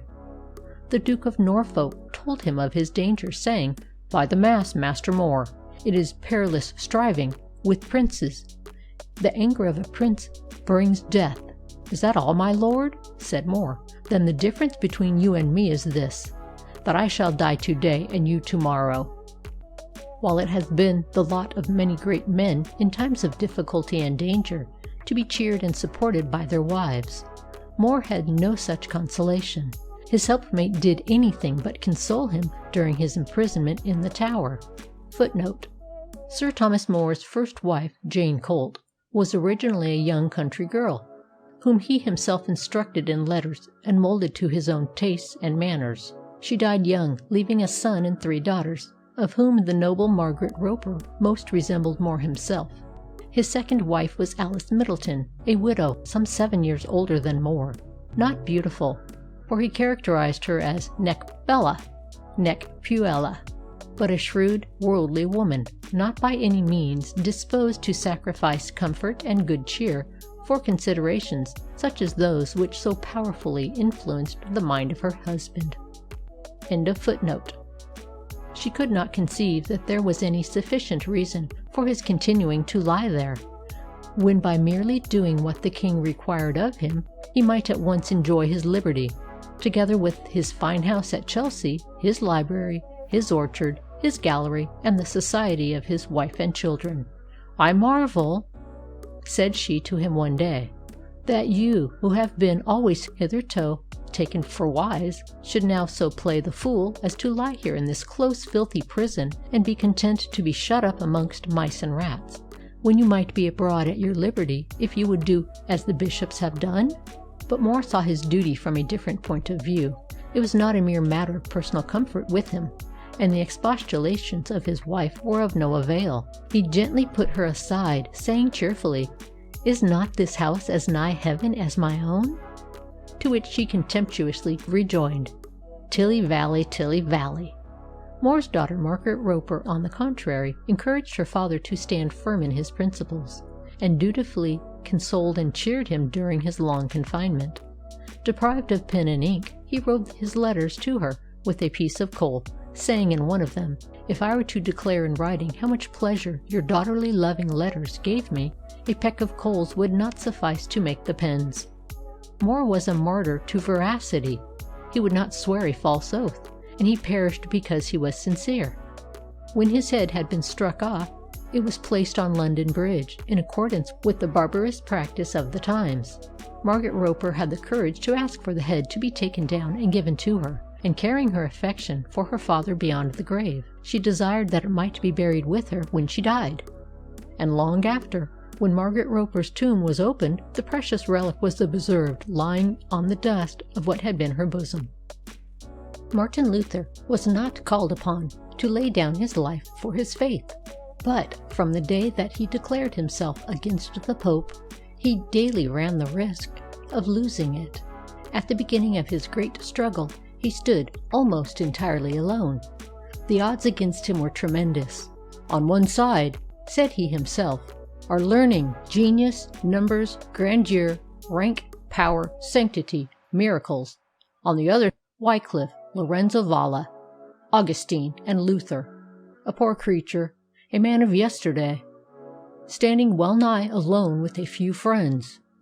Summoned by the emperor to appear at Worms, to answer the charge made against him of heresy, he determined to answer in person. Those about him told him that he would lose his life if he went, and they urged him to fly. "No," he said, "I will repair thither, though I should find there thrice as many devils as there are tiles upon the housetops." Warned against the bitter enmity of a certain Duke George, he said, "I will go there, though for 9 whole days running it rained Duke Georges." Luther was as good as his word, and he set forth upon his perilous journey. When he came in sight of the old bell towers of Worms, he stood up in his chariot and sang, "Ein fest Berg ist unser Gott," the Marseillaise of the Reformation, the words and music of which he is said to have improvised only 2 days before. Shortly before the meeting of the Diet, an old soldier, George Frundsberg, put his hand upon Luther's shoulder and said to him, good monk, take heed what thou doest. Thou art going into a harder fight than any of us have ever yet been in." But Luther's only answer to the veteran was that he had determined to stand upon the Bible and his conscience. Luther's courageous defense before the Diet is on record, and forms one of the most glorious pages in history. When finally urged by the emperor to retract, he said firmly, "Sire, unless I am convinced of my error by the testimony of Scripture or by manifest evidence, I cannot and will not retract, for we must never act contrary to our conscience. Such is my profession of faith, and you must expect none other from me. Hier stei ich kann nicht anders. Gott helf mir." 14. Here stand I cannot do otherwise. God help me. He had to do his duty, to obey the orders of a power higher than that of kings, and he did it at all hazards. Afterwards, when hard pressed by his enemies at Augsburg, Luther said that if he had 500 heads, he would lose them all rather than recant his article concerning faith. Like all courageous men, his strength only seemed to grow in proportion to the difficulties he had to encounter and overcome. "There is no man in Germany," said Hutton, "who more utterly despises death than does Luther." And to his moral courage, perhaps more than to that of any other single man, do we owe the liberation of modern thought and the vindication of the great rights of the human understanding. The honorable and brave man does not fear death compared with ignominy. It is said of the royalist Earl of Strafford that, as he walked to the scaffold on Tower Hill, his step and manner were those of a general marching at the head of an army to secure victory rather than of a condemned man to undergo sentence of death. So the Commonwealth's man, Sir John Eliot, went alike bravely to his death on the same spot, saying, 10,000 deaths rather than defile my conscience, the chastity and purity of which I value beyond all this world. Eliot's greatest tribulation was on account of his wife, whom he had to leave behind. When he saw her looking down upon him from the tower window, he stood up in the cart, waved his hat, and cried, "To heaven, my love, to heaven, and leave you in the storm!" As he went on his way, one in the crowd called out, "That is the most glorious seat you ever sat on!" To which he replied, "It is so indeed," and rejoiced exceedingly. Although success is the guerdon for which all men toil, they have nevertheless often to labor unperseveringly without any glimmer of success in sight. They have to live, meanwhile, upon their courage, sowing their seed, it may be, in the dark, in the hope that it will yet take root and spring up in achieved result. The best of causes have had to fight their way to triumph through a long succession of failures, and many of the assailants have died in the breach before the fortress has been won. The heroism they have displayed is to be measured not so much by their immediate success as by the opposition they have encountered and the courage with which they have maintained the struggle. The patriot who fights an always losing battle, the martyr who goes to death amidst the triumphant shouts of his enemies, the discoverer, like Columbus, whose heart remains undaunted through the bitter years of his long wandering woe, are examples of the moral sublime which excite a profounder interest in the hearts of men than even the most complete and conspicuous success. By the side of such instances as these, how small by comparison seem the greatest deeds of valor, inciting men to rush upon death and die amidst the frenzied excitement of physical warfare. But the greater part of the courage that is needed in the world is not of a heroic kind. Courage may be displayed in everyday life as well as in historic fields of action. There needs, for example, the common courage to be honest, the courage to resist temptation, the courage to speak the truth, the courage to be what we really are and not to pretend to be what we are not, the courage to live honestly within our own means, and not dishonestly upon the means of others. A great deal of the unhappiness and much of the vice of the world is owing to weakness and indecision of purpose. In other words, to lack of courage. Men may know what is right and yet fail to exercise the courage to do it. They may understand the duty they have to do, but will not summon up the requisite resolution to perform it. The weak and undisciplined man is at the mercy of every temptation. He cannot say no, but falls before it, and if his companionship be bad, he will be all the easier led away by bad example into wrongdoing. Nothing can be more certain than that the character can only be sustained and strengthened by its own energetic action. The will, which is the central force of character, must be trained to habits of decision. Otherwise it will neither be able to resist evil nor to follow good. Decision gives the power of standing firmly, when to yield, however slightly, might be only the first step in a downhill course to ruin. Calling upon others for help in forming a decision is worse than useless. A man must so train his habits as to rely upon his own powers and depend upon his own courage. In moments of emergency, Plutarch tells of a king of Macedon who, in the midst of an action, withdrew into the adjoining town under pretense of sacrificing to Hercules, whilst his opponent Emilius, at the same time that he implored the divine aid, sought for victory sword in hand, and won the battle.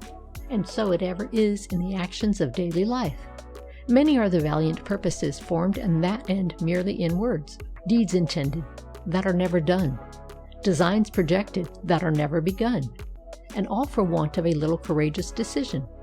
Better far the silent tongue, but the eloquent deed. For in life and in business, dispatch is better than discourse, and the shortest answer of all is doing. In matters of great concern, and which must be done, says Tillotson, there is no surer argument of a weak mind than irresolution. To be undetermined when the case is so plain and the necessity so urgent. To be always intending to live a new life, but never to find time to set about it. This is as if a man should put off eating and drinking and sleeping from one day to another until he is starved and destroyed. There needs also the exercise of no small degree of moral courage to resist the corrupting influences of what is called society. Although Mrs. Grundy may be a very vulgar and commonplace personage, her influence is nevertheless prodigious. Most men, but especially women, are the moral slaves of the class of caste to which they belong. There is a sort of unconscious conspiracy existing amongst them against each other's individuality. Each circle and section, each rank and class, has its respective customs and observances, to which conformity is required at the risk of being tabooed.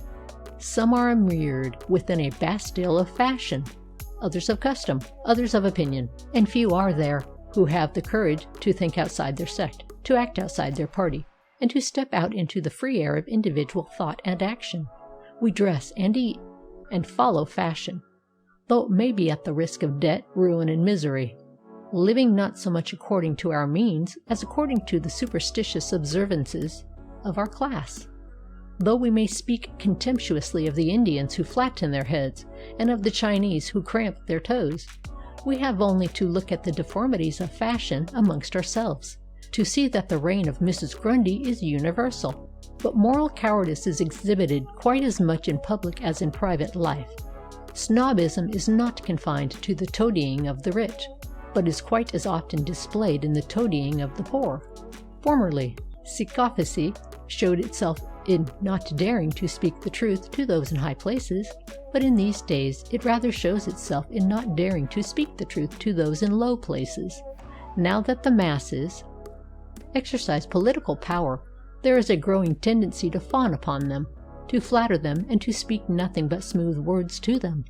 They are credited with virtues which they themselves know they do not possess. The public enunciation of wholesome because disagreeable truths is avoided, and to win their favor, sympathy is often pretended for views, the carrying of which in practice is known to be hopeless. It is not the man of the noblest character, the highest culture, and best conditioned man, whose favor is now sought, so much as that of the lowest man, the least cultured and worst conditioned man, because his vote is usually that of the majority.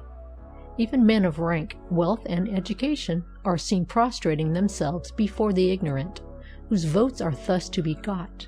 They are ready to be unprincipled and unjust rather than unpopular. It is so much easier for some men to stoop, to bow, and to flatter, than to be manly, resolute, and magnanimous, and to yield to prejudices than run counter to them. It requires strength and courage to swim against the stream, while any dead fish can float with it. This servile pandering to popularity has been rapidly on the increase of late years, and its tendency has been to lower and degrade the character of public men. Consciences have become more elastic. There is now one opinion for the chamber and another for the platform. Prejudices are pandered to in public, which in private are despised. Pretended conversions, which invariably jump with party interests, are more sudden, and even hypocrisy now appears to be scarcely thought discreditable. The same moral cowardice extends downwards as well as upwards. The action and reaction are equal. Hypocrisy and time-serving above are accompanied by hypocrisy and time-serving below. Where men of high standing have not the courage of their opinions, what is to be expected from men of low standing? They will only follow such examples as are set before them. They too will skulk and dodge and prevaricate, be ready to speak one way and act another, just like their betters. Give them but a sealed box or some hole and corner to hide their act in, and they will then enjoy their liberty. Popularity as won in these days is by no means a presumption in a man's favor, but is quite as often a presumption against him. No man, says the Russian proverb, can rise to honor who is cursed with a stiff backbone. But the backbone of the popularity hunter is of gristle, and he has no difficulty in stooping and bending himself in any direction to catch the breath of popular applause. Where popularity is won by fawning upon the people, by withholding the truth from them, by writing and speaking down to the lowest tastes, and still worse, by appeals to class hatred, such a popularity must be simply contemptible in the sight of all honest men. Jeremy Bentham, speaking of a well-known public character, said, "His creed of politics results less from love of the many than from hatred of the few. It is too much under the influence of selfish and dissocial affection." To how many men in our own day might not the same description apply? Men of sterling character have the courage to speak the truth, even when it is unpopular. It was said of Colonel Hutchinson by his wife that he never sought after popular applause, or prided himself on it. He more delighted to do well than to be praised, and never set vulgar commendations at such a rate as to act contrary to his own conscience or reason for the obtaining them. Nor would he forbear a good action, which he was bound to, though all the world disliked it, for he ever looked on things as they were in themselves, not through the dim spectacles of vulgar estimation. Popularity is the lowest and most common sense, said Sir John Pakington on a recent occasion, is not worth the having. Do your duty to the best of your power, win the approbation of your own conscience, and popularity in its best and highest sense is sure to follow. When Richard Lovell Edgeworth, towards the close of his life, became very popular in his neighborhood, he said one day to his daughter, Maria, I am growing dreadfully popular. I shall be good for nothing soon. A man cannot be good for anything who is very popular." Probably he had in his mind at that time the gospel curse of the popular man. "Woe unto you, when all men shall speak well of you, for so did their fathers to the false prophets."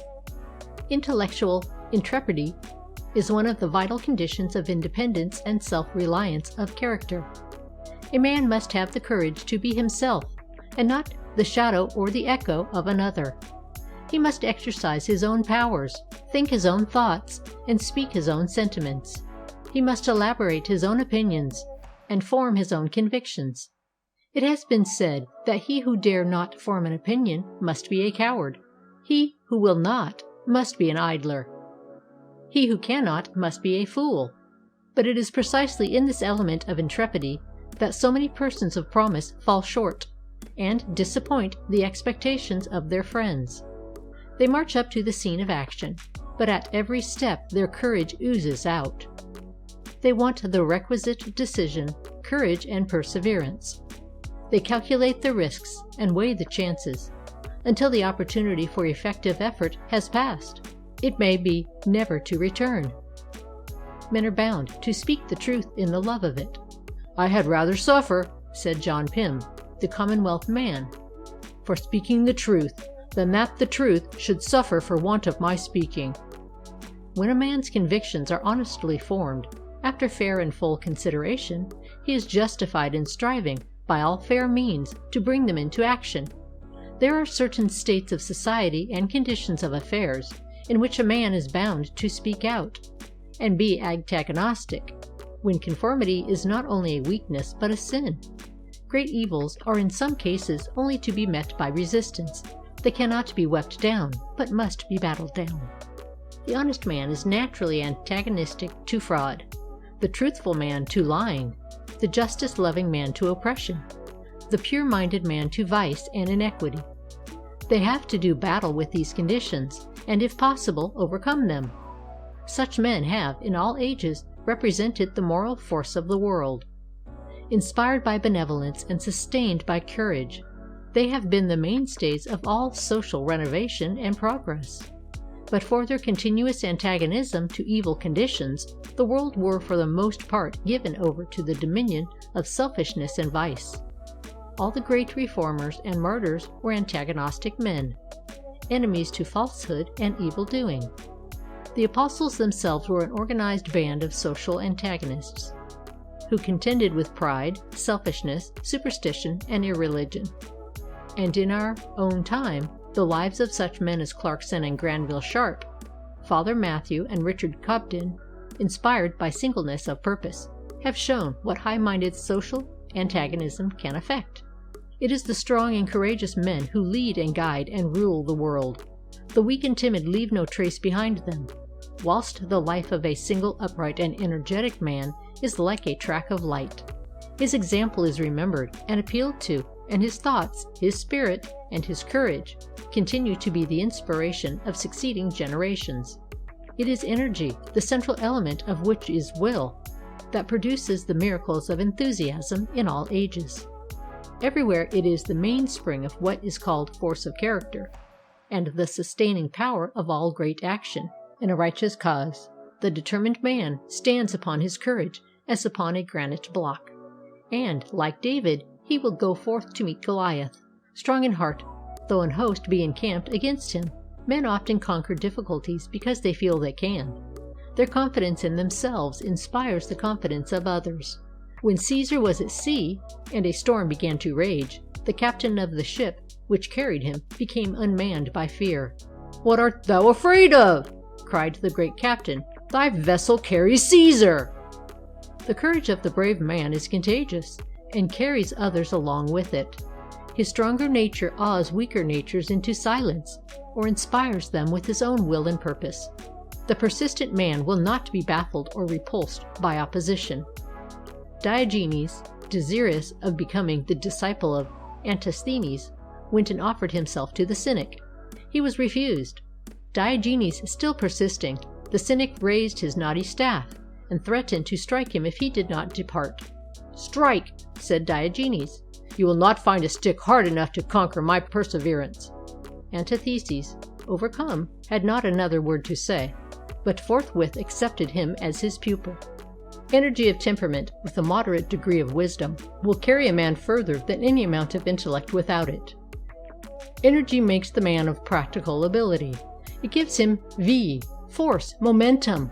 It is the active motive power of character, and if combined with sagacity and self-possession, will enable a man to employ his powers to the best advantage in all the affairs of life. Hence it is that, inspired by energy of purpose, men of comparatively mediocre powers have often been enabled to accomplish such extraordinary results.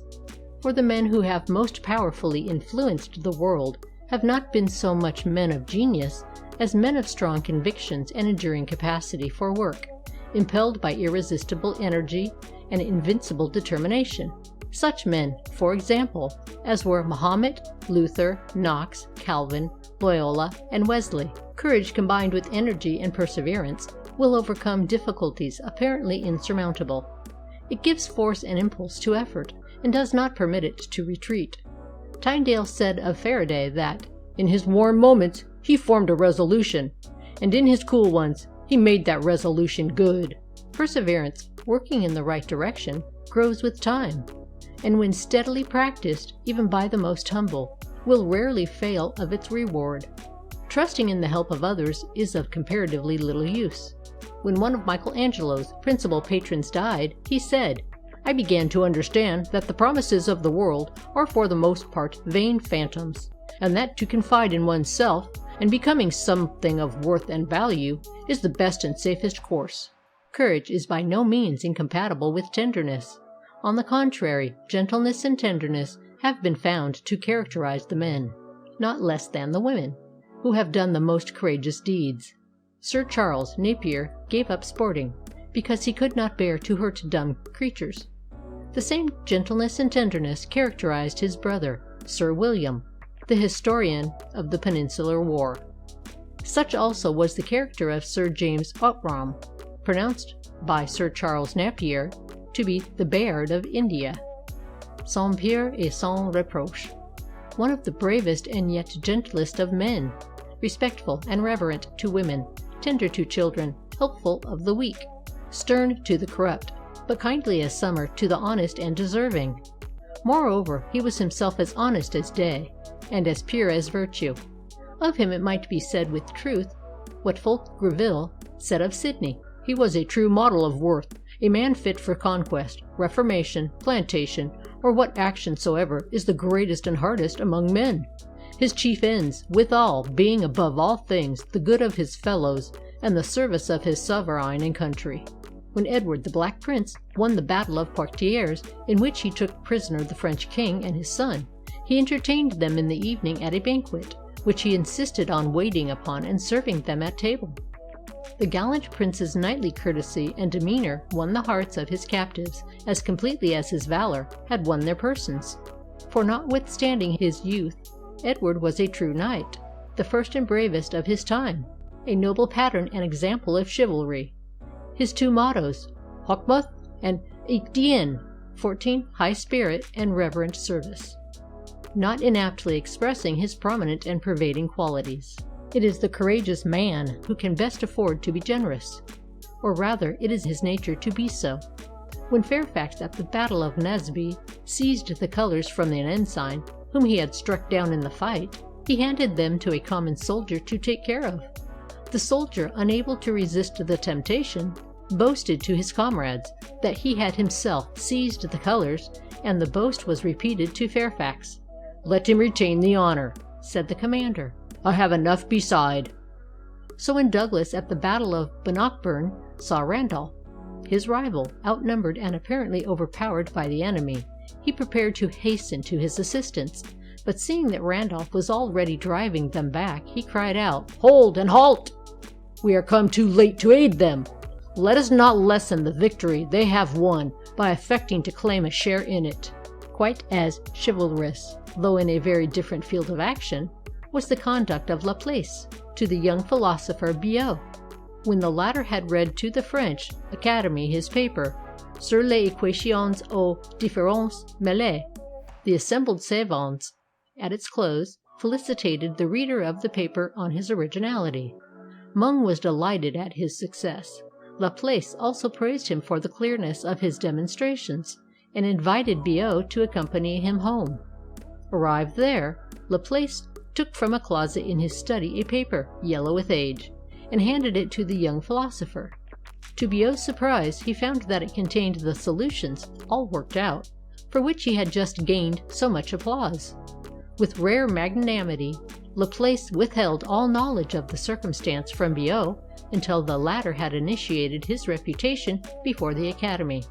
Moreover, he enjoined him to silence, and the incident would have remained a secret had not Biot himself published it some 50 years afterwards. An incident is related of a French artisan, exhibiting the same characteristic of self-sacrifice in another form. In front of a lofty house in course of erection at Paris was the usual scaffold, loaded with men and materials.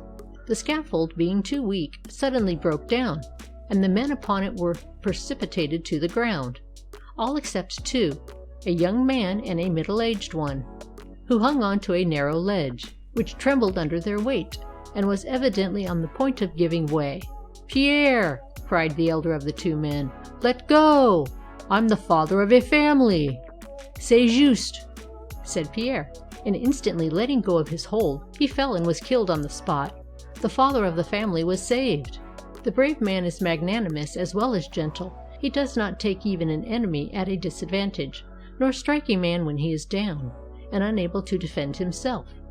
Even in the midst of deadly strife, such instances of generosity have not been uncommon.